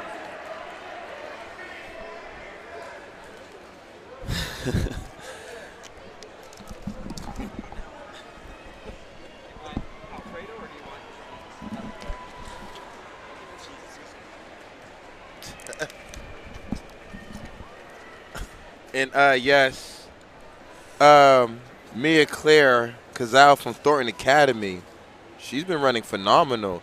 She's doubling today, huh? She did the mile earlier. She's doubling today. What is it? Did she? Yeah, she did. She did 1,000 earlier today. She did 1,000. Yeah, it's great to see the kind of range she has. She's got, you have to be a little more foot speed, and it's important, especially nowadays in the 2 mile. The 2 mile is not a distance event anymore.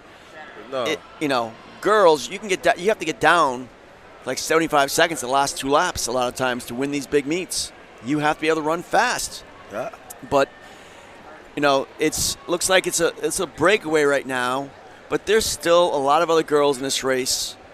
I love your enthusiasm, Coach H, because each of these kids, special.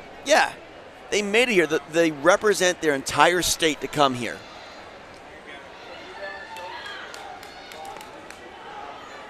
Marty, but we got to say once again, we want to give a shout out to all our people throughout the New England region.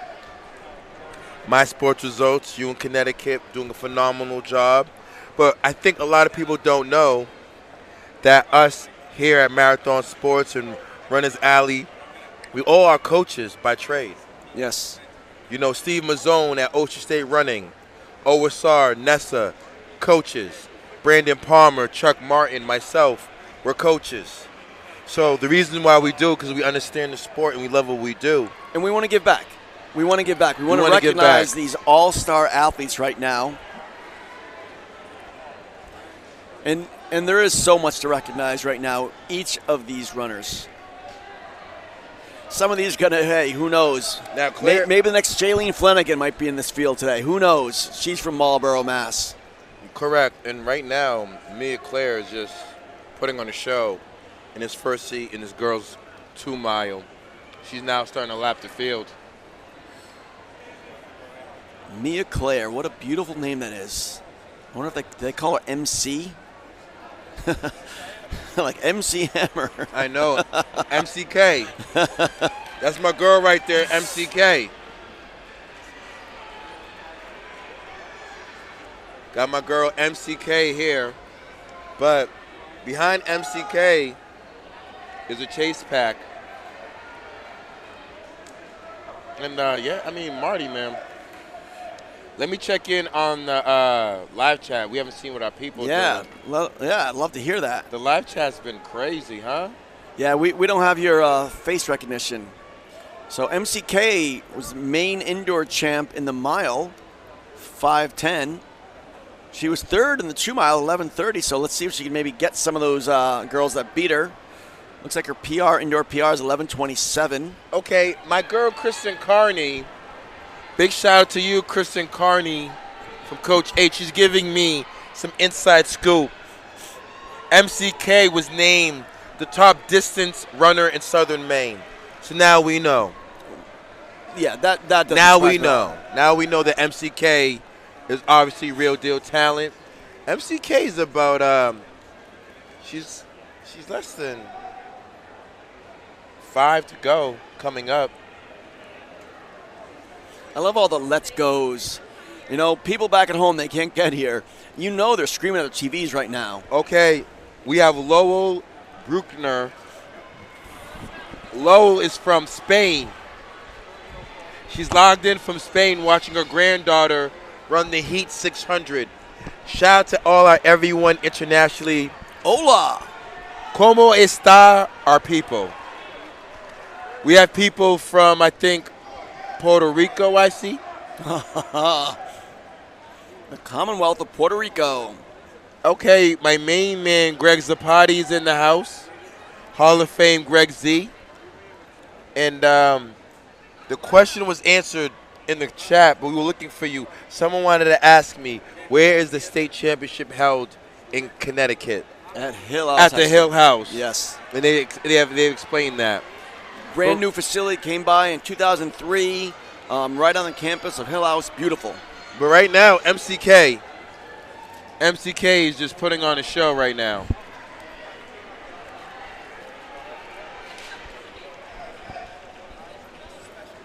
She's well deserved to be Southern Maine run of the year, definitely.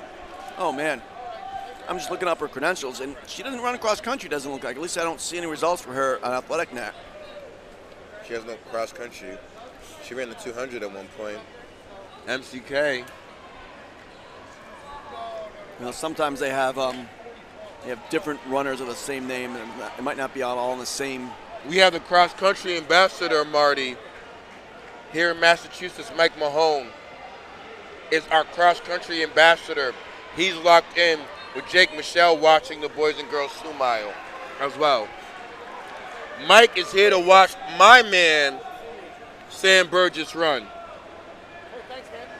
That's fun. That's fun. I don't mess around. Oh, you're listening? Yeah, the 200-meter champion. Yeah, it's kind of a broken up field here. The next field will also be breaking up, but it'll be a little tighter, though. It will be tighter. Kristen Carney, how do you know all this stuff? My sources, Kristen Carney. MCK won the 8 and the 2 mile in the Southwesterns. How does she know? She knows, hey, think about it. How much we know about all the different kids. She specializes in Maine's kids. But Carney's from Mass, though. She reps Wakefield. She's talking about Maine. Family friend, maybe? Who knows? Kristen Carney's been a supporter of Bay State running. Big shout out to her. We got number love for Kristen. And my lady, Alicia Cornetti's in the house. MCK, though, from Thornton Academy. They have New England's up there every few years. That's New England's, Thornton does a nice job when they hold New England's an outdoor track there. They do a nice job. But here she comes. A little glory for her school, for her town, for the state of Maine. Winning the first of 2 heats. Let's go, MCK. Let's see if she gets we're her. Rooting for her. Maine needs some representation. MCK, this is going to be a decent time right here. 11:17. Yeah, we said that's her PR. 11:17, let's go. Good job, MCK. She had a big day yeah, today. that's a 10-second PR for her. You got to be impressed with that. So, but now. And she only does indoor track. Oh, no, she did outdoor. What did she run out? Last outdoor, she ran a 10:57 last outdoor. So she's rounding her way into shape, getting ready for spring track. Now, Marty. This is the exciting part now. Let's get to the entree. Thank you kindly. Marty, let's get to the entree, please. Okay, we got Rachel St. Germain. She was state open champ in cross country, New England runner-up in cross country, state open champ indoors in a 2 mile. This is the first time I've seen her running just one event. Going to Quinnipiac. Maddie Sweeney is the number 2 seed from the Milford. She's going to Yukon. Maddie Sweeney was an All-American in the 4x-mile last outdoor season. Megan Randall from Bangor, Maine. She's seeded 3rd with 11:07. Anna Keeley, she's doubling today, coming back from that good mile. Carolyn Collins from Neshoba, Mass. Collins, yes. Collins, CC. Kate Sanderson from Hall, another Hall runners. I mean, Hall's everywhere today. Catherine Michon from Trumbull. Trumble's got it going on. Keeney Baja from Pilgrim High in Rhode Island. She's seated 8th. Julianne Tatler from Darien, the Blue Wave. Kylie Marion from Narragansett from Mass. Elizabeth Donahue is the 11th seed from Reading, Mass.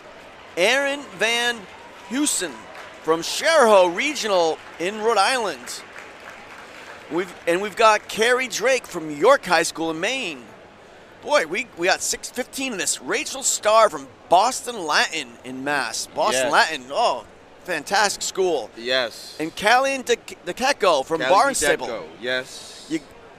Look at this, 15 girls, the best of the best. Yes. Just talking to Rachel St. Germain just before I had my little break. She's gearing out for the 5,000 and 3,200 meters at Nationals. Try to, just run the 2 mile today, and then next week she'll be trying to double. She has She gonna been double at Natty's? Yeah, well, the 5,000 I think on Friday and the 2 miles on Sunday, so it's not that bad. Okay. Yeah, but that's a tough double. She's going to Quinnipiac though. That's serious. Yeah. My old college coach has moved over to Quinnipiac. I mean, great school, the MAC. But it looks like Keeley, she is setting the pace. She moved from England. She grew up in England, moved to Fairfield, got involved in track just to make friends. And she has made plenty of friends, not just in the town of Fairfield, but all over the New England region, I'm sure now. I'm sure at the end of this, they're going to be talking to each other and, exchanging each other's instant message accounts and all that stuff. So, Marty, it's early right now, and our girl, Anna Keeley, like you said, she's doing the work. And then right there, St. Germain. And York is in third.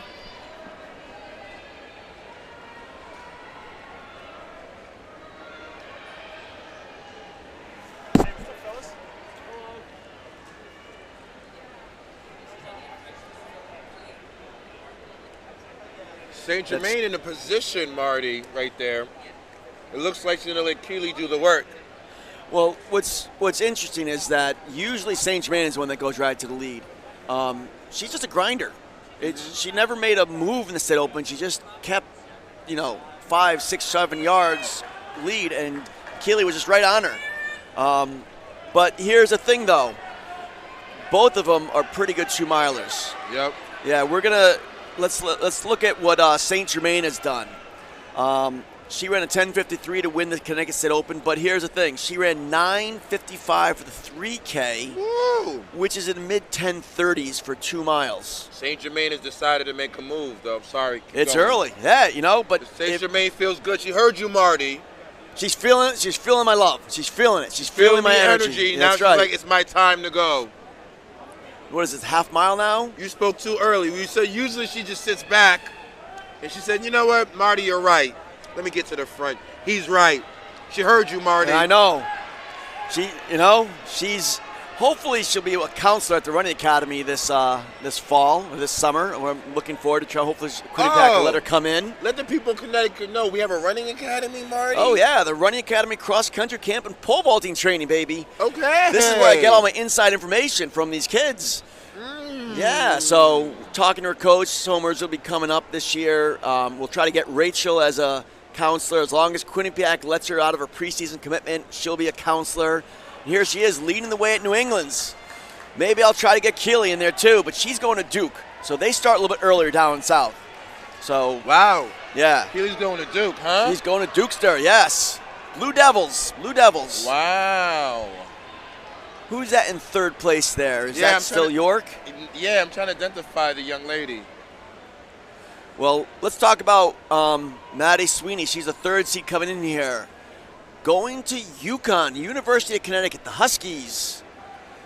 We said earlier, she was All-American in the 4x-mile with the other girls in Milford. They have a fantastic program. And here's the thing I really like about New Milford right now.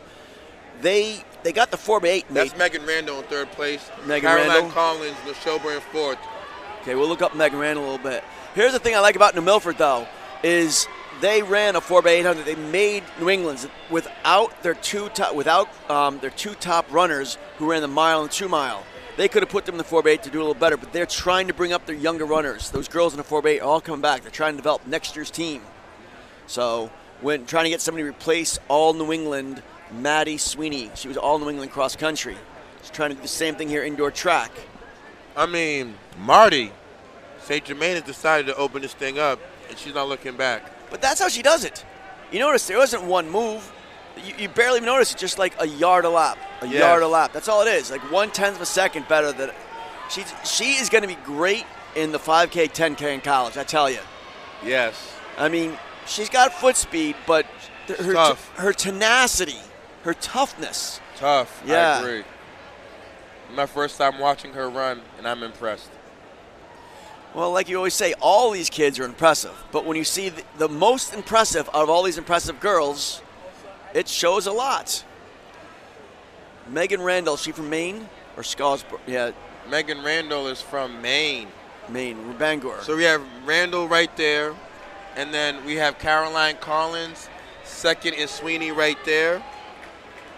And then there's a slew of other girls. There's Callie DiDeco. That's Kylie Merriman from Narragansett. York's still here. There's girl Rachel Starr. Yeah, Megan Randall, though, she's carrying the banner for Massachusetts right now, the MIAA Class A indoor champ. She's run at 11:03. For Maine. She's the Maine. Oh, this is Maine. Because there's two. Okay, yeah, from Maine. MIAA, yeah, it's Maine Interscholastic. She's run 11:03 earlier this That's good. year. Yeah, trying to get under that 11-minute mark here. Wow, this is kind of noteworthy, though.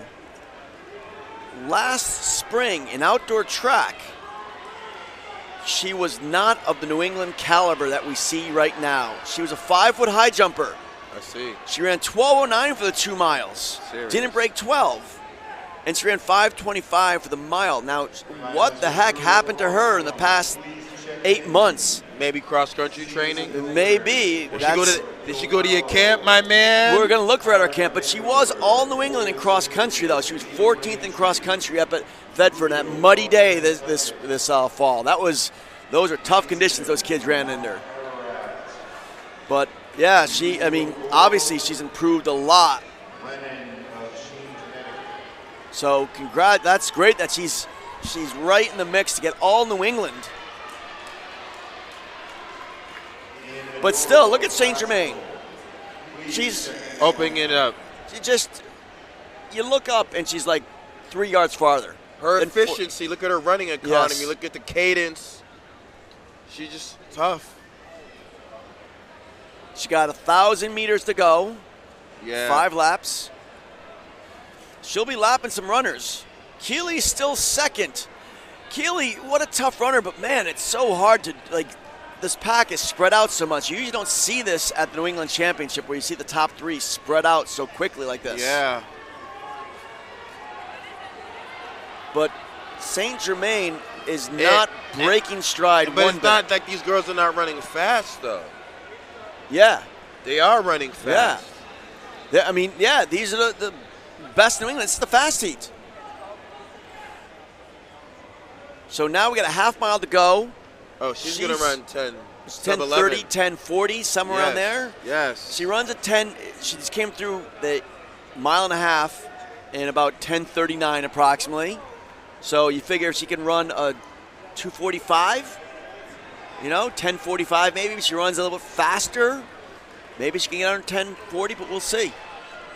But you've got to love her toughness, though. Doing this by herself, it's going to be different for her at Nationals when she's going to have other girls right around her for 5,000 meters. That's got to be able to help her. Even in cross country, there was a girl from Maine that won New England, just took off, and she was second by herself. It was just she was lonely. St. Germain was. St. Germain, yes. Okay. She needs to have some competition. So she's going to get it at Nationals. She's going to have people all around her at Nationals. Oh, she will have. Now, she trains with the Ellington team. Somers does not have an indoor track team. So the Ellington coaches, Peter Corbett, they're the ones that train her at the wintertime, which is a really nice thing to do. They kind of... Why not? You have a talent of that caliber. One of the Somers head cross-country coach went to Ellington. So it's kind of cool that they have that connection the next town over. And we got 3 to go. And look at this. We got like a 40-yard lead now. Oh, she's about to lap the field. It's coming. Yeah, she's lapped a couple runners. But Keeley is still in second right now. After that, I can see Hall's like 4th or 5th. Trumbull's in there. Oh, man. Now we got to keep our eye on the leader. She's going to have 1 to go. Wow. 10 flat for 3,000 meters. She ran 9:55 earlier in the year for 3,000. Now she's got 1 lap to go. So, yeah, she'll be in the mid-1040s. This will be her, I'm pretty sure this will be her indoor and outdoor PR. Yeah, and She's lapping the field. An impressive field, by the way. And she's rolling now. Oh, yeah, this is about to be 10:40. Oh, that's serious. 10:49 is her PR. Yeah, no. How about 10:37? That was a great last lap. 10:37. Wait. That's Sweet. serious. That is serious. Rachel St. Germain, young lady, salute. That's real deal. Let's see, that's going to probably fit her on the all-time list in Connecticut history, probably. Where's she in the all-time list, Marty? She was in the 3K. She was not in the 2 mile yet. Oops, looking at the boys. Got to move over to the girls.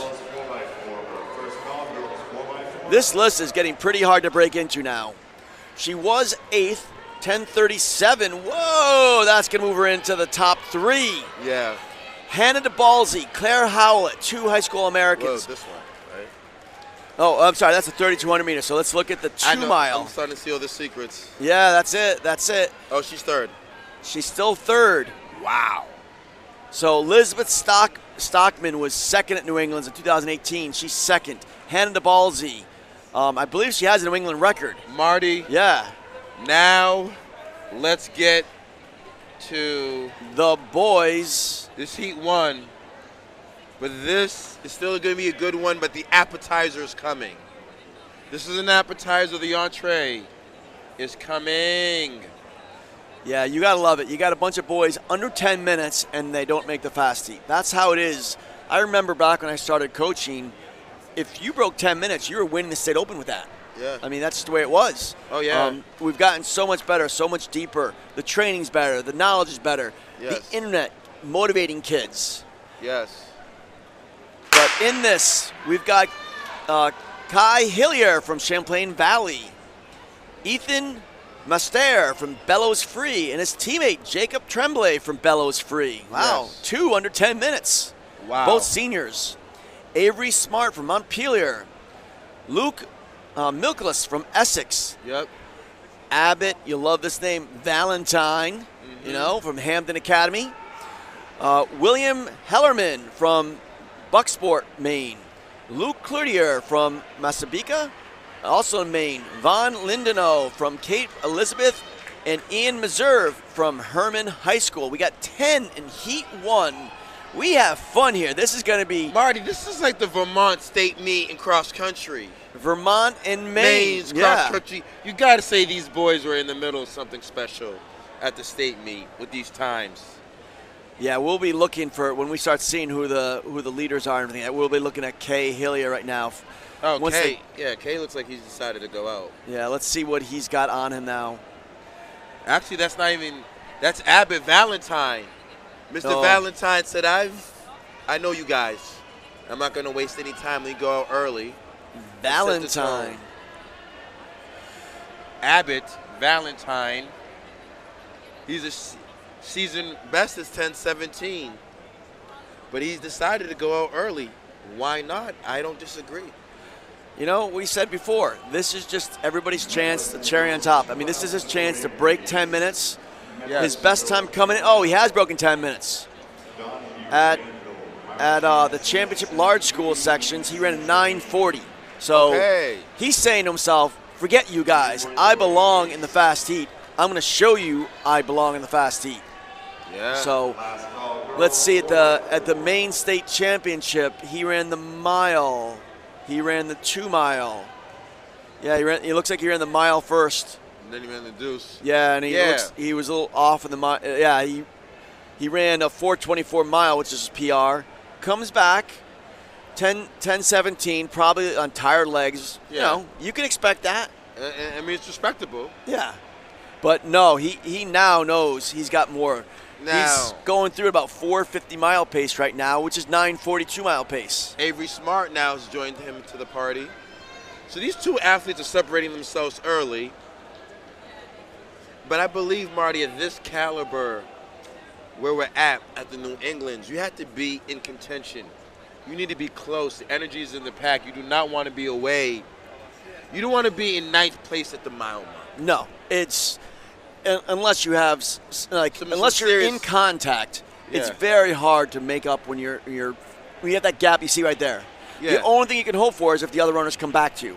But you don't want to leave it in other people's hands. You want to kind of be there to try to be in the mix. Absolutely. You want to feel the contact. You want to feel like there's a string attached to you and another runner. When you have 20, 30 yards, the only thing you can hope for is the runner coming back to you if they went out too fast. But if they maintain their pace, it's too hard to come back at this level. I agree. So let's see, Avery Smart, 3,000 meters. He's looking at a 9:18, so that's about 10-minute pace approximately in the Vermont State meet. So that was his PR. So he's going along for a ride to try to get down under 9:50, it looks like. Why not? Why not, though? Why not go for the ride, Marty? He's already run 10 flat, so why not? Like, who cares if he runs 10:05, 10:10? Go for under 10. This is the time to take. This is the meet that you take that risk. Wow. At the Vermont State Cross Country Championships, they have two. They have the meet of champions and the regional meet. The regional meet's at Thedford Academy. He ran 17:34, and that's a tough course. He came back the next week to run another course, 16:34 at another course. Though that's the kind of time that shows you he should be under 10 minutes. So this shouldn't be a surprise for him. He belongs there. If his training's been going right, he belongs at this level. Where are we now? We're coming up on the mile any minute now, any second actually.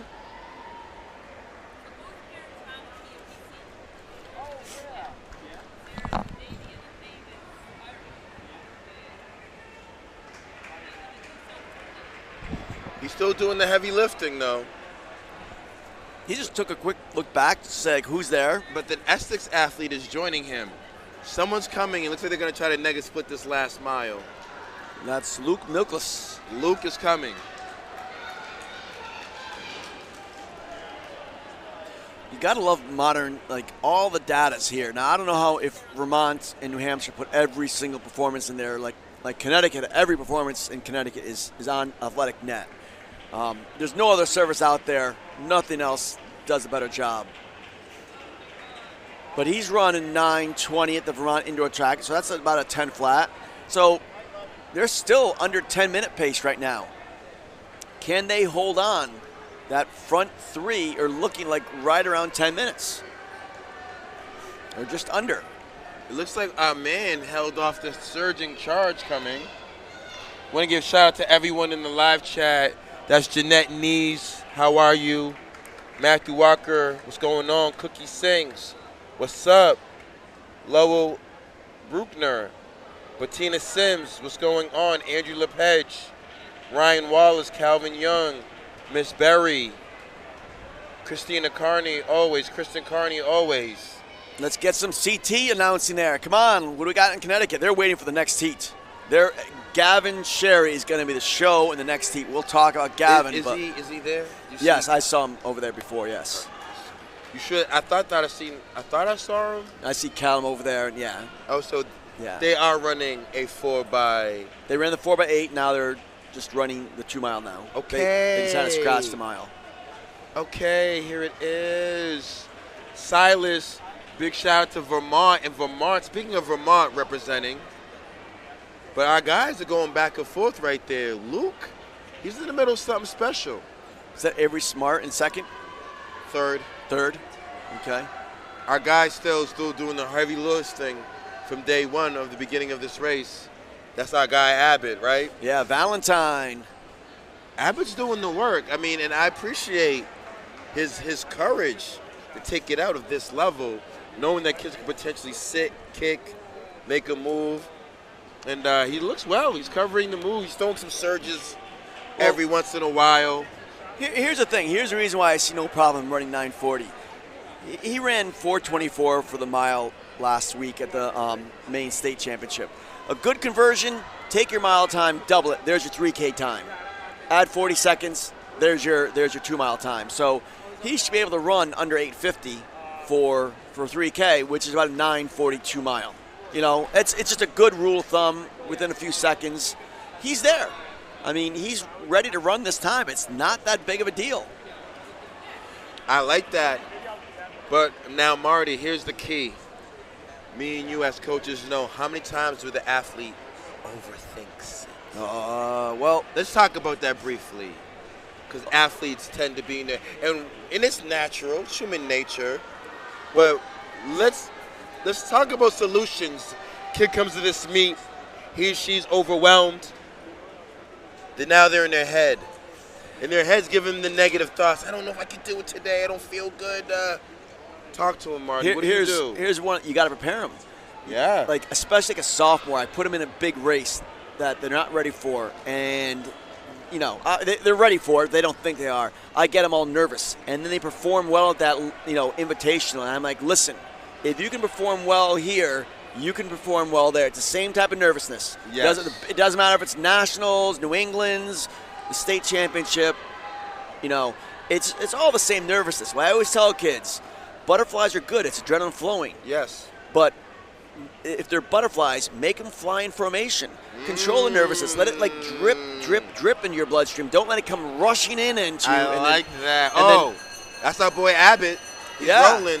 9:07. 9:40 for our guy. 9:45. Yeah, he's gonna be about 9:45. He looks like he's picking up a little bit. Abbott rolling. Abbott did the heavy lifting and decided to close. That's so hard to do and still have something left. I mean, everybody else is keying off you, and he said, I don't care if you're keying off me. I'm going to run my race. Oh, yeah, Abbott 9:40 coming up. But our people want to say Nagi's representing. Nagi, the Valley, and there we go. That's a 36. Now, that's a PR. That's how it's done. And you had just said he's 9:40 caliber. Yes. And you've told in the audience that I've seen this run 9:36. But like I said, Marty, this is what people are waiting for now. This is the entree. On entrees, are you a vegan? I don't. It's okay. I eat anything. It doesn't matter. Yeah. This is the steak right here. This is the steak, the meat and potatoes. This is the meat. This is the swordfish. Meat and potatoes, surf and turf, whatever you like. Marty, boys, 2 miles coming up. Okay, we'll just announce the names here. We got 15 names in this house. Let's get everyone. Yeah, we'll get everyone right. Let me refresh my screen. Make sure we have this right, because sometimes they switched up on us before. I don't think they're gonna, but we'll go backwards. The 15th seed is Wilson Jablonski from Bishop, BH baby from Rhode Island. Yes. Troy Silvestri, another Bishop. They've got that awesome distance program. Yep. Brandon Petidade from Barrington High School, Rhode Island. Yep. Now, Eamon Burke, we're going to talk about him. He is a stud. We're going to talk about him. He'll probably win this. He'll probably be in the top 3 in this heat. Watch. Yes. Evan Thornton Sherman, St. Johnsbury. Albert Ferreras from Lowell Tech. Yes. Grady Satterfield is the 9th seed, Mount Arad High School. Yes. And 8th, coming back from the miles, Sean Kennedy Wannenberger from HR. Hail Ray. Let's go. 7 is Adam Thibodeau from LaSalle. Let's go. We go into 6th. The first Sherry brother, Callum Sherry. Here we go. And then we get into number 5, Paul Bergeron from Westford Academy. Now we're talking studs. My boys, yes. Aiden Puffer, the Foot Locker All-American from Look Manchester. Out. Then we still got Henry Denon from Cumberland. He's 3rd. Look out. Sam Burgess from Farmington, Sam Burgess is from Framingham, Massachusetts, our state champion. Then we have the national leader in this event, Gavin Sherry from Conard. Okay, so we have now we have the national leader doing the work. It's going to be a good one. Well, here's what's happened right now. 2 years ago, sophomore year, Gavin and Aiden Puffer, 1-2. Gavin led the whole race. Puffer was right on his shoulder the whole race. Gavin, like the last 250, just boom, took it out. Both of them went on their meet record. Gavin, as a sophomore, broke the meet record with an 8:53.25. Okay. Just a taste of greatness. Now, behind him, though, is my main man. You got Burgess, though, from Burgess, Farmington. my main man is here. Yeah. The Mass State champion, Foot Locker finalist himself is sitting in 3rd. Yeah, 9:12 for the 2 mile. He's going to be right in the mix there. I mean, he's going to get pulled along with Gavin. Yes. Henry Denham from Cumberland, 9:16 seed time. Now, think of these 9:16s. This is like nothing now. We're talking third. Who cares? But, man, these are fast times. These are fast times. Aiden Puffer. Look out. The kid has world records in road races as a youth. 14 and under, 13 and under, 5K world records. Yes.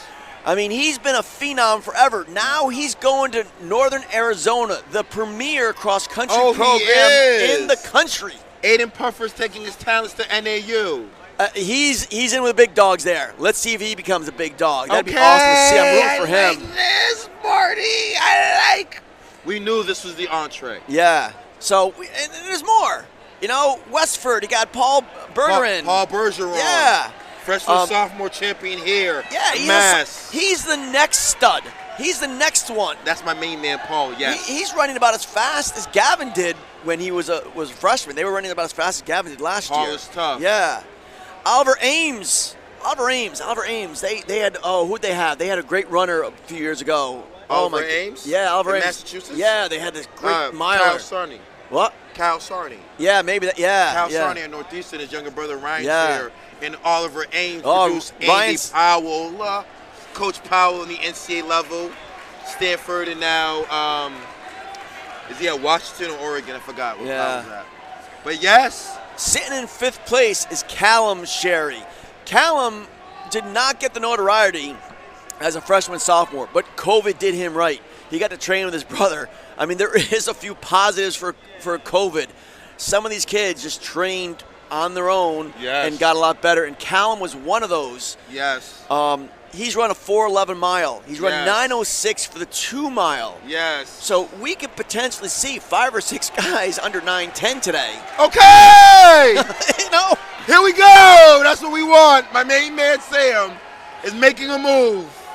I love it how nobody concedes to anybody. Like Gavin, everybody knows about Gavin, but nobody conceded him. They're making this a race. Why just give it to Sherry? We're not going to do that. Not today. He's going to have to take it for the rest of the people in this field. So I believe, Marty, let's say 4:36, 4:38 at the mile mark coming up, 4:40, and they're going to negative split it. We're going to dance. 4:34. We're going to dance, Marty. They always negative split these boys. Marty, now is the time. The race has now begun. That's right. The 4 breaking away. Let's line them out. Who are the 4? I wonder if anybody knows out there. Does anybody know if we ever had 4 people under 9 minutes in one New England's? Anybody? It's been 2. There's been 2. We've had 2 at once. We've had 2 several times. 4 people under 9 minutes. I'm talking to my stat crew here. Potentially. This could be 4 under 9. Oh, we have a dance, ladies and gentlemen. I taught the entree. I'm too excited. Marty's going down.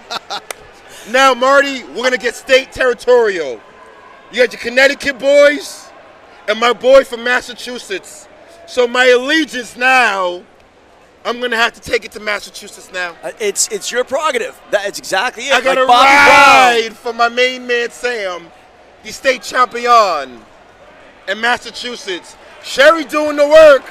Burgess is in the middle, something special. I believe my main man, Sam, is a something special. Here we go. One thing you got to, while Gavin's a front runner, he's not a grinder. He does have a kick. I've seen him go sub 30. He ran 153 earlier today for the 800s, in 4x800 there. Oh, he did run 153. Yeah, that's what I got him at, and that's what his coach got him at too. So okay, I don't know the tenths. But he is not one of these 10K guys. We have 4 guys. That's right. Anybody can win this race, Marty. It's now back to tack. Who's making the move? Who drops the surges?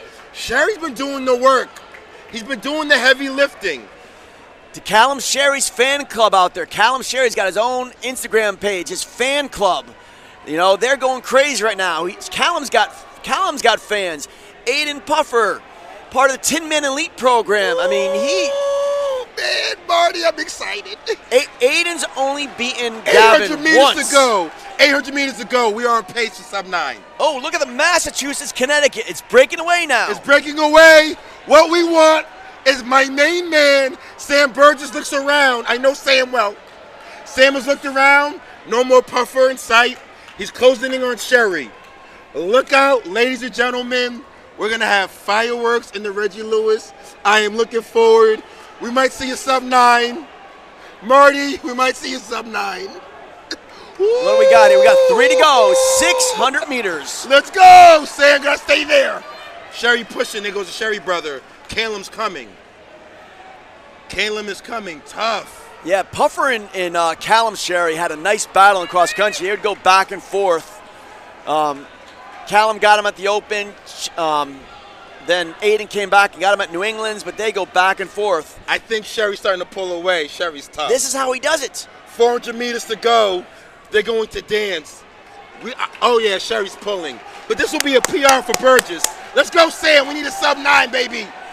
Sam's pushing. Sherry's going now. Sherry needs a sub-60 last quarter, last 400 meters. To break 8? To break 9? To run under the meet record, 8:53. He's going under 8. I mean under 9. He's going under 9. That's okay, no I gotta problem. stand up for this one. Yeah. I gotta stand up for this one.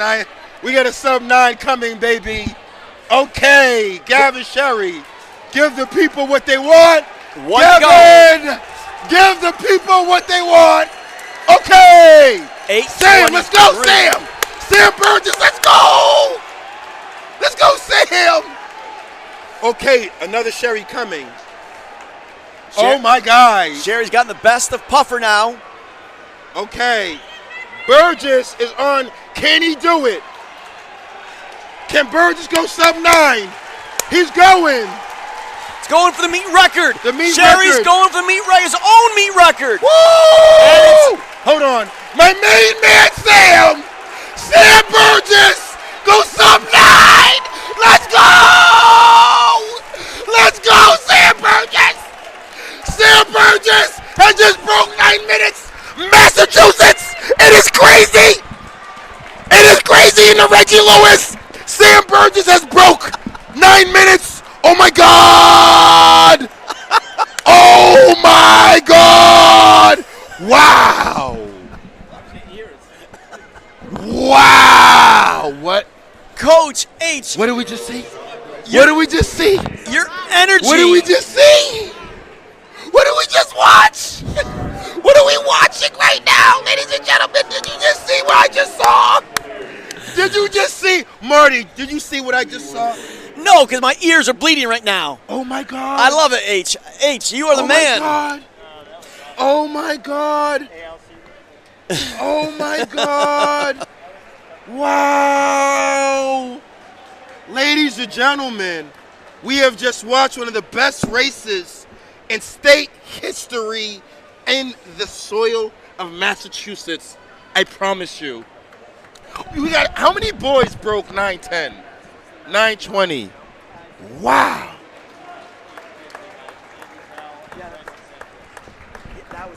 Oh my goodness. My Connecticut people, yes, your boy won, but I'm from Mass, I don't care. My man just broke 9 minutes. What are we talking about? Wow, what's fantastic? That's got to be like a 20-second PR for him. Yes. Yes. Oh, my God. Oh, my goodness. Oh, my. I mean. Coach Knapp of Conard High School is coming up here. He is fired up. If you can see him. Coach. I have never seen him so fired up before. Good job, Coach. Wow. That lowers his #1 national time right now. Oh, wow. Congratulations. That's the #1 time in.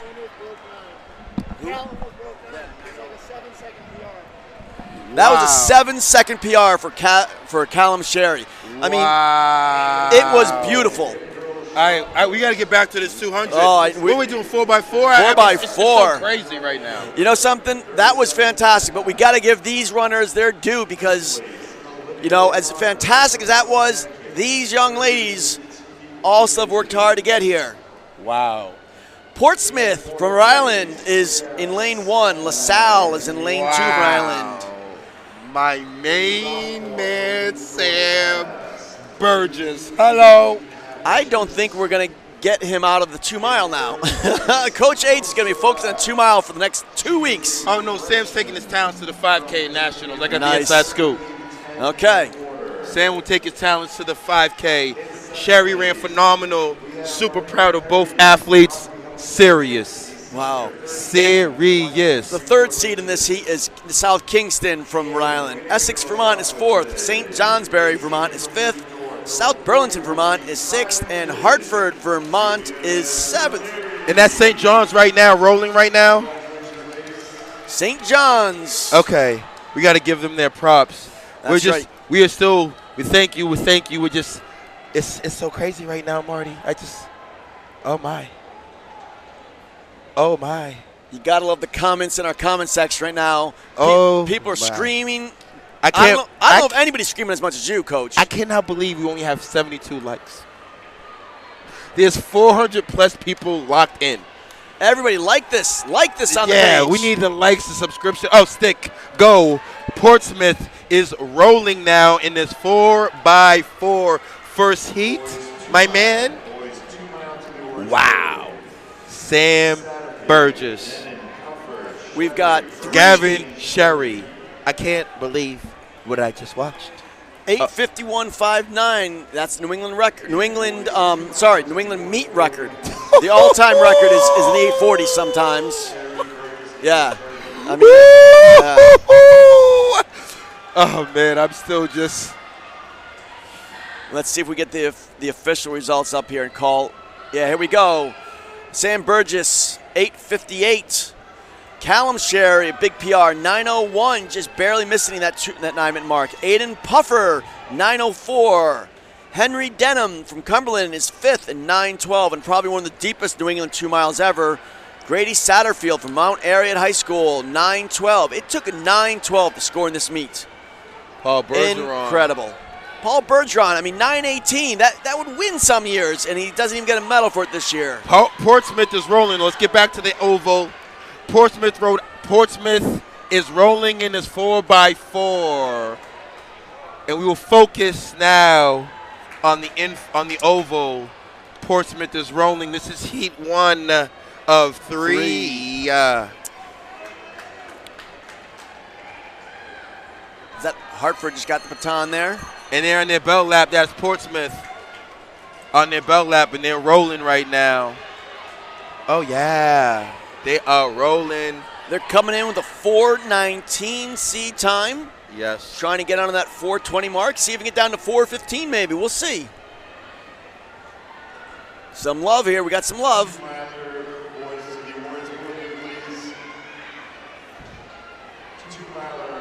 Here's Portsmouth coming across the line. Wow, that's a big season best. 9:14. Wow, that's like a 5-second. That's a second per person season best there. Marty, who we got next? Heat 2 coming up. They're coming up soon.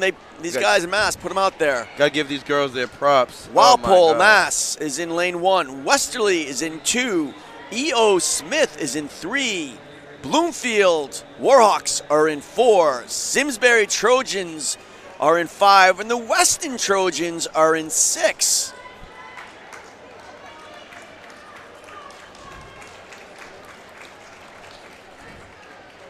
Let's keep an eye out. Who's the numero uno seed in this heat 2 right now?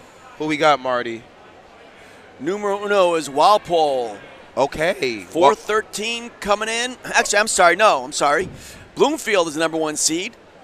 Actually, no, they're going outside fastest. This is weird. They're going 6 is the fastest seeds, all the way down to 1. So it's looking like Simsbury's coming in. They got Olivia Burney on anchor. She's about a 3 flat 1,000-meter girl. Okay. She was a 2:14 half miler last year and a 4:50 miler, I believe, last year. So she's one of the legs in this for Simsbury. Bloomfield, they always have a 4x4. Always. They're coming in with a 4:10 seed time. E.O. Smith, as I talked about before, they've got a boys and girls 4x8. Girls 4x4 in this meet, coached by former New England champ Tyler Glean now. He's the man, most respectful young man. Now I'm so proud that he's a coach now.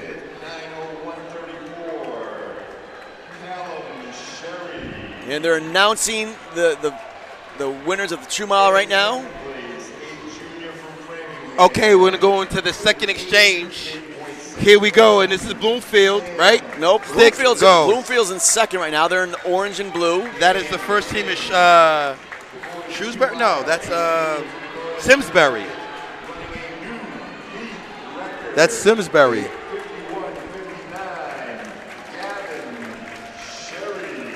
Gavin Sherry. Okay, here we go.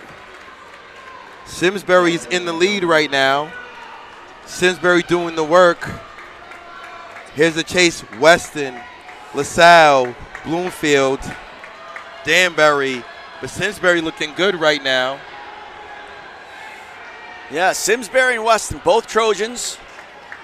Oh, Simsbury, looks like somebody's overtaking Weston right now. They're moving to third in this. That's good. Coming in. Okay, here we go.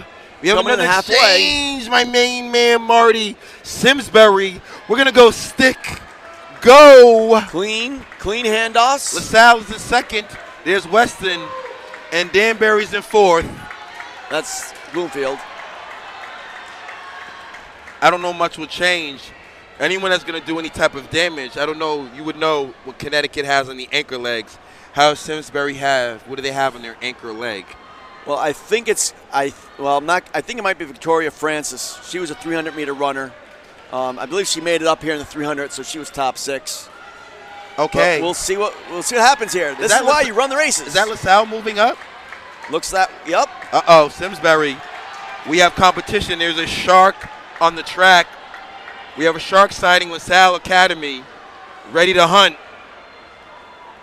Can she hold her off, Marty, for the exchange and keep it honest and give her anchor an opportunity to dance? It's all about trying to get the biggest lead possible or keeping as close as possible. Now the top 3 are coming in together. Go. Oh. Weston moved in now. They're right in the finish there. Yes, they are. Weston is in the middle of something special. Look out. Oh, my. That is the pole vaulter, Ellison Wiener. Oh, I State love Opens champ in the pole vault. She's a sub 60 girl. Okay, we love that. The pole vaulter showing her talent in her range. Yeah, she was an 11.6 pole vaulter. Now she's being overtaken by E.O. Smith. Here comes Leo. Oh, wow. Look at E.O. Smith extending the lead a little bit. Wow. Who is your anchor, Marty? Who is your anchor? I guess that's Navia Casa, I guess. Oh, she opened that thing up. You got to keep it honest and give your anchor, give your stud, give the thoroughbred an opportunity to dance. And they're going to run 4:04, 4:05. Wow. We'll take that. Yeah. None of these teams run a 4:08. So that looks like season best for all those top 3 teams at least. That's phenomenal. What do we have next, Marty? This is the seeded section? It's heat 3 of 3, so these are the ones. Okay. Classical High School, Rhode Island is in lane 1. Windsor is in 2. Medfield's 3. Naugatuck is 4. Wachusett is 5. And Lexington is 6. Look out for Lexington High School. I believe my girl Ava Crenity is in the house. Ava has a lot of range, mile K. But Medfield does have the 600-meter champion from today, Alex Lusby. Can they give Alex a chance to dance? We will find out. And Wachusett is sneaky good. Look out. Sneaky good. I love that expression. Sneaky good. Lexington does have the pieces. So does Wachusett. Now, it is early. Wachusett has 4 solid runners. They don't have a killer anchor, but they're going to be up there the whole way. It's going to be up to others to chase them down. So let's see what they can do here. Oh, Wachusett's going out early. Oh, my. I love it. I love the move by Wachusett. Go out early. That's where I get my sources in Mass. It's like they'll extend the lead, but then others might have a better anchor. So anything can happen. Well, we'll see. Yeah. Ashlyn Witt for Wachusett is second. I believe Ava Crenity is second. I believe both teams are about to open up a serious gap, Marty. We're familiar with both teams here in Massachusetts. That is Wachusett with a lead. Someone else is coming, but we're going to go stick. Go, Ashlyn Witt. Got to roll, young lady. Got a roll. There goes Ava Creniti. Lexington is in third. Look out. Girls 4x4 here in the 34th New England Championships here in the Reggie Lewis Center. Wow.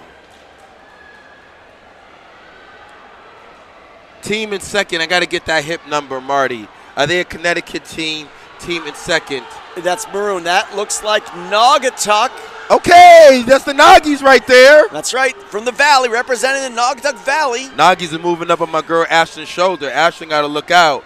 Noggies look good. State Open champions here. Let's see what kind of competition. They can deal with higher competition.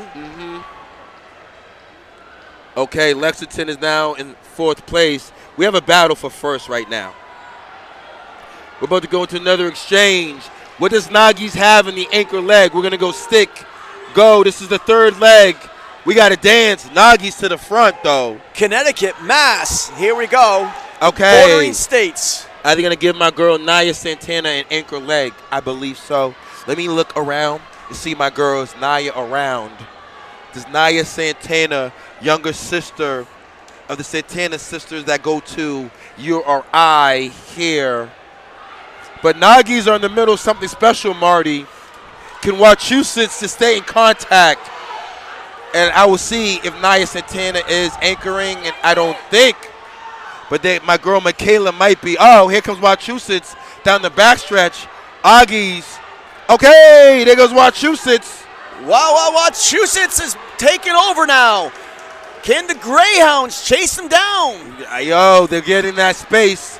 Here we go. There's the space that they need. Here is the space. Wachusett is about to roll. We're going to go stick. Go. Wachusett's got to go. Good There's hands. Noggy. There's Lexington. Marie Bride is coming. Uh-oh. Marie Bride, my homegirl, fresh off the high jump. But Wachusett just got to bring this thing home. That's a good 10 yards at least. Look at third place coming up, though. Third place is moving up, too. Oh, Wachusett is now blowing this thing up. Oh, yes, Marie McBride is coming for second. Lexington got them. Got him. Uh-oh, Marie McBride, because she closed the gap. I think Wachusett's got out, Marty. Enough. Just enough. Something bad will have to happen for them not to take this home. It's theirs for the taking now. New England champion. New England champions are coming right here. The girls from Mount Wachusett. Look at the expression on her face. Just praying that finish line comes. Wow. Dub. 2. Yes. 3, 4, yes. 5. Lexington got the job done. The Lexington girls coaching staff is ecstatic. Congratulations to Wachusett. Are we in the last event of the day? No, we've got more. I want more. No, we can't be. Let's do a coaches race. Marty, anything. I just. We are in the last event of the day. Are we in the last event of the day? Yes, we are. Can you believe that? All right, well, we have boys, 4x4. Talk to me. Wow. We got Lake Region Union from Vermont, Hartford, Vermont, BFA, Bellows Free Academy, Vermont. This is the Vermont State Championship. St. Johnsbury, Vermont, and South Burlington, Vermont. 5 are all Vermont teams. They travel all the way down from the Green Mountain to Boston to race each other on a faster track at least. Yes, and it's all worth it.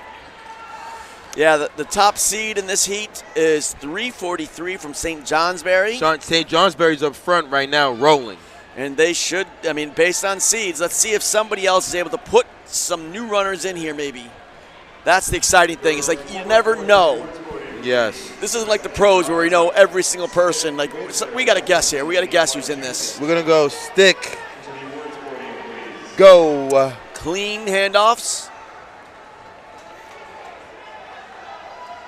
Getting off the track. It's you got to get off the track, but let's see if some of these teams are looking to break 4 minutes, which would be a great accomplishment from these Green Mountain states.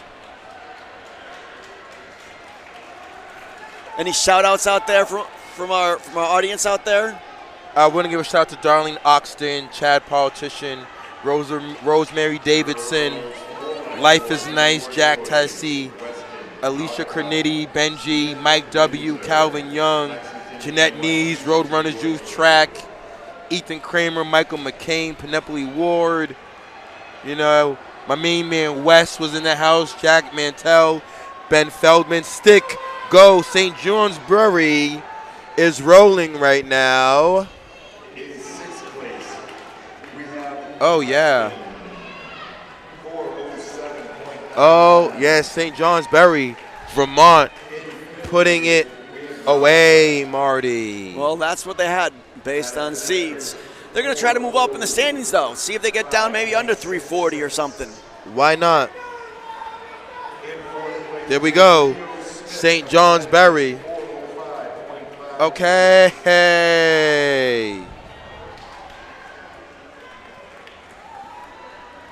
Oh, my. Still trying to get through, trying to get under 4 minutes for these other teams. That's going to be the key. Is like we were talking about before, the PRs, the best times. Yep. We're not looking to score here the top 6 off this heat, but St. John's, stick, go. Vermont got to go. Oh, here they go. This is their anchor runners, it looks like. So yeah, they should definitely be under 340 on this one. Yeah.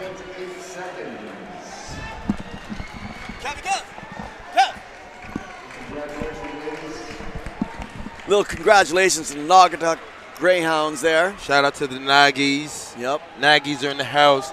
Big shout out to everyone in New England region on behalf of My Sports Result, Ocean State Running, Bay State Running, New Hampshire, Track and Field. We want to thank all the families out there for supporting our respective brothers, sister sites. We want to thank all the coaches, what you have done, especially in the last 2 years, where you can't control the uncontrollable. But you guys have made sure, solidified that track is back, stronger than ever. And St. Johnsbury of Vermont have showcased that, Marty. Like you said, they're taking their talents all the way to the Reggie Lewis to run a season PR. That's what it's all about. And top 3 teams, looks like they did set PRs, which is awesome. That's what it's all about, Marty. Heat 2. Run it. St. Raphael Academy, Rhode Island. Westerly, Portsmouth, Rhode Island. This is the Rhode Island State Championship here. South Kingston High School, Rhode Island, and Bishop Hendrickton. We've got 5 teams in this, all for Rhode Island. Yeah. The 401. As Nessa is the 401 in the house right now. Go Ocean State. We have the OSR family here. 401 representing St. Ray's, Bishop Hendrickson. Who else do we have out here? Portsmouth, South Kingston, Westerly. Seriously. Now, this is going to be a little tighter because their seed times all within 3:35, 3:37. So there's 4 runners. There's 5 teams within 2 seconds. Okay, my main man, Clayton Cluth, will be back after running a monster 1,000. Cluth is here. So this is like another duo round of that Rhode Island state championship. But Marty, New England has not disappointed. From the field to the track to the infield. But right now, Portsmouth is rolling. Portsmouth is dictating this race. We'll find out. There's been some pent-up demand. 2 years of missing this here. Yeah. You know, it's been 2 years. Yeah. And I got to tell you, me personally, Coach H, I feel your energy. I come out of here fired up every year I come work with you guys. Stick, go. Portsmouth, I'm listening, Marty. Yeah, and we just, like everybody in Connecticut enjoys listening to these broadcasts. Everybody in New England does, thanks to you. I mean, you just bring the energy. It makes this. No, it is a we. It is a we. We bring the energy. We bring the energy, but I gotta. You bring it out of me, and I appreciate it. Everybody else. I appreciate you, Marty. Well, Marty, here it is. Portsmouth is doing the work, and so is Westerly sitting in second, Hendrickson in third. But Marty, you and I know, we touched on this earlier. Our sport one day will get its proper due, the proper coverage. So until that time, OSR, My Sports, NHH and BSR will try to do its best to provide the families in New England top quality coverage and a sport that deserves its justice. Portsmouth rolling. There goes my main man, Devin Kipyego. Can Devin get them boys from St. Ray's back into it? We shall find out. This is the first time I've gotten to see him run, actually, so I'm excited to watch this. You know, Kipyego comes with some good genes. Genes, yeah. I remember his brother running so well a couple years ago. His brother just ran real well the other day in the Big Ten, Iowa, in the championships. Hendrickson in the middle, something. Bishop rolling. There goes Devin trying to close that gap. Oh, there's a big move on the outside there. Okay, but this is all about Portsmouth right now. E.O. Smith, congratulations to those girls. Oh, they're going to give my main man, Caden, an opportunity to dance. Clutch will be putting this thing away for Portsmouth. Stick, go. I don't know who the anchors are on the other team, but Caden can roll. Pedro is going to get St. Ray's back into it. How many 4x4s did you run? What was your best finish in a 4x4 when you were running? Because you were a 600 guy, so obviously you're in the 400. 6,000 guy. Oh, you moved up, huh? Well, you know what?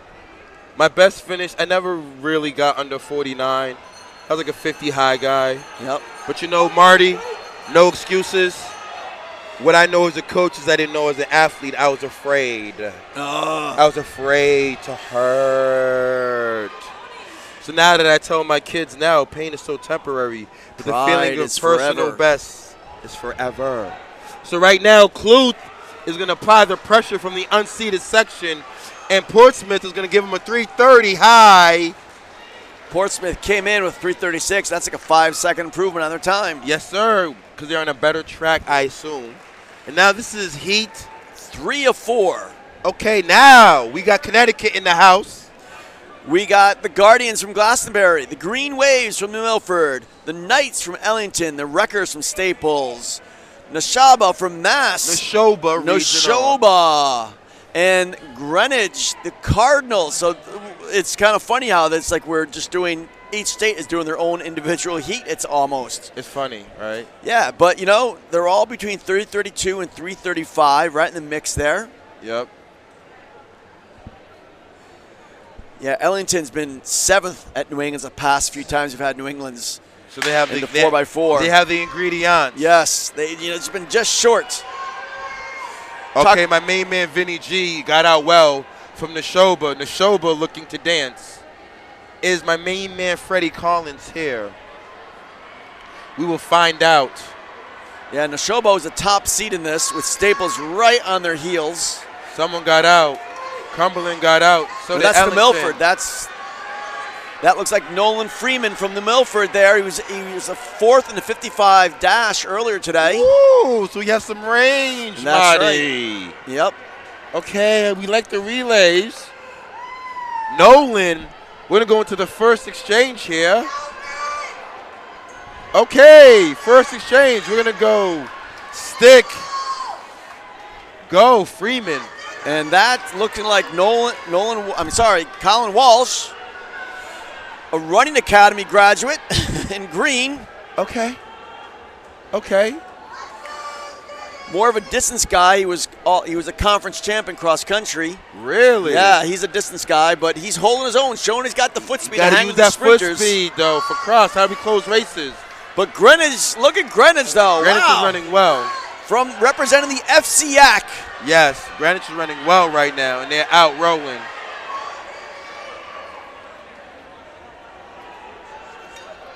They are out rolling. Okay.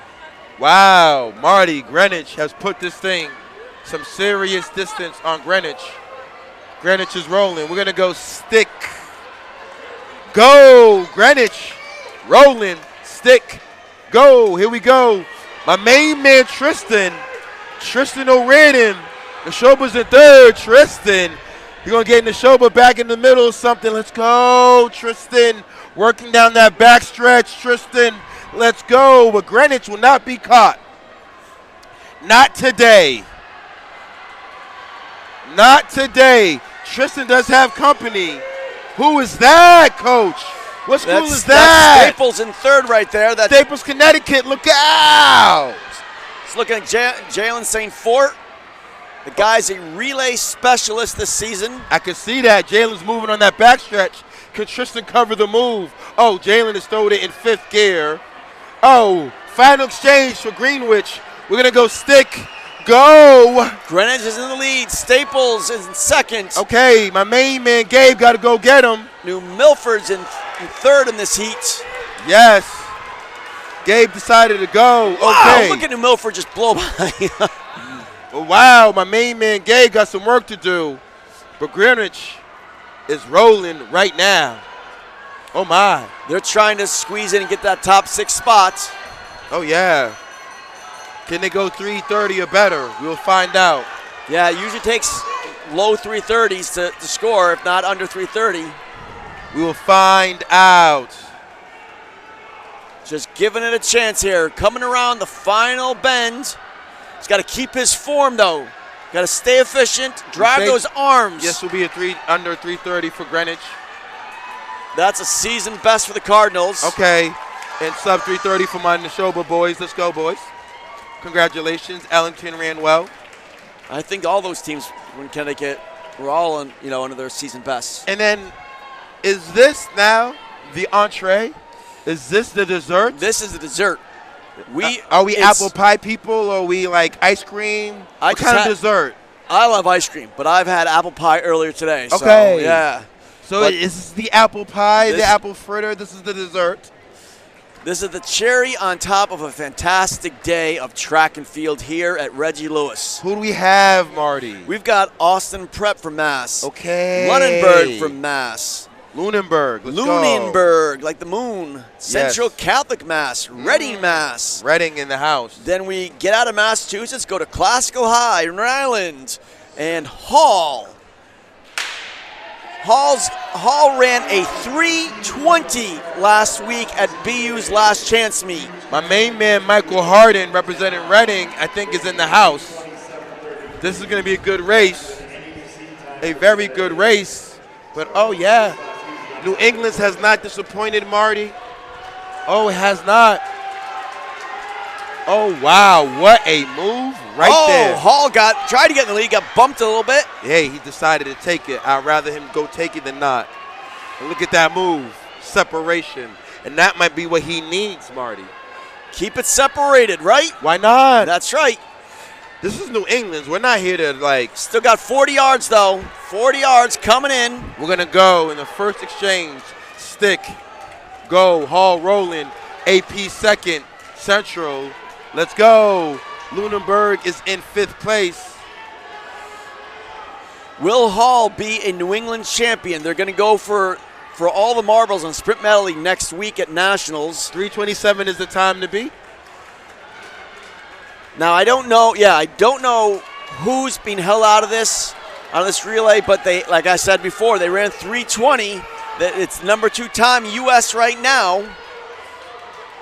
Let's see if they can hold it together and get something close to that 2:20 mark. Okay, Austin Prep is rolling, though, on that backstretch. AP rolling. We're going to go into another exchange. Keep those doggies rolling. Yes, sir. We're going to go to stick. Go, Hall. Austin Prep got to go get him. Classical, Central, and there goes Lunenburg in the middle. But right now, Hall is rolling, Coach. The time to beat, to be New England champion, is 3 minutes and 27 seconds. They're looking like they're well on that time right now, and they keep extending that lead, too. Hall rolling. Look at how efficient he is there. Central, the blonde classic. There goes Lunenburg. The blonde locks blowing in the wind there. Yes, he is. They're about to go in their final exchange and legit try to put this thing away. Can they lock it in to be the New England champions in the final exchange here in the 34th New England Championship? Go.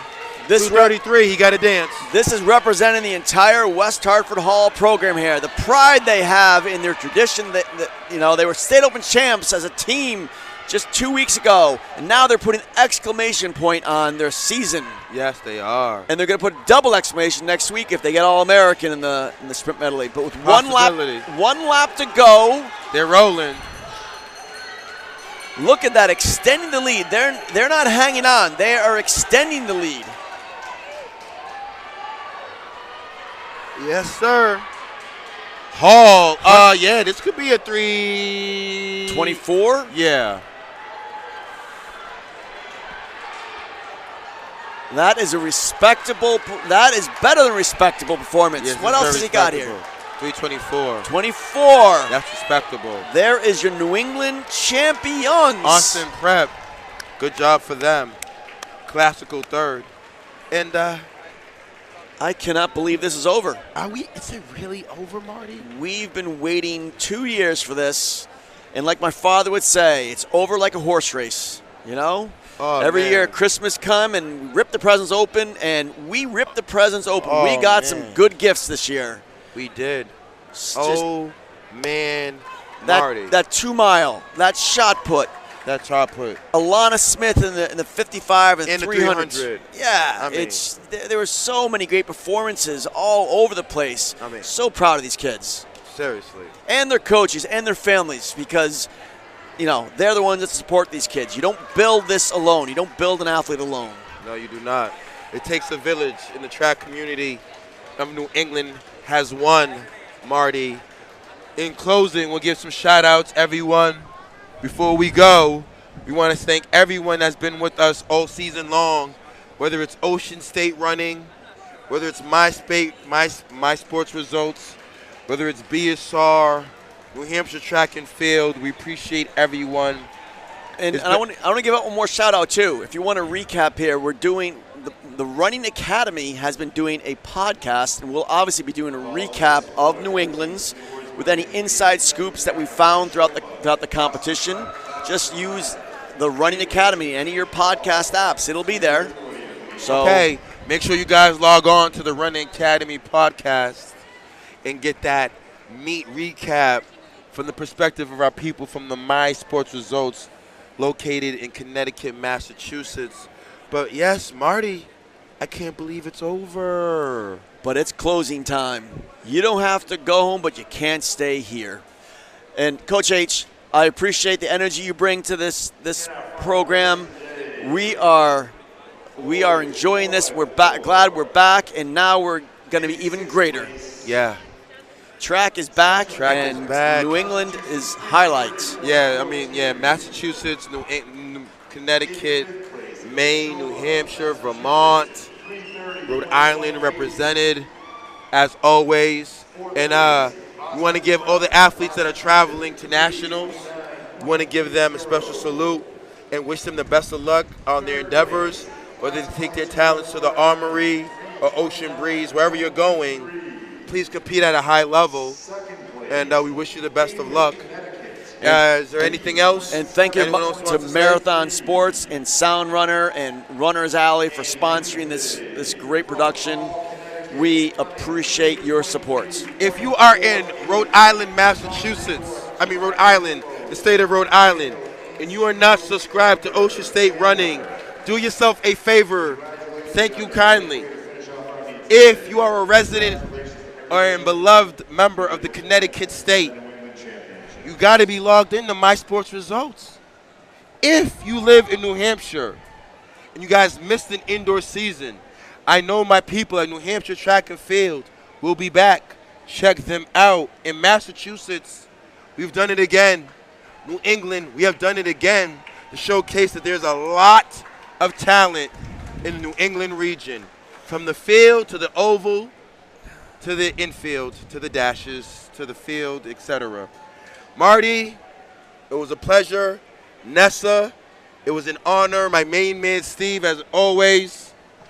Allie, are we shutting this thing down? We are out. We are out of here. This was an amazing indoor season. We'll see everyone outdoors. Good luck on your outdoor campaign. Good luck at nationals. And we repeat, do not be strangers. This is Coach H, my main man, Marty, my homegirl, Nessa, my main man, Steve, Signing off. Hasta luego. Enjoy your day, ladies and gentlemen.